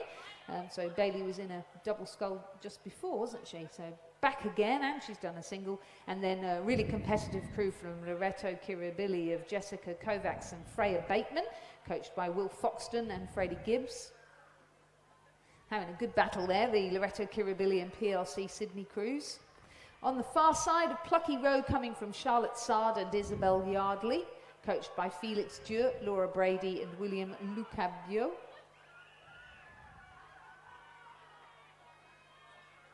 It looks like it's going to be a very close finish here, Lizzie. It does. Loreto Kirribilli really raising the rate of striking, looking great. I've noticed Freya Bateman yesterday. She's a little pocket rocket, isn't she? But yeah, good, I think good it's fight going back to be from Bebbington and Winton Murray, though. Yeah, Kovacs and Bateman over. Oh no, the Bebbington and Winton Murray have just pulled through. Very strong showing from them, and you know, I really thought this Sydney Rowing Club crew would take this quite easily, but no, it's not to be. It's PLC Sydney's day today. Sarah Bebbington and Bailey Winton Murray crossing the line in first position to take out the middle lane in the final at 2:27. Joining them in the final will be the Loreto Kirribilli crew of Kovacs and Bateman, the Sydney crew of who came third, of Progno and Tierney, and the Ascombe crew of Carter and Zusak. So those are the 4 crews progressing through to the final. Eliminated now from the event, PLC Sydney 2, Sard and Yardley, Penrith 2, Hotz and McEwen, and PLC Sydney 4, Saha and Young. And up at the start line is the second heat of the women's under-16 single scull. In lane 2 from Ascombe, we have Sabrina Koskar and Lucy Yabsley. Haven't we just had a Lucy? No, sorry, I'm confusing myself. In lane 3 from PLC Sydney, Madeline Vaughan and Hannah Bebbington. In lane 4 from PLC Sydney, Alessandra Sidon West and Miranda Sabo. In lane 5 from Leichhardt, Sinead Hickey and Josephine Egan.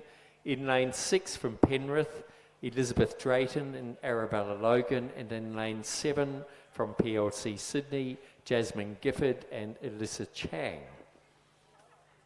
So my confusion earlier was that we see some of these girls going round and round doing more and more races, and you see the names come up over and over again and wonder, my goodness, how can that happen? You do indeed. Just a bit of shout out, Mossman Rowing Club and the junior sculler Imogen Gray. Imogen, if you are here, some stuff of yours has been found that I think you'll probably want back. So if you could come to maybe the tent, either the bottom of the finish tower or the Rowing New South Wales tent in front of the grandstand. Imogen Gray from Mossman Rowing Club, if you could come and let us know if you're here, perhaps you're on the water, because we've got some stuff of yours to get back to you. Mossman Rowing Club, if Imogen is not here anymore, if one of you could let Margot Harley know from Rowing New South Wales, that would be great. Thank you.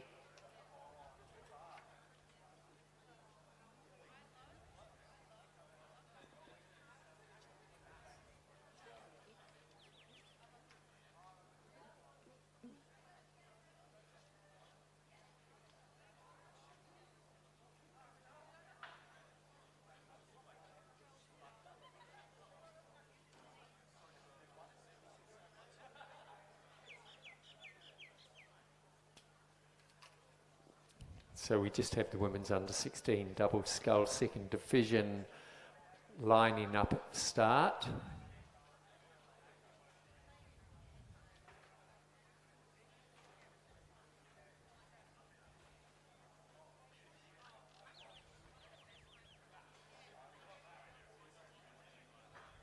Started just trying to get a clear line.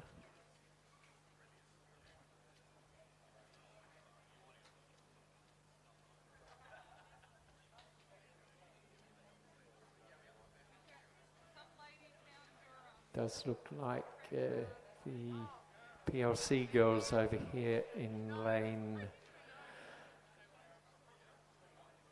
7 have quickly relocated to lane 8 and are now going into lane 9. So just off the start, but they managed to correct themselves, so they're now going straight. But out in the middle of the field, the Leichhardt crew of Sinead Hickey and Josephine Egan seem to be pulling through very strong, but very hard to call because on the other side of them, Alessandra Seiden-West and Miranda Szabo going very well as well. Very hard to call at this stage. I think the race is going to be once again for 4th place. Oh, sorry, yes, for 4th place to see who goes through to the final.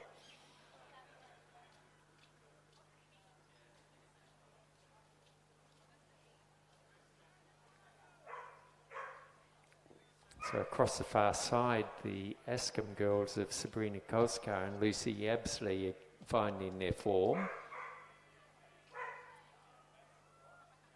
Looking very nice as they come into the last 250 metres. So it does look like the Lucy Yabsley and Sabrina Koska over the far side managing to pull through ahead of the PLC crew of Alessandra Seiden-West and Miranda Szabo, followed closely by the Leichhardt crew of Sinead Hickey and Josephine Egan, and the race is going to be on for 4th, but it does look like it's going to be the Penrith crew of Elizabeth Drayton and Arabella Logan over here in lane 6. So yes, a very nice win there by the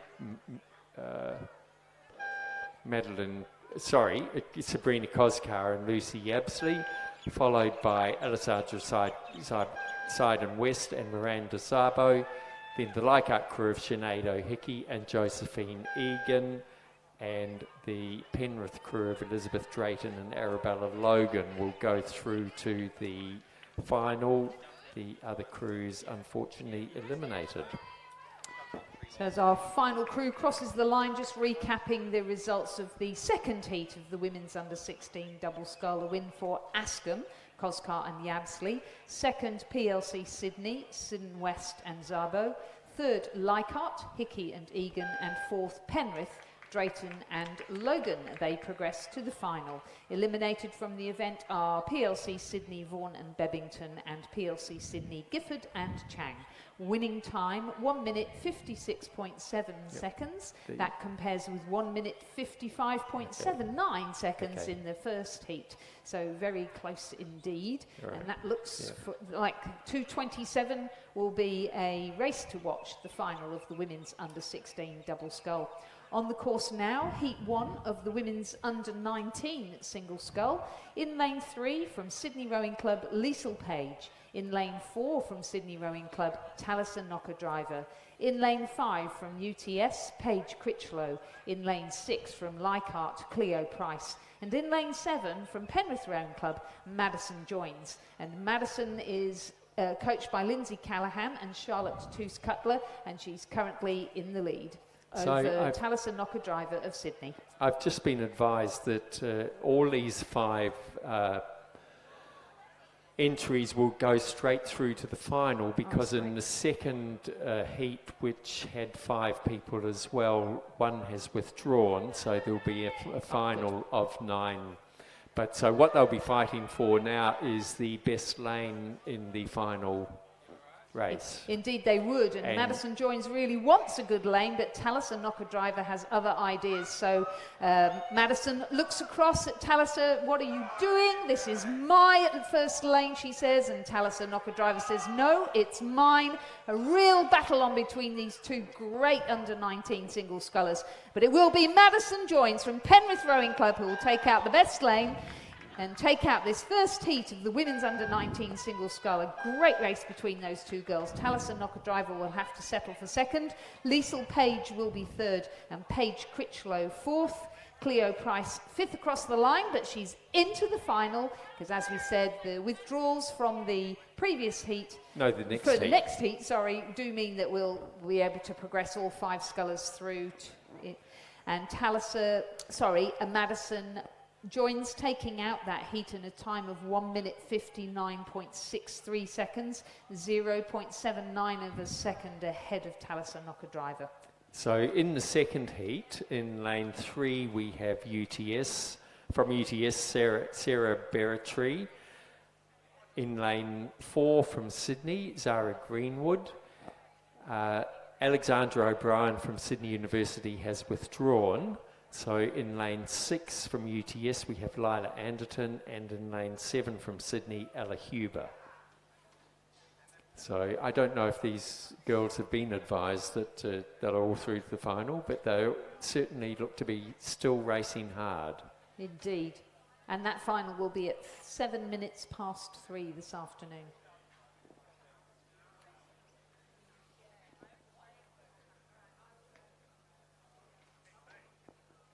So Lila Anderton, now at UTS, a strong sculler when she was in the school program, a strong sculler still at UTS. She's got off to a great start, but again, that stable of girls coached by Brendan Longman down in the junior squad at Sydney Rowing Club, showing very strongly here with Ella Huber in lane 7, closest to you in the grandstand on one side of her, and Zara Greenwood in lane 4 on the other side.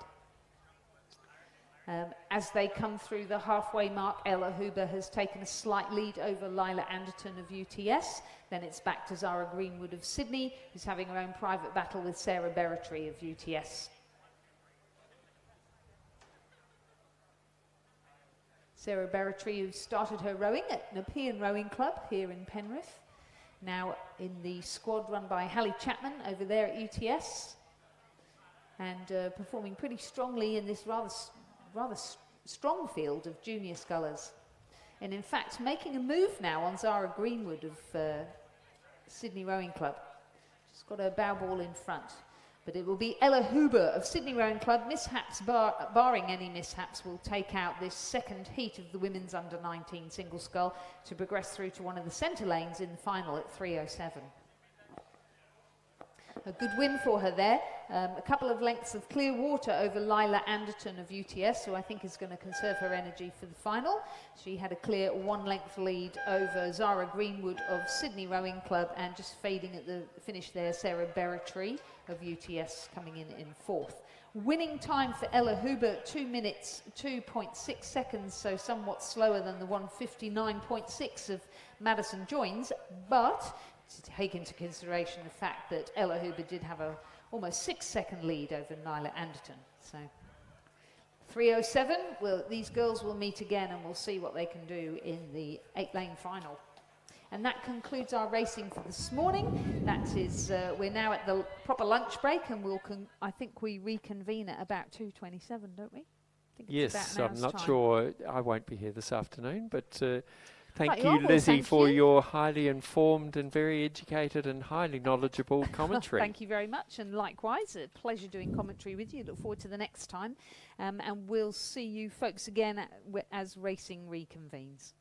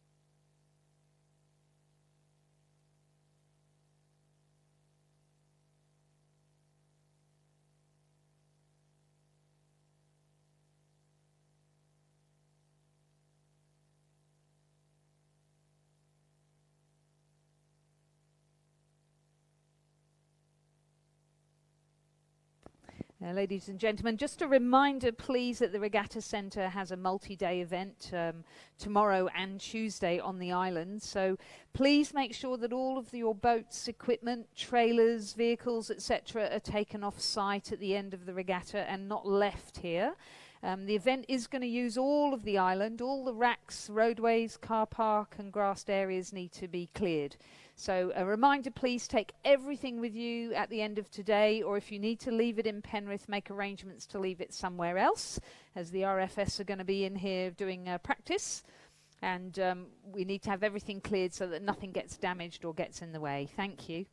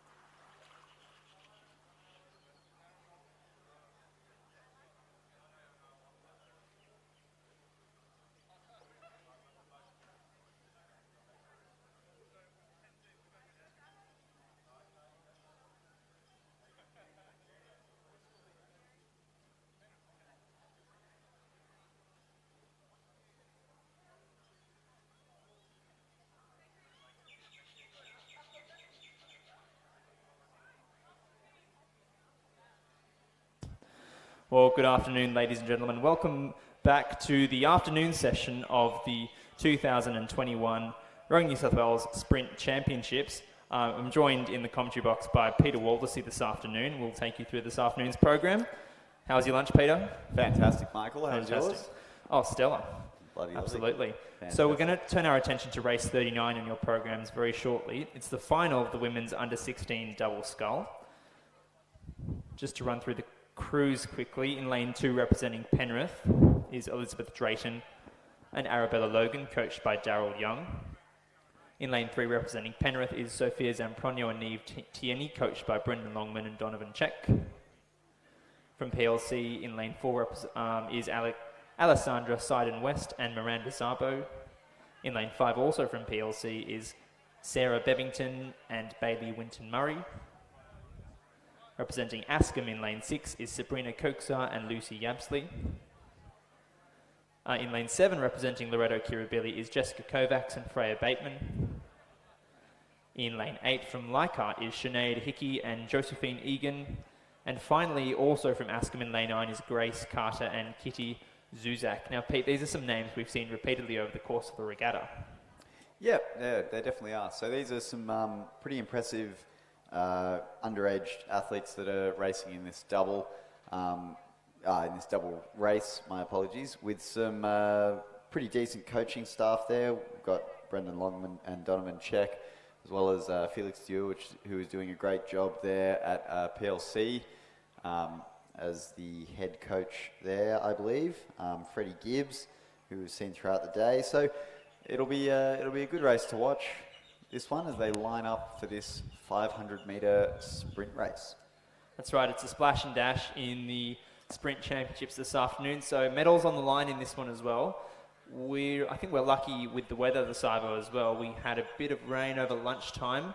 Looks to have calmed down slightly, and that headwind hasn't come up like we thought it might. So it's a good afternoon for rowing, particularly for these young women in the sculls. Yeah, right you are, Michael. So we are quite lucky. It's quite nice for sprint racing. A lot of the time we find that headwind can really put a bit of a dampener on things, but it's quite a nice day. It's even conditions throughout the course, which is also nice to see. I guess the only negative is we don't have that held start with the 500-metre race. So the girls now, we can see, are lining up and they're away. We'll get a bit of a better picture at that 750-metre mark.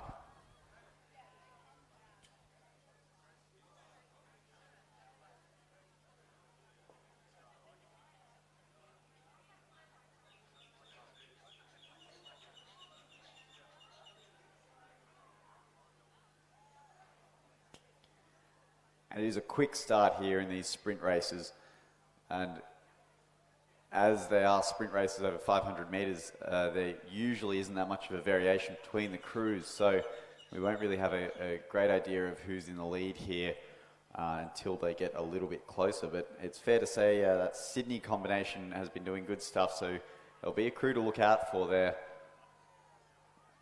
And the girls are coming into this 250-metre mark halfway through the race. And the lactic acid starts to hit in a little bit. And it looks like this crew on the near side, that would be the Askham crew, Grace Carter and Kitty Zuzak, are having a good push, but it will be the crew in the NTC boat in the middle. That will be Askham 2. Look like they're just nosing their way in front. And they will maintain that lead coming into the 150-metre mark to go. It will be the Askham crew in that grey NTC boat as they just edge their bow ever so slightly in front of the crew next to them, the two PLC doubles. Well, there is a bit of a charge from the other Askham boat on the near side, and they will be pressuring that Askham boat, but it will be Askham number 2, that's Sabina Kruzak and Lucy Yabsley. And they crossed the line in first place, followed by PLC 1, PLC 6, and then a bit of a scattering of boats there. And it is exciting racing, these 500-metre races.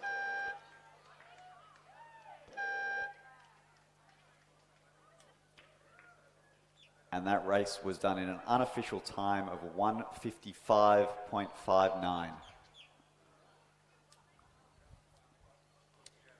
We now line up for the men's under 16 single scull. In lane 1, Charles Whalen. In lane 2, Oliver Huang. In lane 3, Connor Greenwood. In lane 4, Alfred McLean. In lane 6, Mac Mason. In lane 7, James Mills. And in lane 8, William Rogers.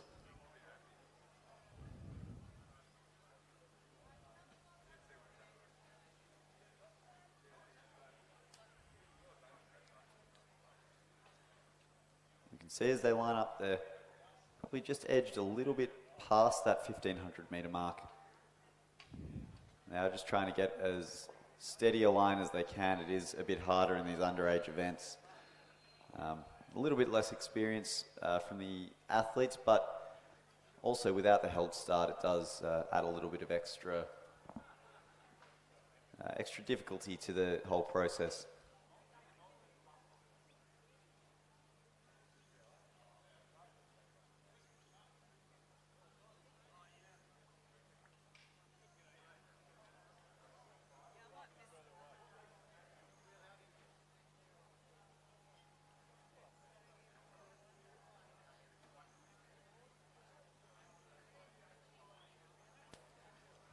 And a good start there. I believe there was a little bit of difficulties from that Cranbrook sculler. James Mills seemed like he was just a little bit in the wrong place at the starter call, unfortunately, and he will be a little bit behind in that first 100. It seemed like William Rogers on this near side from Kings had quite a good start there, and that he would be coached soon by Rob Black, a fantastic coach down there at Kings. It's just an assumption, but he has been doing a very, very good job. And of course, Pete, we've seen those Kings scullers do exceedingly well today. Sorry, their entire program, scullers and sweeper alike, have impressed and upstaged some of the clubs as well. So kudos to them and to the entire team down at TKS. Yeah, a good program they've got running there, haven't they? Absolutely. So we've seen, well, speaking of, we've got, I think it might be William Rogers in lane 8, who commands the lead in this race, closest to the grandstand side.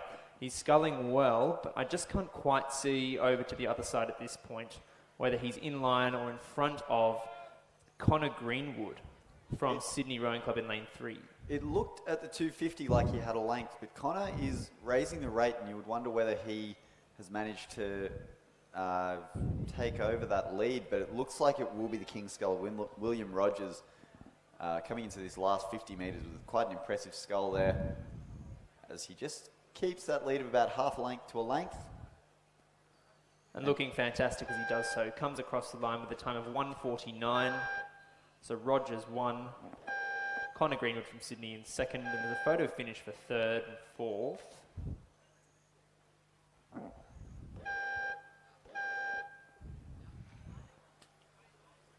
Yeah, Michael, 1:49, that's quite an impressive time there for an under-16 single race.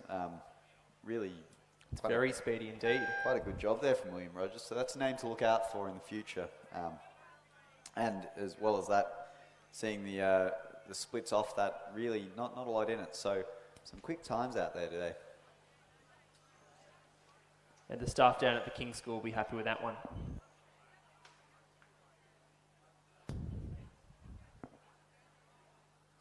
So ladies and gentlemen, we're still just awaiting confirmation for that third place in race 40, the first heat of the men's under 16 single scull.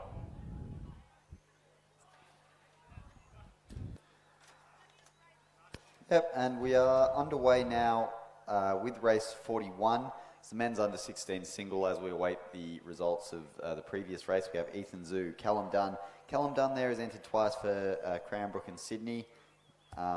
We also have King, Tom Whalen, Samuel Hines, Jack Stone, Lewis Todd, and Charles Baker. Now, there's a couple of repeat names there. I believe we had Tom Whalen in the previous heat. So we'll see who is in this race as it comes down. There might be a little bit of a mishap with... there we go. Callum Dunn is a do not start for one of them, so I assume he's racing for Sydney today. Well, that's right, Pete. Some of these school-age scullers will be wearing school and club hats throughout the regattas this season.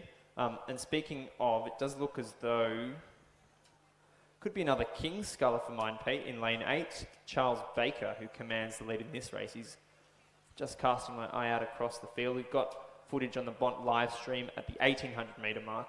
It does confirm that Charles Baker of the King's School is in the lead at this stage.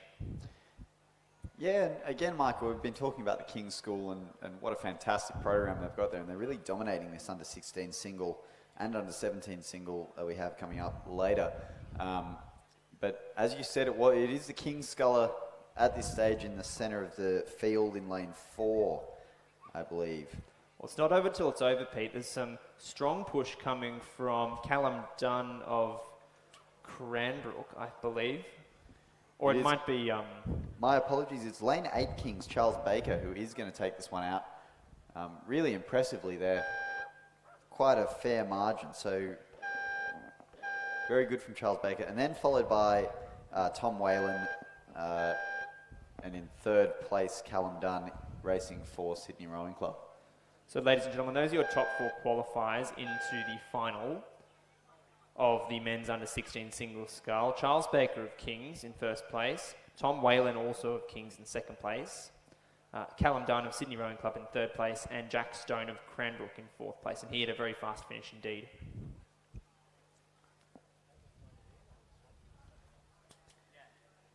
Yeah, Michael, so what we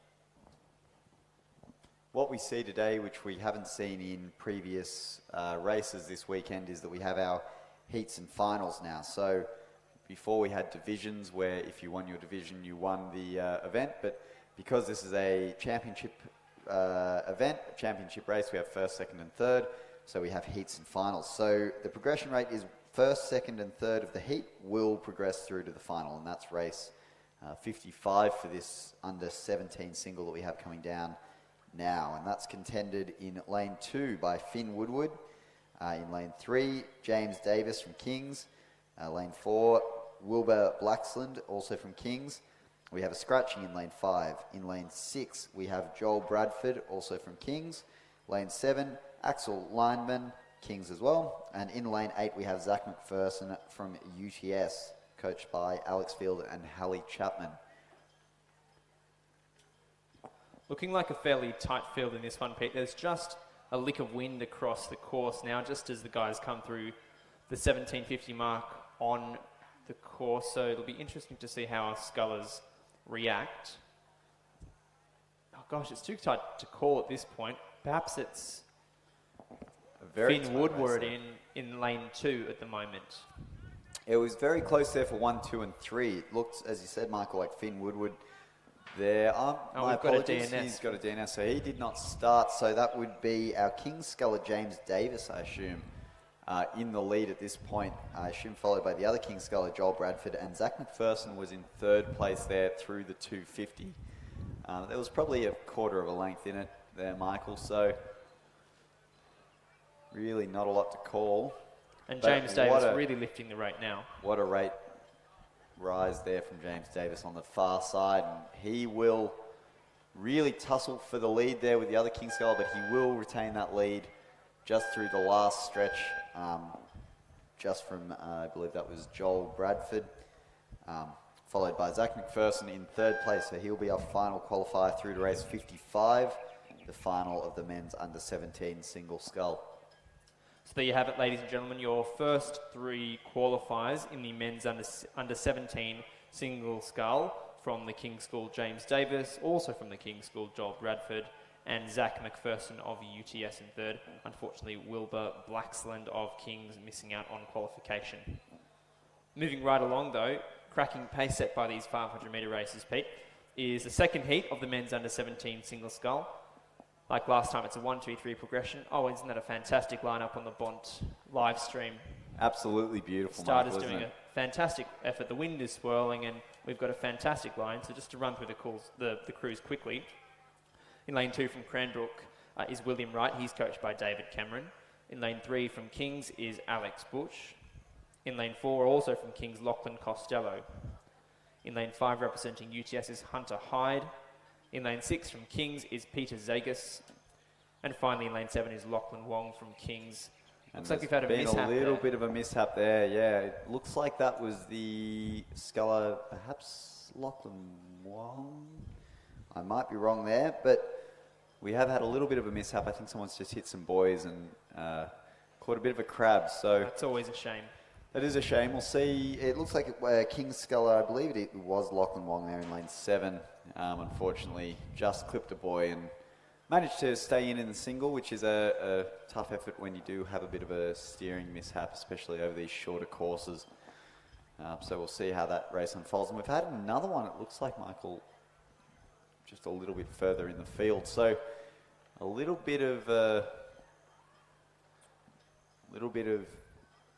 guess, chaotic action there happening. But right.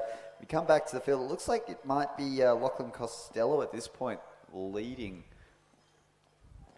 Oh no, my apologies, Michael. It's Hunter Hyde from UTS. Yeah, Hunter Hyde in that distinctive teal race 1 single. Looks like he is leading this field fairly convincingly over 250 metres, over 500 metres, my apologies. And he will be racing in lane 5 and will lead this heat of the men's under 17 single. And now remembering we have a 1-2-3 progression rate, and 3rd and 4th place is a big tussle here from Kings and Cranbrook, and I believe that was just Kings, but we'll see later on. Yep, unofficially it looks like that was Kings Peter Zegas, who just edged his way in front by 0.33 of a second to get himself that final spot in the final.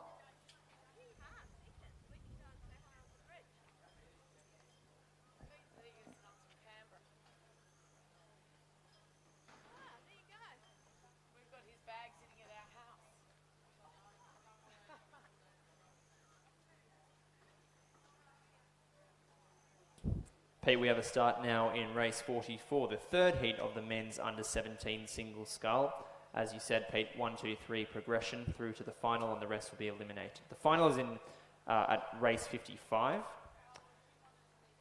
which is at 3:43 p.m. The crews, just very quickly, they're about halfway through. From Kings, Angus Smith. From Cranbrook, Jasper Dawson-Damer. In lane 4, also from Kings, Lachlan Smith. From UTS, Archie Osborne in lane 5. In lane 6 from Cranbrook is Edward McHugh. And finally from Kings is Julian Burke in lane 7. Yeah, and we got a bit of glare on that picture there, but it looked like it was the King's sculler that might have just had his bow in front. Perhaps with, I think that was the UTS sculler as well, Archie Osborne. In any event, it's going to be close for this one, Pete. 1-2-3. It will be close. It looks like Kings has done a pretty good job of just edging a little bit away there, but UTS's Archie Osborne is really keeping with him, but I think he might have just dropped back just a touch. You could throw a blanket over them, Pete. They're going stroke for stroke, these guys. And again, we're looking for 1, 2, and 3. It looks like it will be that King sculler who's done a very impressive job. And 2nd place is tied. I'm not going to try and call that one. It looks like maybe Kings there might have just gotten that all-important 3rd spot over the far Cranbrook sculler, I believe, Michael. Gosh, wasn't that a great race? But let's have a look at this slow-mo footage on the Bont live stream. Oh, gee, that was close. That's almost a dead heat. That's I can see not one I want to call, Michael. The Kings coaches assembled in front of the pontoon, just shaking their heads in disbelief. Me too, Michael. But it looks like it might have been Jasper Dawson-Damer who has gotten that by 0.09 of a second behind Archie Osborne, but he will get that 3rd place position. Lachlan Smith just narrowly missing out by 0.9 of a second. And again, we see those margins, 0.09, 0.92, 0.34, absolutely nothing in that one. Well, isn't that fantastic racing for your Sunday, Arvo? 0.9, 0.09 even. So we've just got a couple minutes break in this program, ladies and gentlemen. We will move to race 45 shortly, which is the mixed para coxed 4. And that'll be contested, of course, over 500 metres, and that's at 2:51. So we'll just a quick 5-minute recess and we'll be back shortly.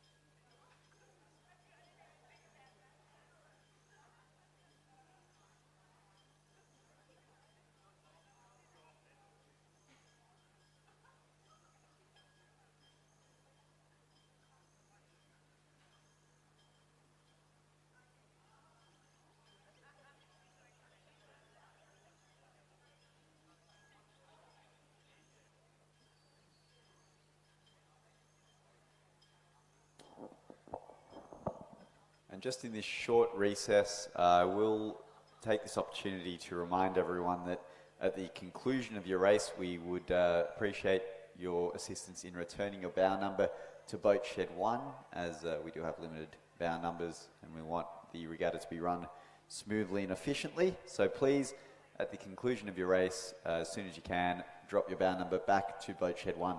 Thank you.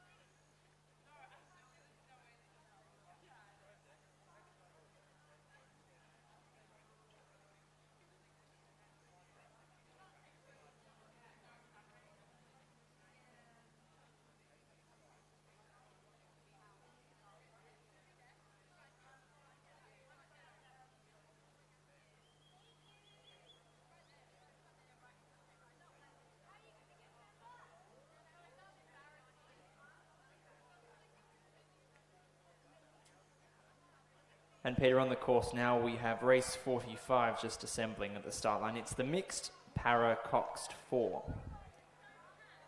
Contested by only one crew this afternoon. This is a crew comprised of Bronte Marshall, James Johnson, Sam Shaloub, and Mick Kelly, and coxed by Lauren Webber, all from Balmain Rowing Club. And Pete, we've seen these para athletes line up repeatedly, time and time again this weekend, both at the reindeer and at the sprints, and it's just a fantastic to see, you know, how many races these guys can get out. Yeah, it sure is, Michael, and they are in a lot of different boat classes, and you can see here they're in the sweep oar discipline. I think this is the first time we've seen any sweep oar para racing. Might be wrong there, but definitely in my memory, I don't think we've seen any fours. So the Cox 4, quite a good event. It's quite a difficult event. You need a lot of strength for the Cox 4, and you can see they're rowing that boat quite well. So it's good to see that we are getting some mixed Cox 4 events, as that is the main Paralympic events for PR3s. Yeah, of course. We fielded a fairly strong Australian team this year at the Tokyo Paralympics. It was was comprised of James Talbot, Tom Burtwhistle, and then it was Nikki Ayres and the girl from Victoria. Name escapes me now, but it was I think we placed 4th overall. Yeah. So we've got some. This is a fantastic event for us to run it as an organisation to try and fuel that development coming through the earlier stages in one's rowing career. But certainly these 4 rowers have lined up time and time again and really demonstrated some gutsy performances this weekend. So it's great to see them finishing things off well. Yeah, it sure is, Michael. And they're coming here through about 150 metres to go, and they're just focusing on rowing long by the looks of things and just ensuring that they're keeping that blade work nice and tidy. So it's really good to see the participation from these athletes as they come across that last 100-metre mark. And it is hard doing these races when you're when it's a one-horse race, when you're the only crew. It's a bit harder to gauge, I guess, where you are, but it looks like they're doing a fantastic job as they come through that last 50 metres. And again, a great event to hold. It was a bit of a developmental one for the Paralympic team, perhaps for Paris coming up in 2024.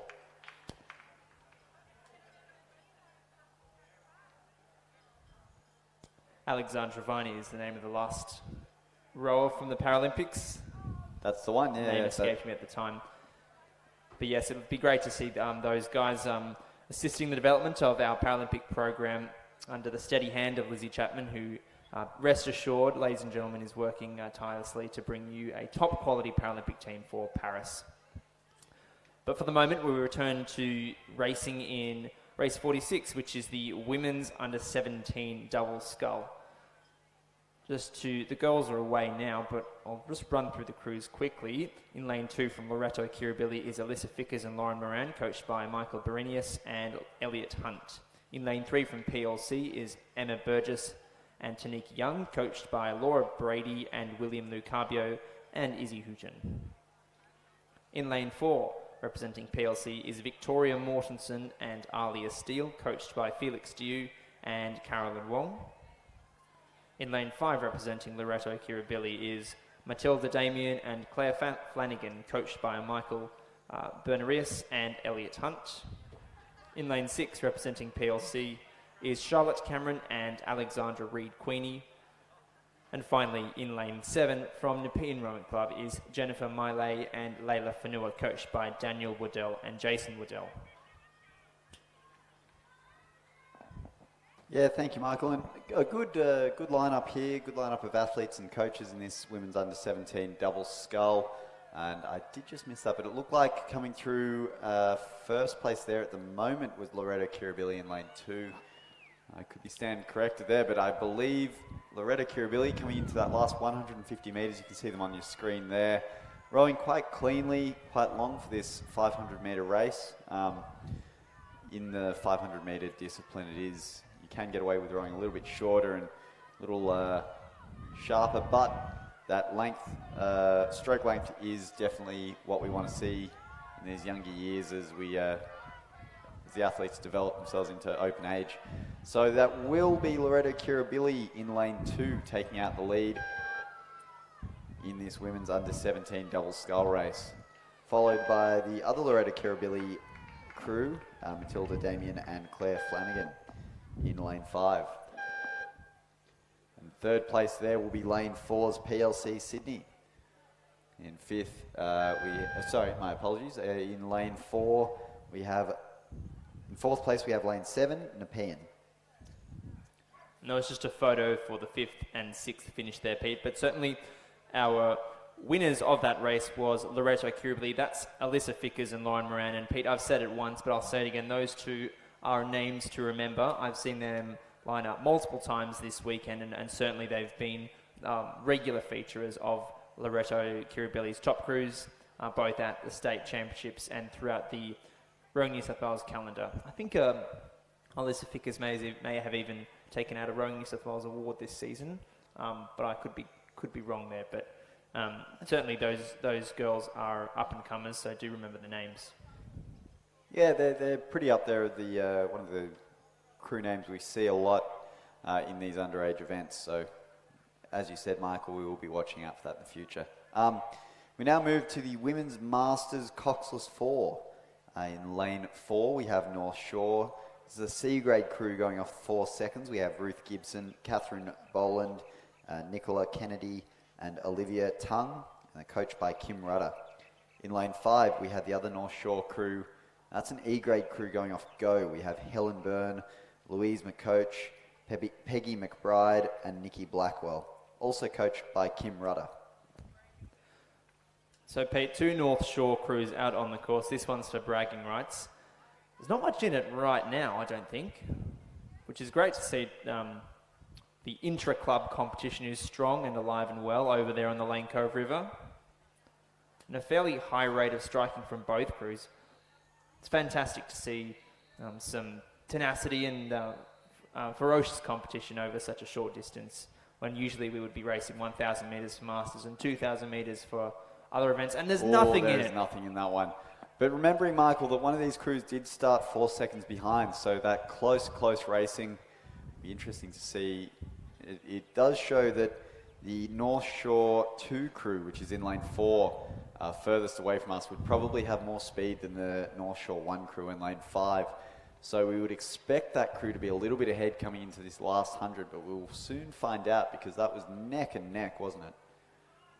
It looks still to be pretty neck and neck, Michael. Spare a thought, everyone, because this is going down to the wire. Despite that handicap, North Shore 1, Byrne, McCoach, McBride and Blackwell are really pushing, and will they take it out? It's going stroke for stroke. Neck and neck, and it looks like lane 5 there has just gotten a little bit of extra speed, and they will just take that out by 0.5 of a second, but that was great racing. What a fantastic conclusion. So kudos to North Shore 1. There's Helen Byrne, Louise McCoach, Peggy McBride and Nikki Blackwell. Some fierce racing.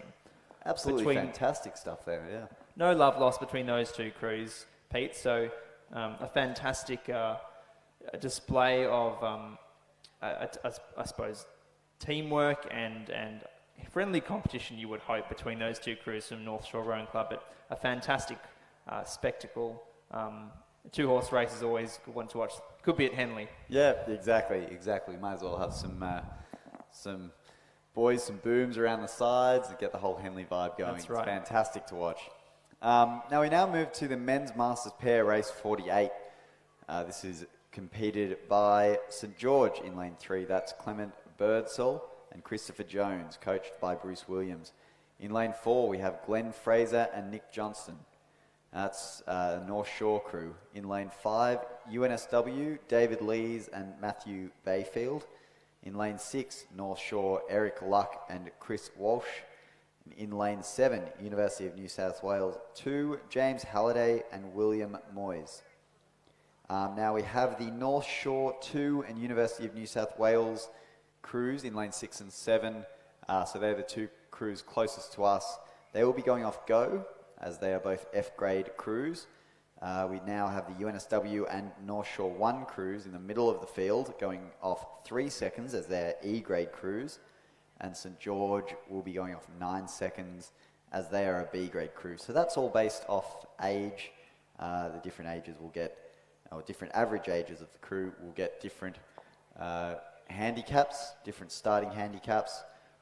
And so as we see on our screen, we'll see the 2 crews closest to us going off go, followed by the next 2 crews along. They'll be going off 3 seconds. We can all count as we watch. And then St George will be going off 9 seconds. So there we go, go. It's these first crews, and then 3 seconds. Now St George will have to wait another 6 seconds before they're allowed to go. And away they go there. It gives us a good insight into how that handicap system works.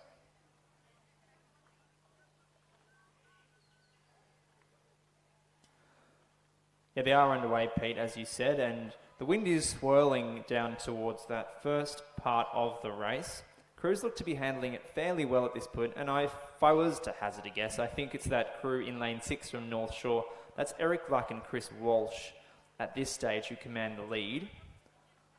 Though as we've seen, Pete, the handicap system will come into play, but there we have some fairly good footage of Walsh and Luck from North Shore, rowing fairly cleanly, handling the conditions well. And they are challenged by that University of New South Wales crew, Lees and Bayfield, to their right, and so they'll be looking at them and chattering their teeth, no doubt. Yeah, definitely, Michael. And as we've said before, you know, this pair discipline is really difficult to master, and it looks there like lane 7 might be just ahead, and that's the UNSW crew, James Halliday and William Moyes at this point. My apologies, Michael, they'd be coming in second place, wouldn't they, to this quite commanding lead of the North Shore crew in lane 6. That would be Eric Luck and Chris Walsh. But as we've said, you know, the pair discipline is very difficult to master, and it looks like these 2 men have done a pretty impressive job of getting this pair moving quite efficiently. And looking very clean indeed, and strong as well as they come over the line. Go Eric Luck and Chris Walsh from North Shore Rowing Club. They are coached by Kim Ruddo, and a fantastic display of sweep or rowing there. They're going to be joined, I think, in second place by their counterparts Glenn Fraser and Nick Johnson. And then it was just that University of New South Wales crew of Moyes and Halliday that picked it up over their colleagues Bayfield and Lees for third place, and St George coming in 5th.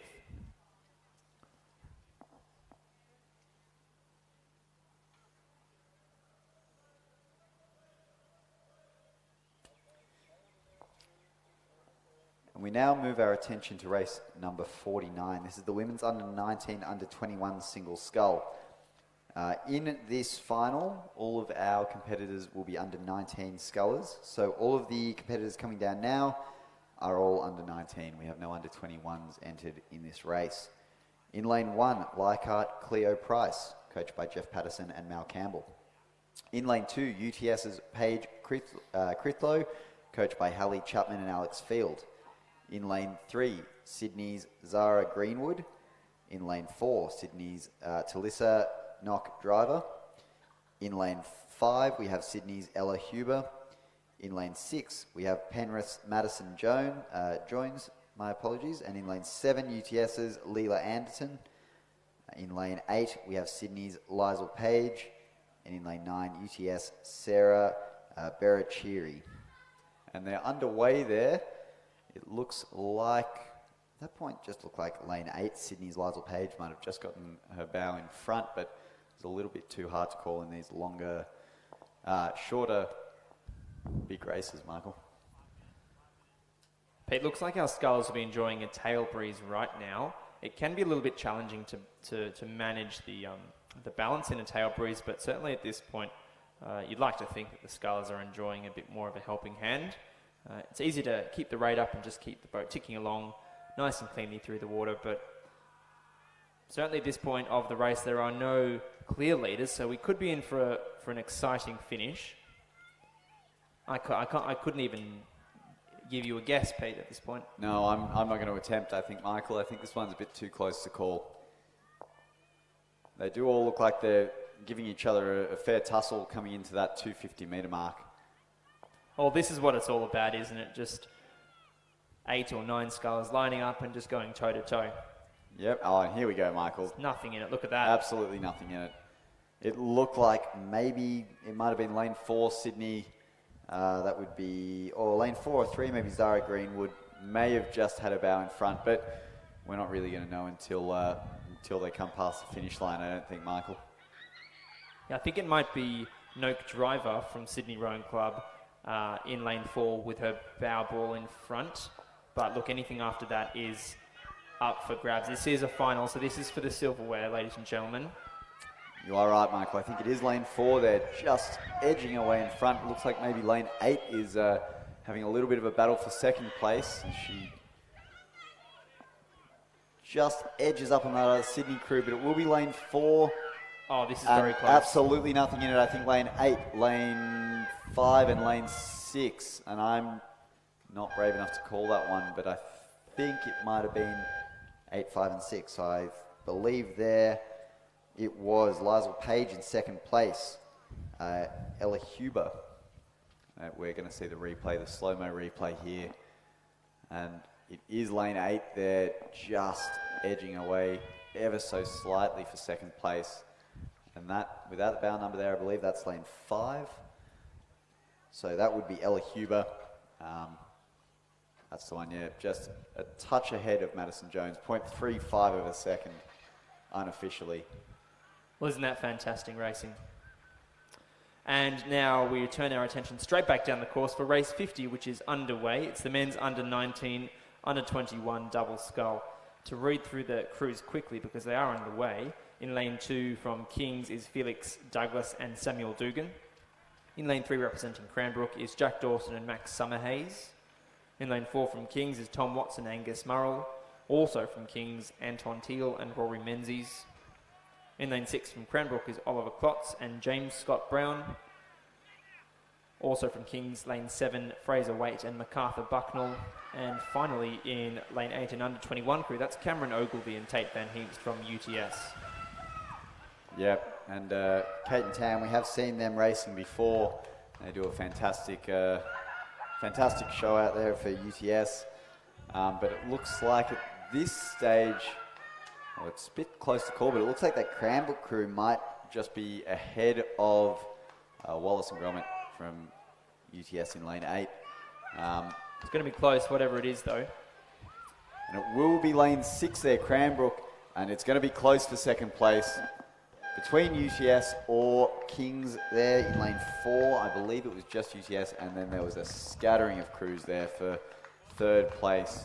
But it looks unofficially like it was Cranbrook 1, the time 1:38.12, followed by UTS 1.1 second behind, and then 0.63 of a second behind them was the Kings crew. And that looks about right there on our bond rowing replay. Yeah, I think it was that crew of Tom Watts and Angus Murrell in third place. Just snatched that away.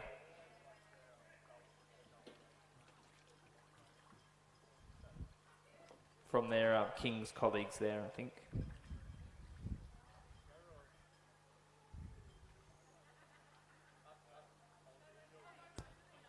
Nothing in it though. Extremely tight.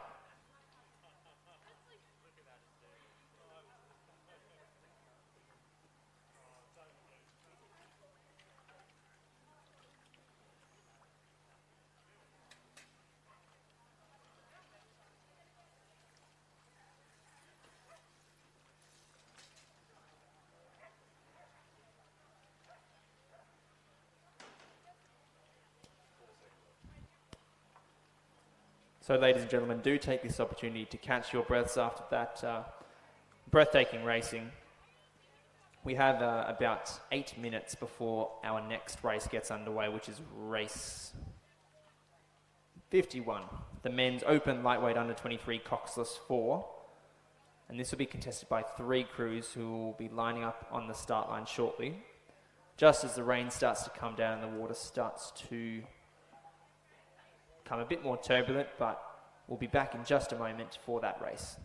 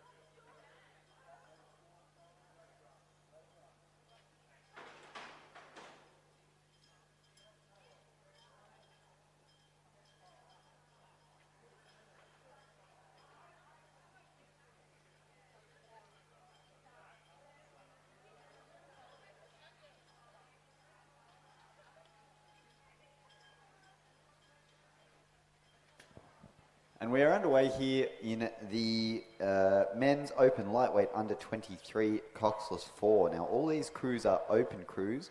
We have UNSW, Alistair Hogan, Anthony Ball, Michael Zhao, and Andrew Jong.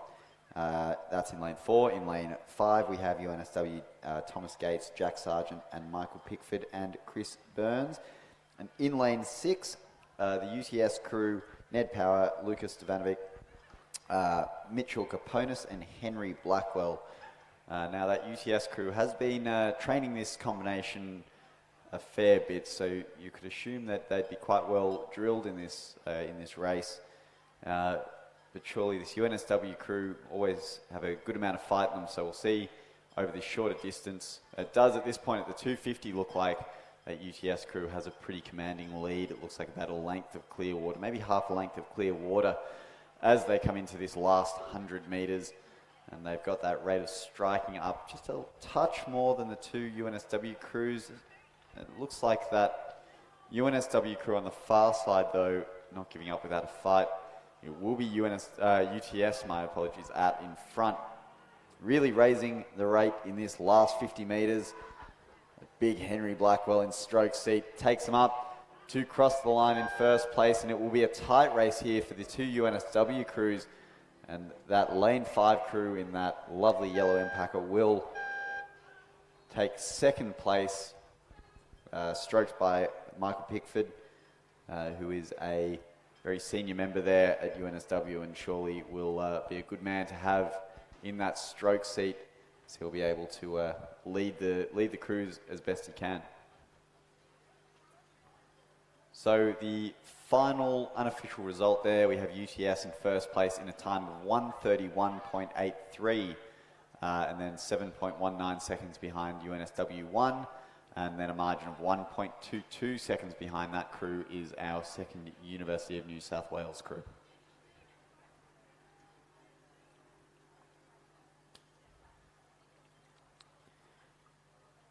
Now, ladies and gentlemen, that was our Open Coxless 4 race. The next race on the program is race number 52. That is the women's under 16 coxed quad scull. Now, that race is going to be held at 3:25. We just have a little bit of rain pattering down on us now.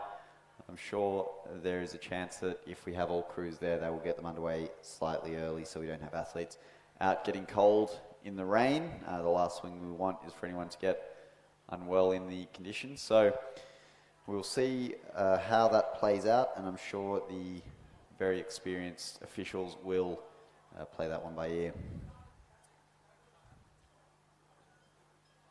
So we do at this point have an 8-minute break, so you just have a light recess. Feel free to go get some food or a coffee, keep us going for the next 2 hours.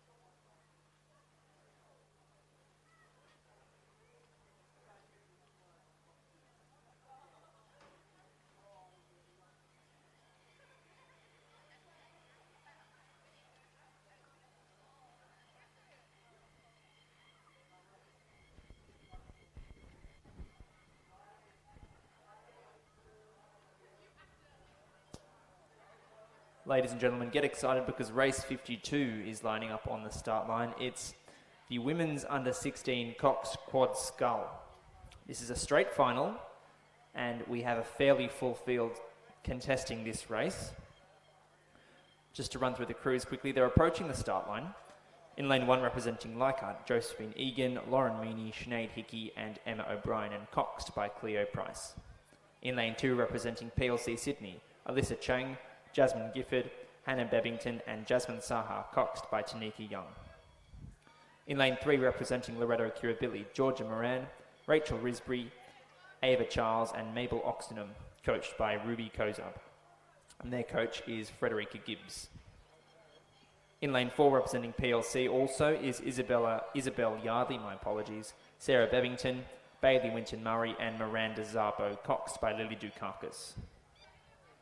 In lane 5, representing PLC, Tasha Cahill, Isabel Lau, Molly Cameron, and Charlotte Sard, coached by Madeline Vaughan. Another crew from Loretto Kirribilli, Eva Eels, Amelie Champ, Bridget Carnevale, Ella Chidgey, and coxed by Olivia Madsen. Their coach is Adelaide Guinness. In lane 7, PLC Sydney is represented by Stella Payson, Sophia Sordelakis, Grace Hannon, Alessandra Seiden-West, and coxed by Emma Burgess.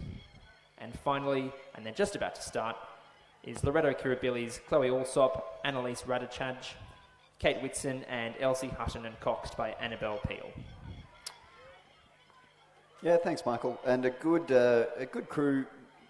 amount of crews there in this women's under 16 coxed quad scull. And the coxed quad is a very typically school event. The coxed quad isn't an Olympic event or a world event that is found often. We get the coxed fours quite a lot, but the coxed quad really good for developmental sculling for younger years. We can also get schools can get their coxswains to get as much experience as possible in these coxed quad events. And in this race, it looks like it is a bit hard to call this one, but it looks like it might be that PLC Sydney crew, I believe, in lane 4, that might have just edged their way in front. It's coached by Felix Dieu, a fantastic coach there at PLC.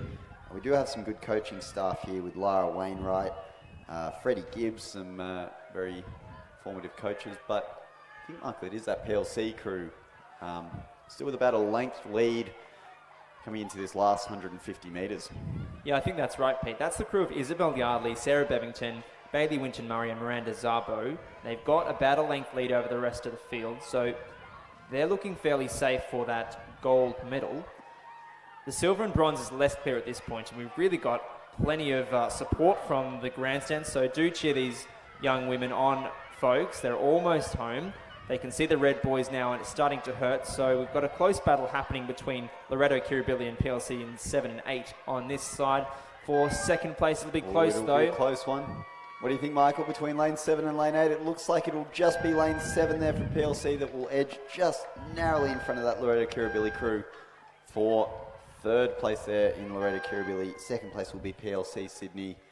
First place is that lane 4 PLC Sydney crew. Some great racing there. Well, that was really ferocious as well, Pete. The rate of striking was high. You could see the girls were throwing everything at it. But it was in lane 4, that PLC crew that did take out the gold medal spot. And that was Isabel Yardley, Sarah Bebbington, Bailey Winton-Murray, and Miranda Szabo, and their cox, Lily Dukakis. In second place, PLC Sydney just got their noses in front. That's the crew of Stella Payson, Sophia Tsordalakis, Grace Hannon, and Alessandra Seiden-West, and their cox, Emma Burgess.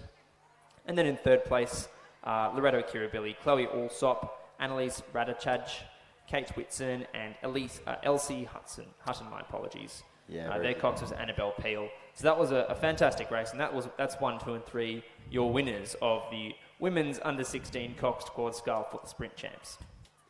Yeah, Michael, and we now have a race underway. We turn our attention to race number 53, the women's under 17 coxed quad scull. This is up one age division, so we have in lane 3 Sydney's Grace Bennett, Alice Bennett, Sophia Zamprogno, and Neve Tierney, coxed by Callum Dunn. In lane 4, Annabelle Ross, Alexandra Whitson, Scarlett Kevin, Maya Studwick, coached by Monica Dunstan.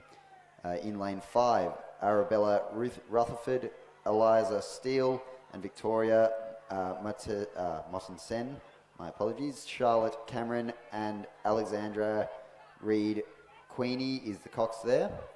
As they come through the last 100, we have Heidi Ahrens, Freya Bateman, Sibylla Danley, and Jessica Kovacs. And I believe, Michael, it is that crew from Loretto Kirribilli, coached by Freddie Gibbs, and perhaps also Adelaide Guinness, who was another coach there, who I forgot to mention earlier. It looks like it will be that lane 4 crew, just narrowly out in front. Yeah, plenty of passion in that one, Pete. That's the lane 4 crew of Annabelle Ross, Alexandra Whitson, Scarlett Kevin, and Maya Strudrick, and Monica Dunstan, their cox, who is no doubt spurring them across this line with some passion. That's fantastic.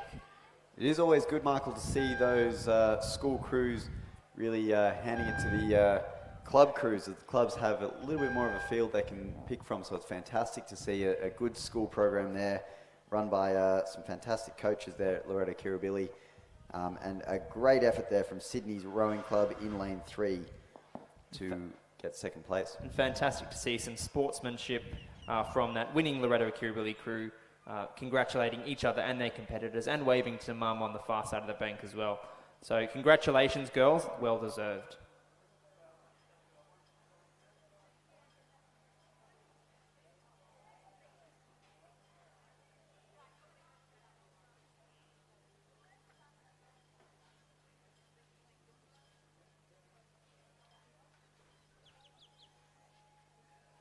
So Pete, race 54 is underway, and now we're into the finals, well and truly. This is the men's under-16 single scull, and some fantastic scullers on display here.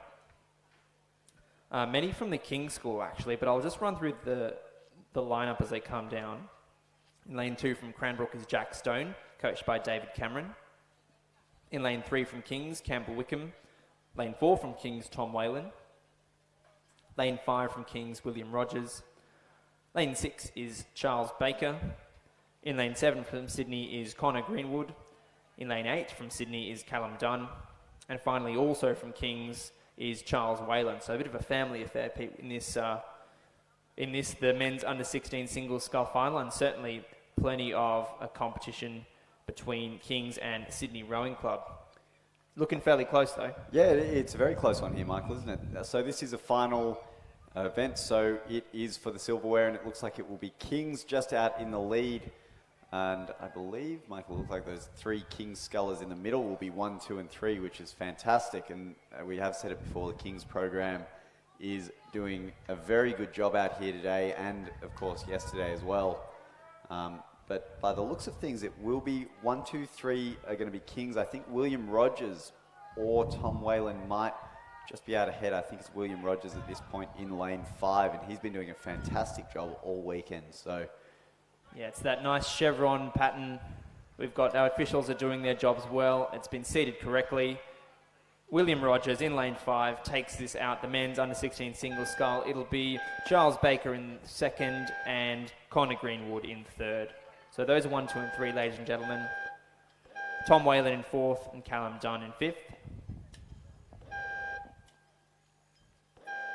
yeah, and that finish in a time of 1:46.77 unofficially. Now for an under-16 single, that's pretty impressive. So William Rogers, pretty impressive scull there from him.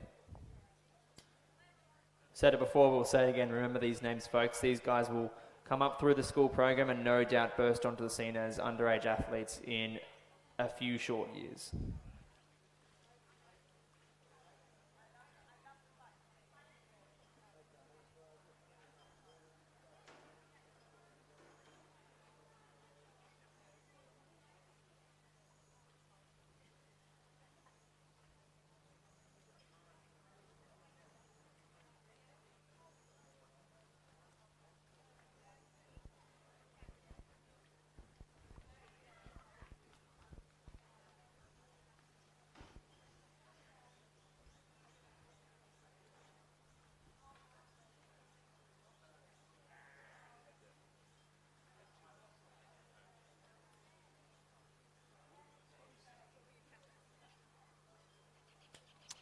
Now we do have another short recess here for race 55 is going to be our next race.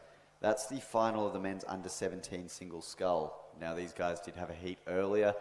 The set start time for this race is 3:43. It is now 3:36, so we have a couple of minutes before these guys are underway. I will call the crews out just in anticipation, as they might start a little early if they have all scullers present and accounted for, and no one minds the early start. But in lane 1 we have Cranbrook, Jasper Lawson-Damer, coached by David Cameron. In lane 2 we have Kings, Peter Zagas. In lane 3 also Kings, Joel Bradford. In lane 4 Kings 11, Julian Burke. In lane 5 UTS, Hunter Hyde. In lane 6 Kings, James Davis. In lane 7 Kings, Alex Bush. In lane 8 UTS, Archie Osborne. And in lane 9, UTS, Zach McPherson. So it looks very much like we have a UTS Kings race here with that lone Cranbrook sculler, Jasper Dawson-Damer.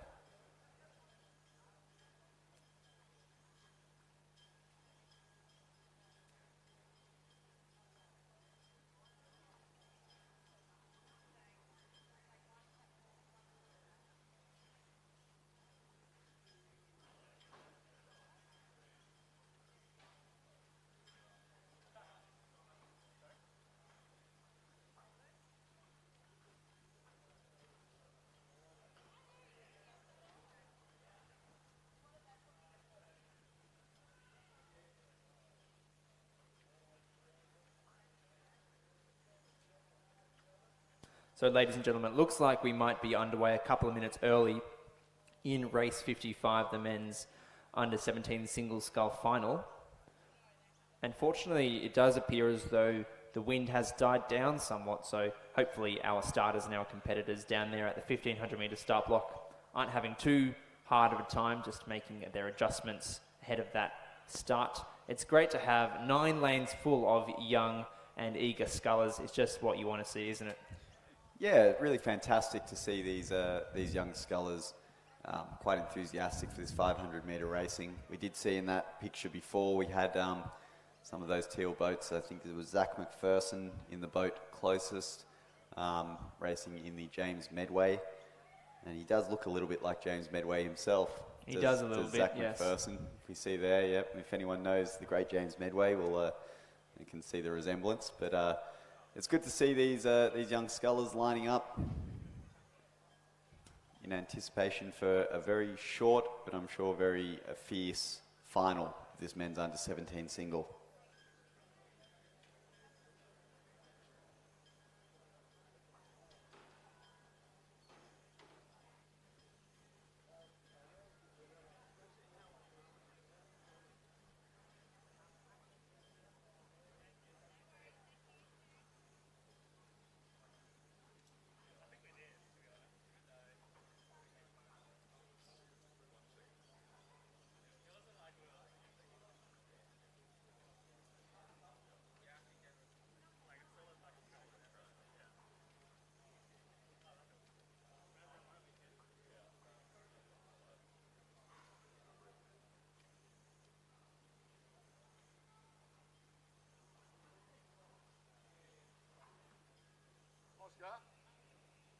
Oscar!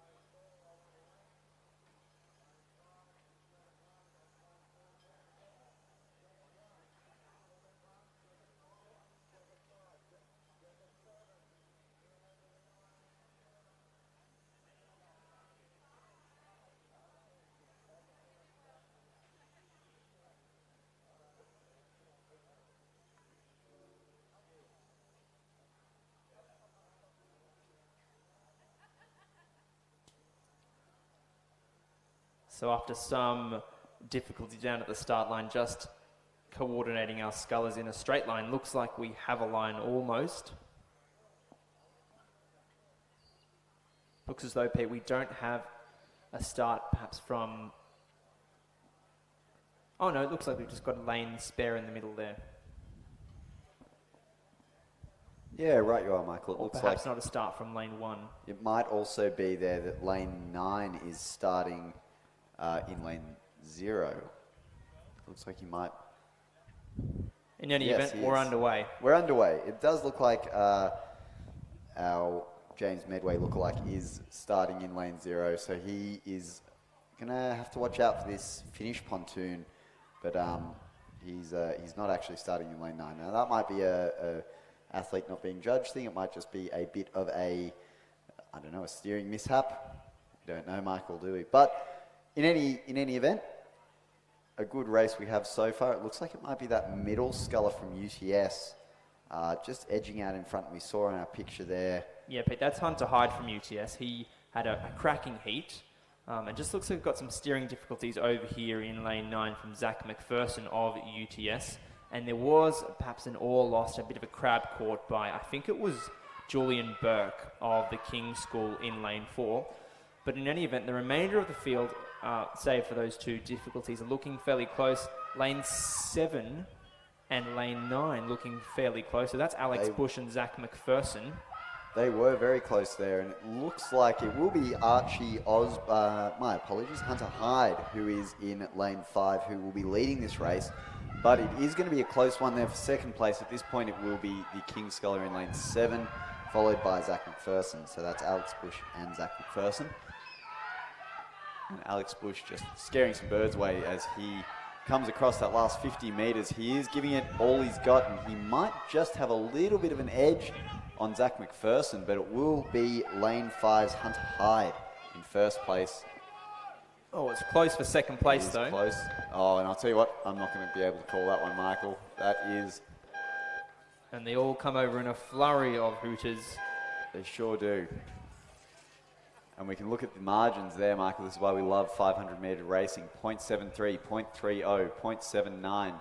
And we look at this live stream here that we have our slow-mo video on the screen.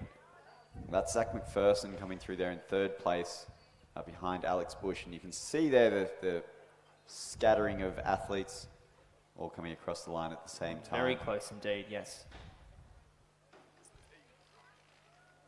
Yeah, 0.73, 0.3. Yeah, some fantastic What you want to racing see there. on a Sunday. I'm sounding like Razor eBay calling out all those splits all at once. Sure are.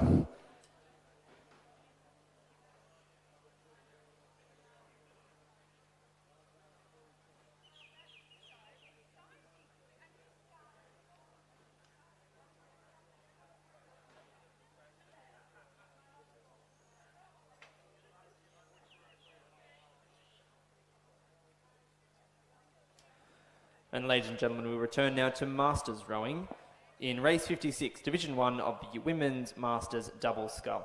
In lane 2, representing the University of New South Wales, Lisa Matthews and Carly Chaplin. In lane 3, representing Leichhardt, is Daniela Borgert and Jennifer Zonga. In lane 4, representing North Shore, is Ruth Gibson and Olivia Tong. In lane 5, from Leichhardt, Belinda Brigham and Jane Hutchison. In lane 6, from Endeavour, is Jules Bosco and Teresa Chadwick. In lane 7, from Abbotsford, is Jodie Panagopoulos and Rowena Stewart. And finally, from Drummoyne, although I think they've scratched, it was supposed to be Janine Donovan and Caroline Vernon. So they're underway, Pete. This is a handicap event, but it's only 2 seconds and 4 seconds. So fairly tight around the start, you would have to think. Yeah, it sure is. And these handicap events are primarily for the Masters athletes. There are handicap events in the JB Sharp series, a pretty decent winter series there on the Bay. And it does at this point look like that crew that went off go in Abbotsford. Lane 7 are in the lead, but again, anything can happen in this handicap racing. Well, that's right, Pete. They're being pursued fairly ferociously by, I think it might be Borgert and Zonga from Leichhardt, who are two extremely capable Masters rowers who do plenty of hard work down there at Leichhardt Rowing Club under the steady hand of Steve Sherry and Jeff Patterson. Yeah, and we have seen some good stuff from them this weekend, Bogart and Zonga. and of course in the last few years. So it'll be interesting to see whether they keep that pace up in that silver NTC boat to lead over the Abbotsford crew of Jodie and Rowena. Short distance back as well, Pete, to Ruth Gibson and Olivia Tong of North Shore, who kept their rate fairly high to take the challenge right through to the finish line to Leichhardt Rowing Club's Borgard and Zonga, who will cross over. Now, 1:56.10 is unofficial time, so it's Leichhardt 1, North Shore 2, Abbotsford 3, followed by the University of New South Wales and Leichhardt 2, that's Brigham and Hutchison.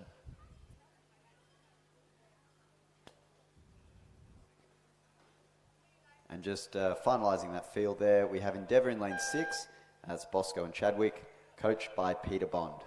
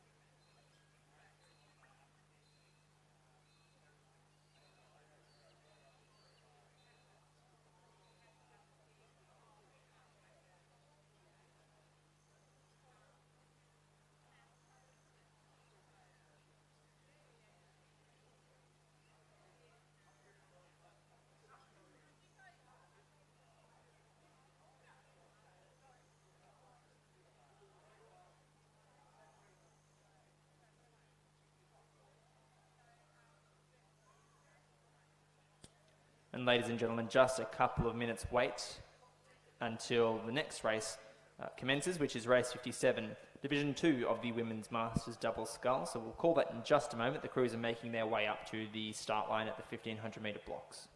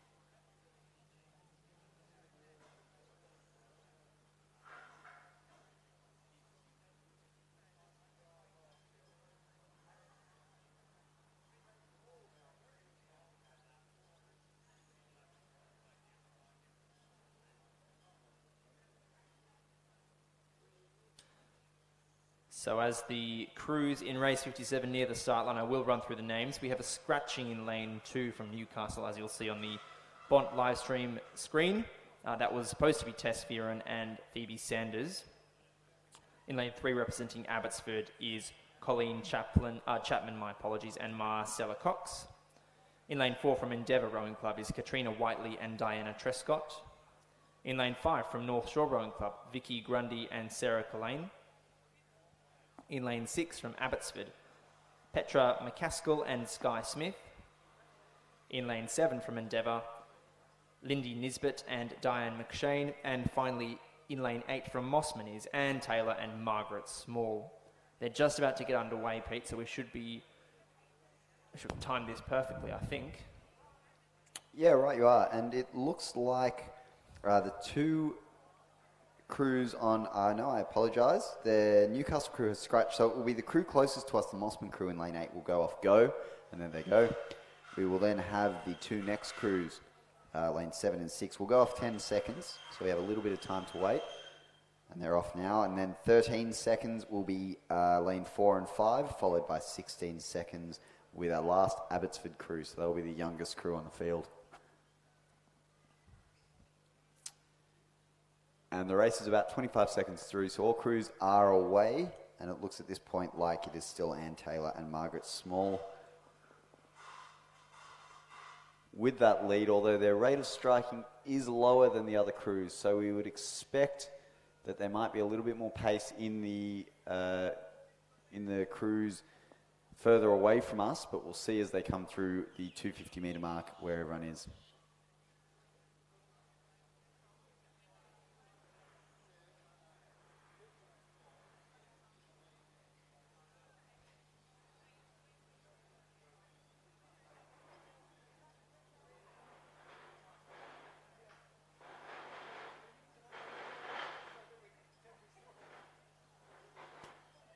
And at this point, it is that Mossman crew that has retained the lead. That's Anne Taylor and Margaret Small, and we are coming into about 150 metres to go as they approach those final red buoys. It looks like they will keep that into the red buoys, but they might just be pushed a little bit by Endeavour 2. That's Lindy Nisbet and Diane McShane. I know Lindy is a former Des Moines rower and has done fantastic work there, so she'll probably be someone to watch out for. But at this point, that Mossman crew has done a fantastic job just to keep everyone away and retain that lead, really consistent racing. And at this point, I think it's fair to say, bar a catastrophe, that they should take this race out. Well, that's right, Pete. Looks like that margin was too quick, was too much for the other crews to make up on that Mossman crew of Taylor and Small. So fantastic effort from those two, rowing fairly calmly across the line, not under much duress at all. Endeavour Rowing Club, Nisbet and McShane coming in second place, followed then by Endeavour 1. That's Katrina Whiteley and Diana Trescott in lane 3. My apologies, that was the incorrect Endeavour crew. Colleen Chapman and Marcella Cox in lane 3. And that's the Abbotsford crew, who came in third place.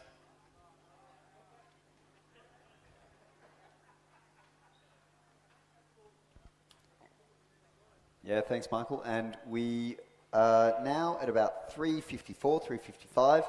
Our next race will start at 4:03. So again, we have a small 8-minute lull in proceedings. That next race is the men's under 19-21 quad scull. So in this race, we have the Cranbrook and Kings crews that are under 19s, and that UTS crew will be our under 21 participant. So that will be a very good race to watch. I suggest that if you aren't already, you make your way to the grandstands to watch that one, because it will be a nail-biter.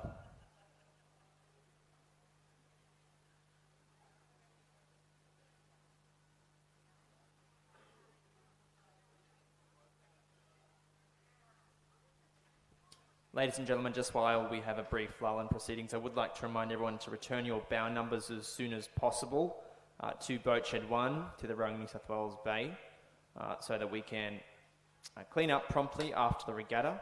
A reminder also that no boats or trailers or vehicles are to be left in the boat park this evening.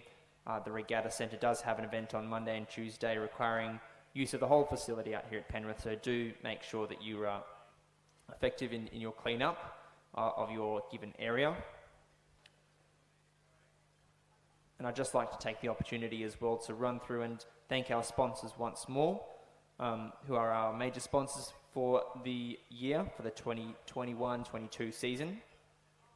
And those are Bentley's Chartered Accountants and Business Advisors Australia, the Insurance Group, the Regatta Shop, Pontoon Sports, Croker Oars, Bont Rowing, and Mobius Brand Communications. Of course, if you're watching at home, that's thanks to Bont Rowing, who is the official live stream and point score partner for Rowing New South Wales, specialising in shoes, For boats, Bont Rowing is designed by rowers for rowers. So jump online and check them out at bontrowing.com.au. And we'd certainly like to extend our thanks to Quest Apartments Penrith for their continued support in 2021 and 22 as the official accommodation partner. So do contact Quest and quote Rowing New South Wales for special rates.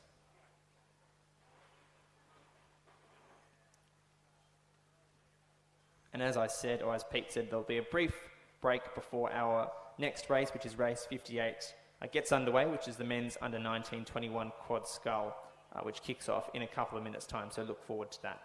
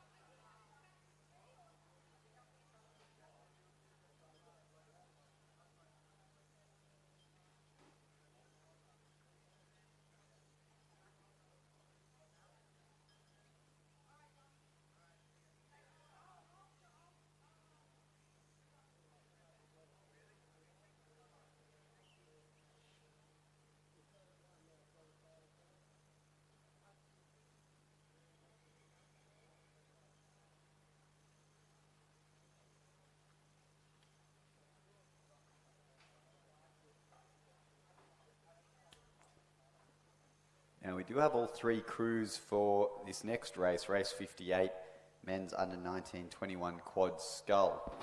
So I assume that that will be underway momentarily as they make their way up to the marshalling area and indeed look like they're getting ready to start. So in lane 4 we have Cranbrook, Oliver Klotz, Jack Dawson, Max Summerhays and James Scott Brown. Now that's going to be quite a difficult crew. I know they've been doing some good work recently and they are underway. In lane 5 we have UTS, Cam Ogilvie, Tate Van Heemst, Ned Power and Lucas Stevanovic.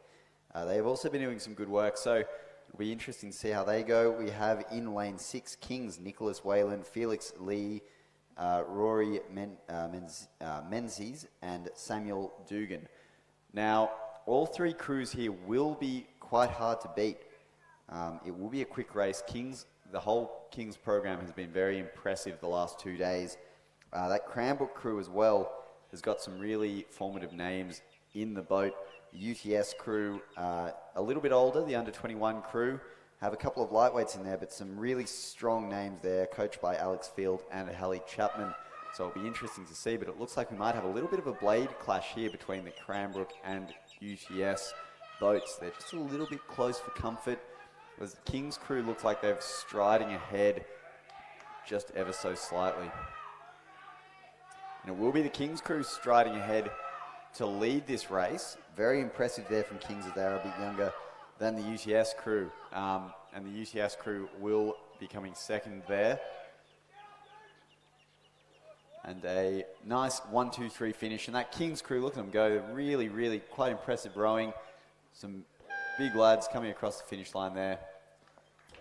A pretty decent time at 1:28.39. Blistering. That's very, very impressive, isn't it? Now, some really, really powerful and dynamic rowing coming there from the King's School, and indeed both the UTS and Cranbrook crews as well. But King's just too good in the end. 1:28 is pretty cracking, so congratulations, guys, well deserved.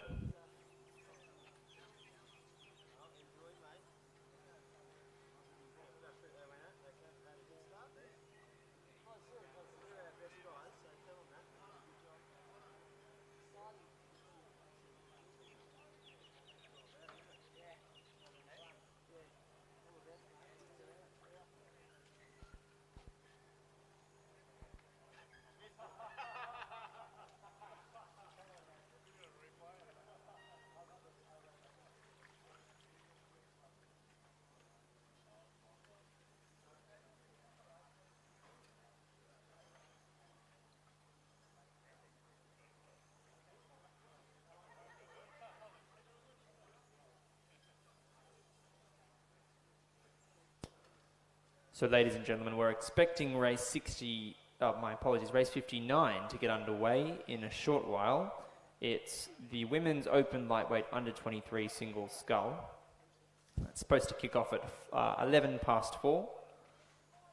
We've got a couple of scratchings in this race from Grace Cypher of Sydney Rowing Club, Holly Garner of UTS, and also from India Thompson of Sydney Rowing Club. So we'll just wait a moment to see who turns up on the start line, and we'll be underway shortly.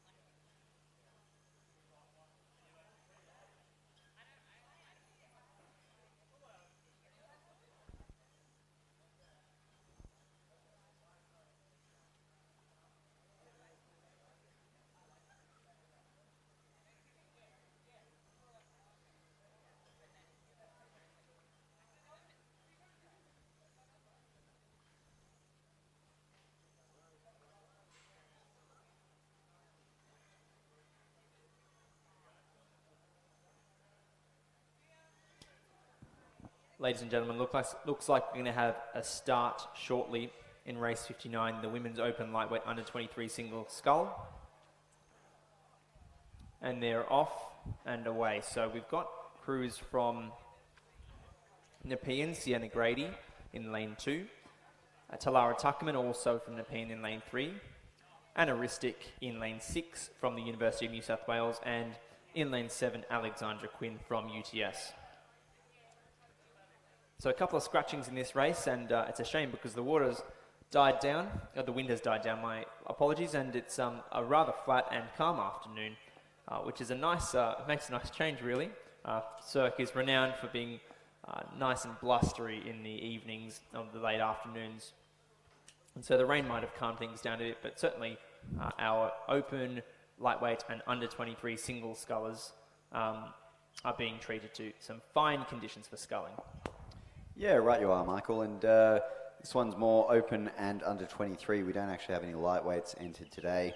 We have a few scratchings in the under 23 divisions. But at this point, we have the 2 opens and the 2 under 23s. And it looks like coming through the 250 metre mark, it'll be lane 2. Sienna Grady in the lead, just ahead of Alex Quinn from UTS.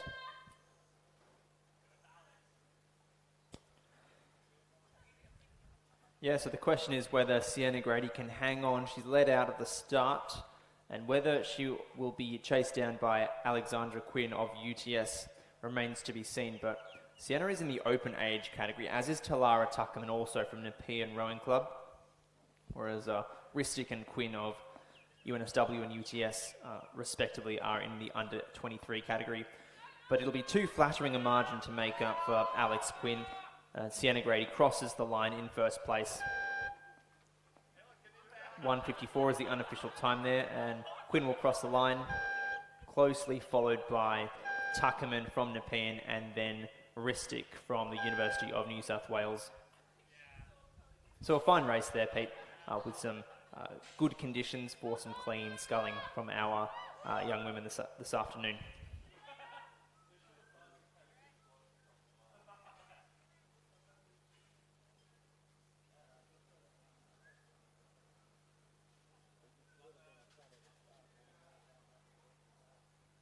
And Michael, we turn our attention now to race 60, the men's open lightweight under 23 double scull.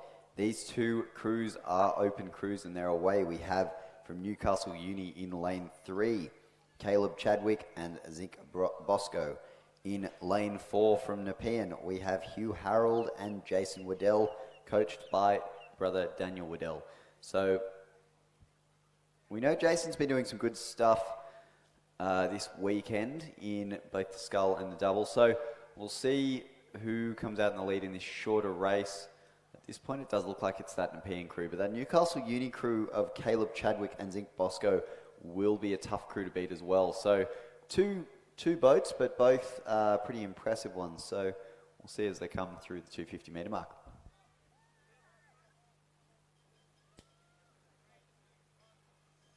Yeah, Newcastle Uni showing the Nepean crew that they're not going to be dispatched so easily, although there is a bit of a lead being opened up by that Nepean crew of Harold and Waddell, as you said, Pete. That's an experienced crew. Jason Waddell is an esteemed sculler, competed at Sydney University Boat Club several years ago and has returned to his home club of Nepean, just down the road here. And Hugh Harold, whose name features regularly in Nepean crews and performs repeatedly well at rowing New South Wales Great Regattas, and look at them rowing, demonstrating fine sculling skill as they open up that lead over that Newcastle Uni crew. Yeah, quite an impressive lead they've got there. It's a good length or 2 of clear water, which in 500 metres is quite difficult to do. So really dominating race there by Nepean, Hugh Harold and Jason Waddell as they cross the line in an unofficial time of 1:43.73. Followed by the crew from Newcastle Uni, Caleb Chadwick and Zink Bosco.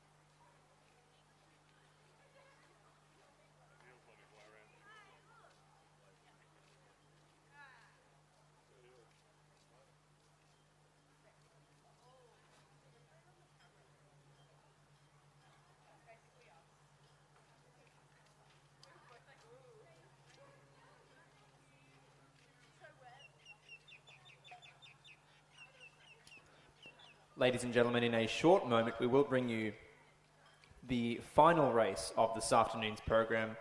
That is race 61, the women's under 19, under 21 4. And that'll be contested by 5 crews, all schoolgirl crews. We have a couple of minutes to wait for the moment, so we'll bring that to you shortly. But just a reminder to please return your bow numbers to boat shed number 1 to streamline our team's clean-up efforts this evening. And also just be aware that there is an event at Cirque early next week, and so we do ask that everyone is efficient in the way that they pack up and make sure nothing's left behind so that the Cirque staff can clean up and run their next event.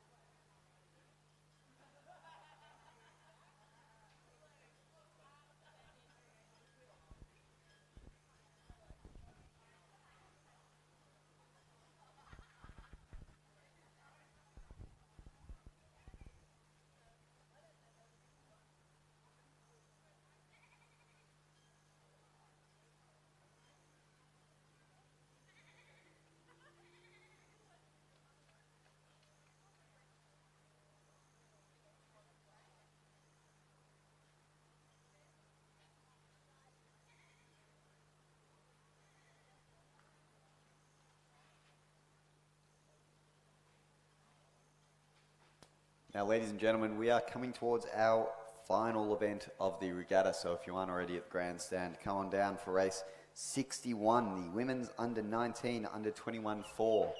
This is shaping up to be a fairly good one with our crew from PLC Sydney. We have 4 showings from PLC Sydney and then a crew from Loreto Kirribilli.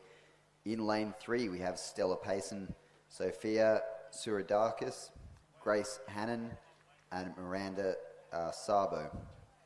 That's coxed by Emma Burgess. In lane 4, we have Lucy Howard, Matilda Damien, Laura Moran, and Alyssa Fickus. And that's coxed by Mietta Jones.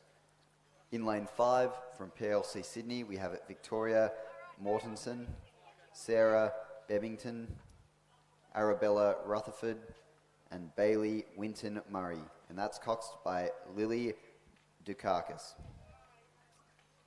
In lane 6, also from PLC, we have Alexandra Suden West, Charlotte Cameron, Alex Reed Queenie, and Elias Steele. And that's coxed by Jasmine Sayer. And finally, in lane 7, we have Madeline Vaughan, Molly Cameron, Tasha Cahill, Isabella Lau, and Isabella Yardley is the cox of that lane 7 PLC crew. And we can see on our screen they're just lining up at the 500 metre mark.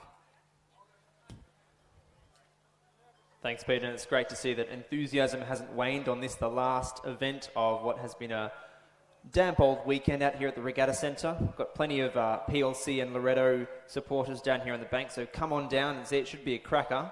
Our crews are just lining up at the start and they're away now.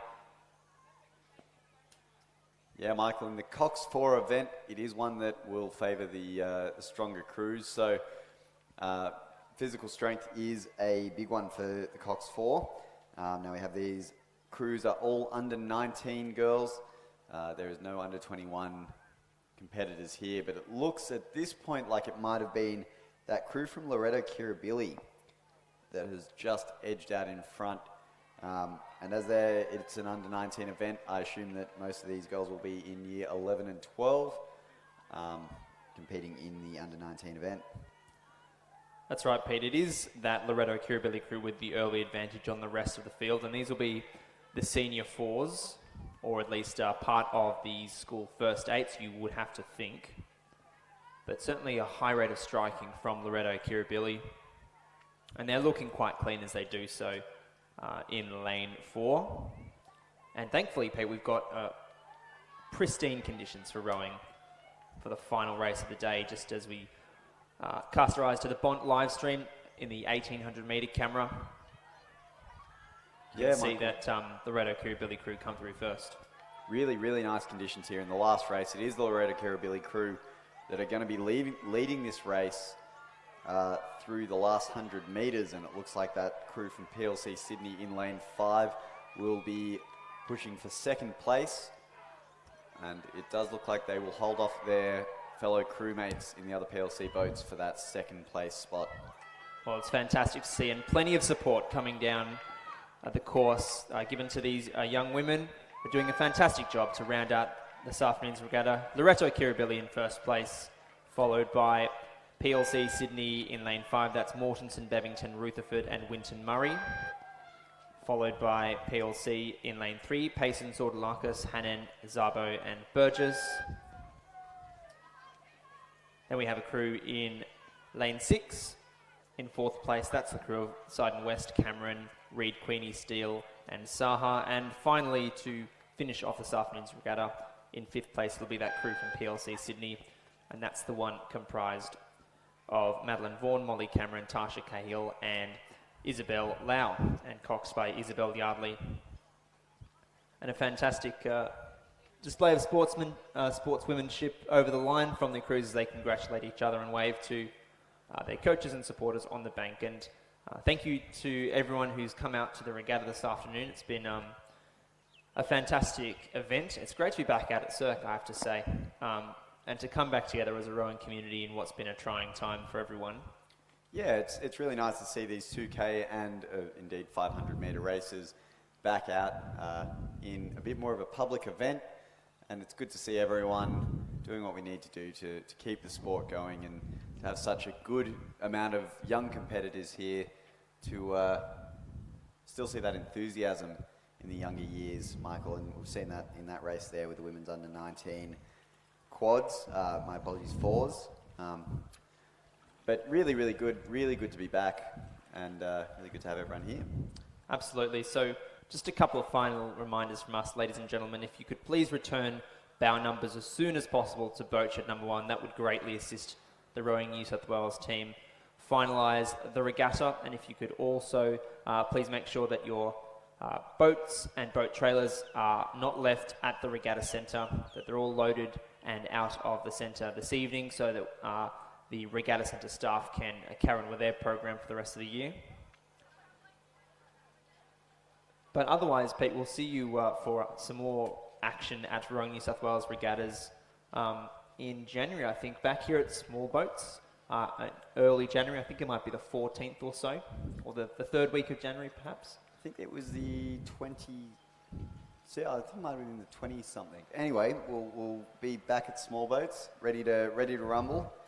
And I'm sure you'll have myself and Michael as the commentary team at some point there as well. Well, we'll look forward to that. We'll also see, hopefully, a good contingent up at Taree Summer Regatta, which everyone's looking forward to having back this year after a couple of years of disrupted proceedings with bushfires and pandemic. So it's been rather interrupted, but it is fantastic to have everyone back here and to come together as a community at this time. So thanks to everyone, thanks to the Rowing New South Wales team for putting this event on, and thanks to each of you for joining us at the Regatta Park and on the Bont live stream. I think that's bye for us for now. Safe journey home. Yep, thanks very much, guys, and we'll see you shortly. See you next time.